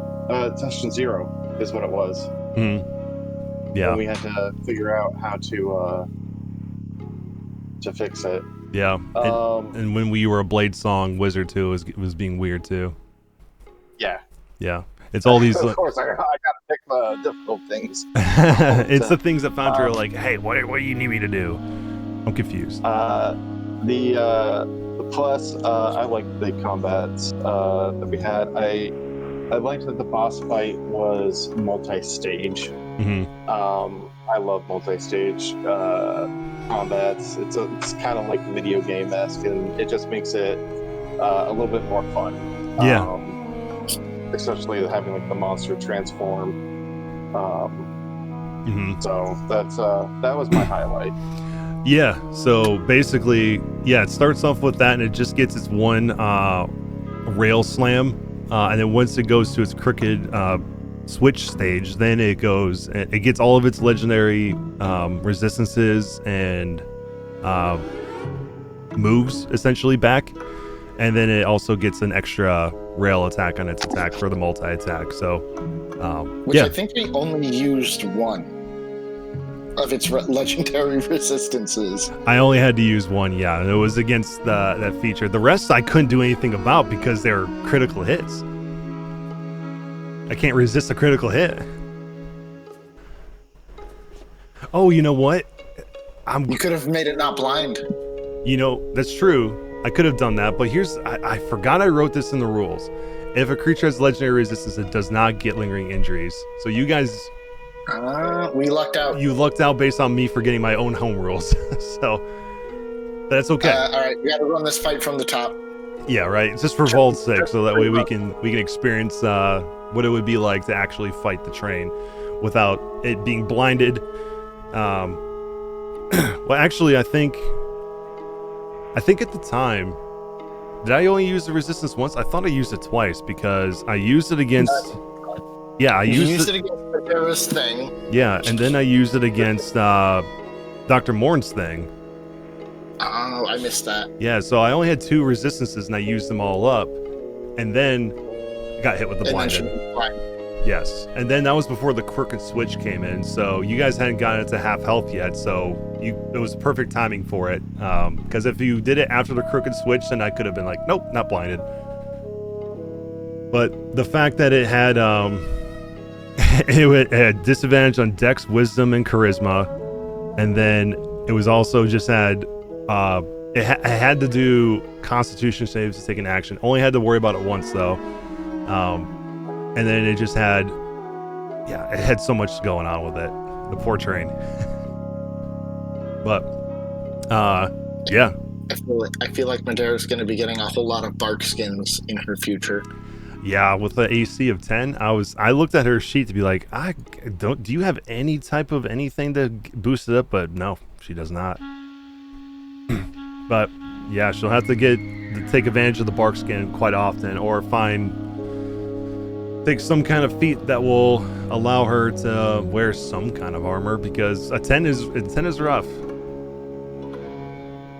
But cool. Thanks to all of you for sharing. Of course, Vald is got nothing for me on this. So my highlights and lowlights were a lowlight was that obviously it's mostly the measurement tool thing. Whenever there's a spell cast and you put a measurement tool and it automatically targets those people and go from there, that's always super convenient. So when it doesn't work, it's kind of annoying on my part because I have to go in and do it. And something with the spells too, when it's supposed to give you your a higher AC, which would work for Barkskin, but for other things didn't work. Same thing with your effigy. Same thing with your strength boost and your AC boost and all that stuff. We had to manually do it. But I mean, it worked out in the end. I don't mind doing that. Yeah, it worked out in the end. But either way, that's the only part that would be a little light for me, is just the things that Foundry likes to throw at me every once in a while and remind me that I don't have everything perfect all the time. But I did figure out, now that it will kind of matter for you guys, you only had level 1 spells before, and now that you guys are getting into level 2s and all that stuff, there was a feature that I had on there that Caster, the guy playing Vald, made me know in our Curse of Strahd, is that I had a feature set up where it would auto-consume a spell slot, but the problem was it wouldn't let you upcast anything. So I basically had to do it where you can upcast it and you have to manually remove the spell slot, which is unfortunate, but yeah, I mean, it's better than not being able to upcast when you're like, oh, I want to cast this at level 3, but I can't. It's forced me at level 1. But I gotta say, it did feel really good to go from my 12 normal AC to finally being able to use Wood Woes and getting an 18 AC. Oh, that felt so good. Yeah, I bet that was nice.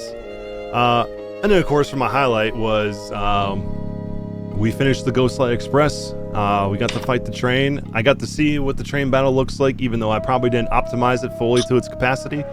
Because I definitely didn't use the legendary actions as much as I probably could have. I only used the Ghostly Rails once, and I think the Whisper, the other one once, when I could have used it a couple of times, but I kept forgetting to do it.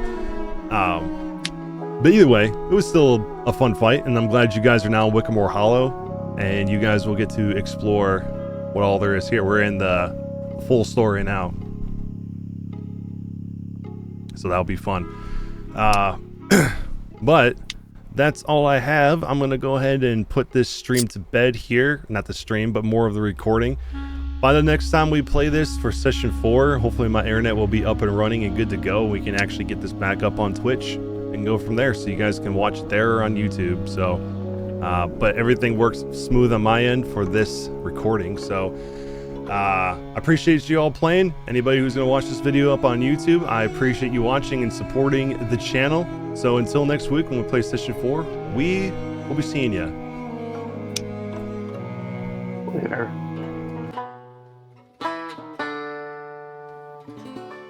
Under a sunken sky, 5 cold light birds huddle in the sallow weeds cackling at me.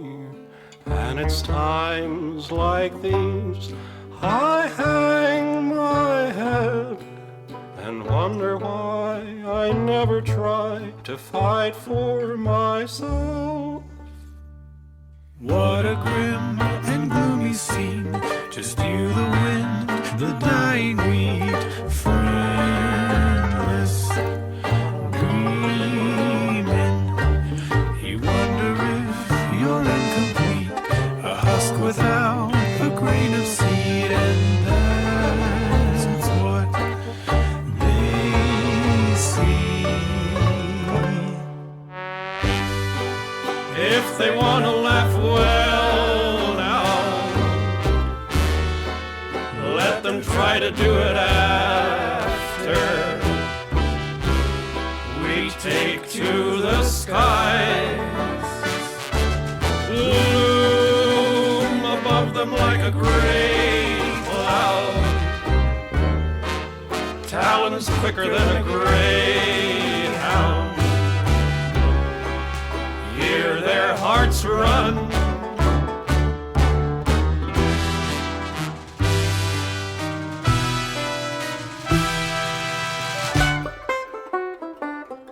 Out of all the things I've seen and done, in the back of my worried mind, I've never tried one.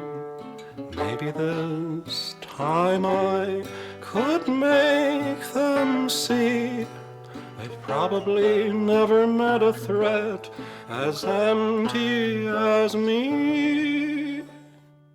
If they want to laugh, well now,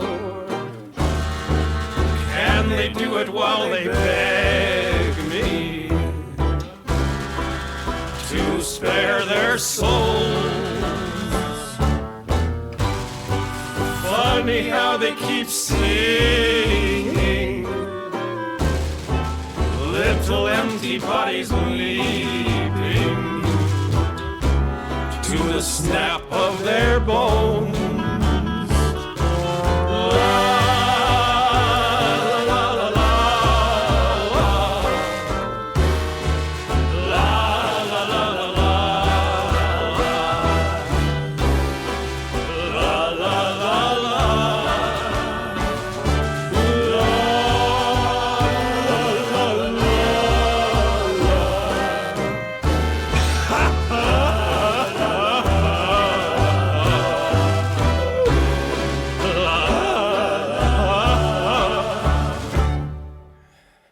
Under a sunken sky, two coal-eyed birds huddle in the flattened wheat, staring up at me.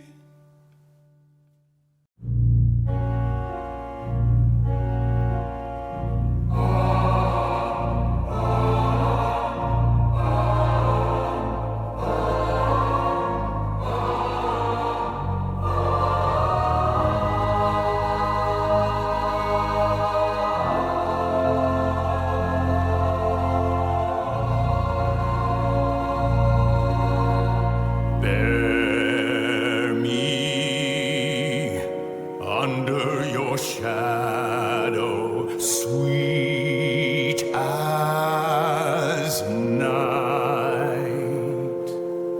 No light can pierce me through. Nobody sees me as you do. Stand now, bloodless, unburdened, trained of fear. No more must we be shamed for the dread.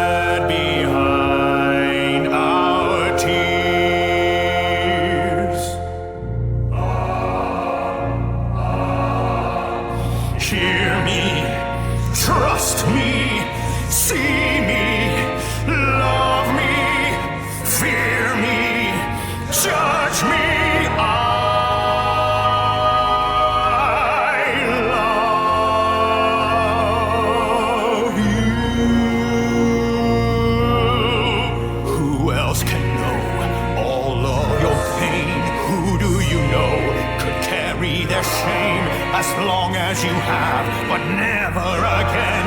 For I am filled by endless love and suffering for you.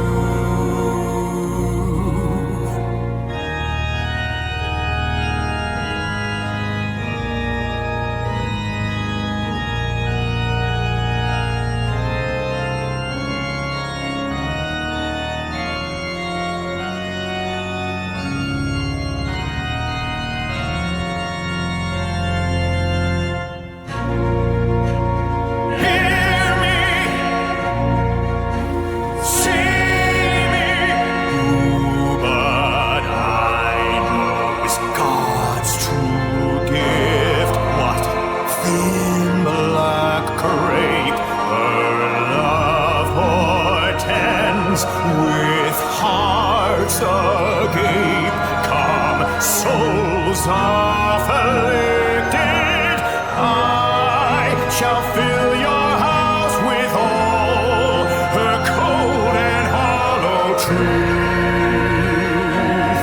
Bear me under your shadow, sweet as night. No more light shall pierce us through. No one can love you as I do.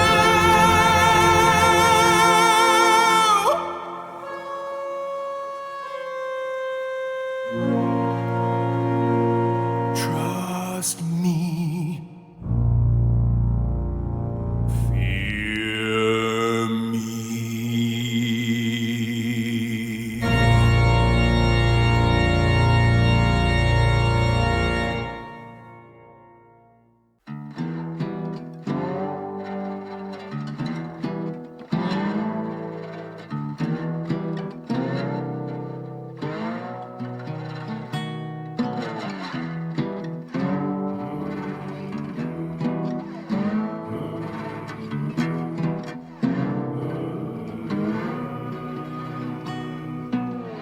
Two roads with no beginning,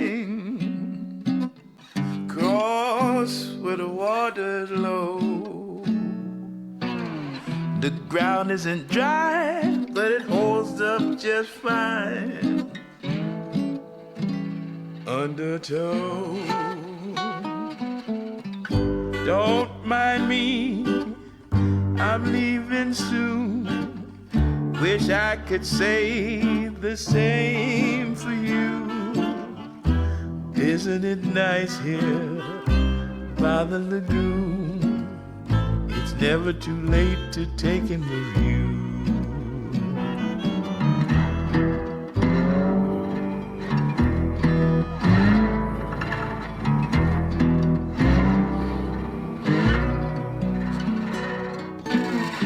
Now what's that gliding in the water? Blank eyes drifting above. If you see any of that little alligator smile, good luck. Just one thing before I go, I know there's a place just down the road. It could be nice there, a place to unwind, far from living so close to die.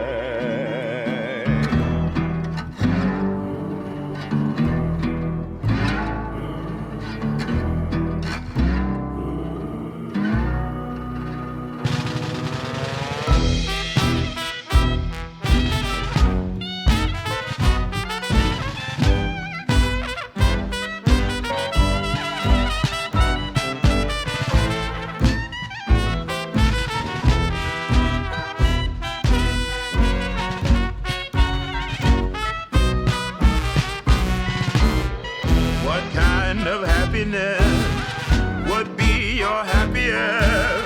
What is that one regret that you must get off your chest? What are you so afraid of losing?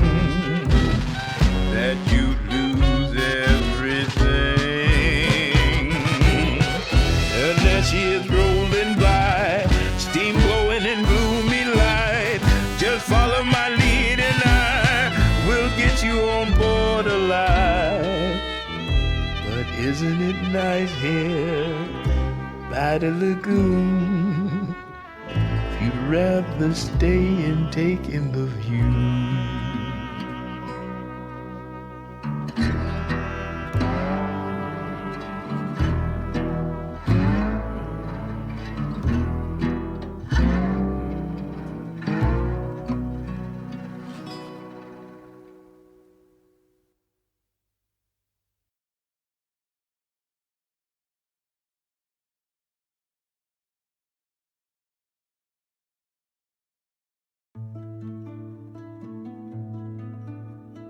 Dead trees open up for me, teeming with all these crawling thieves, gnashing and scratching over your rotten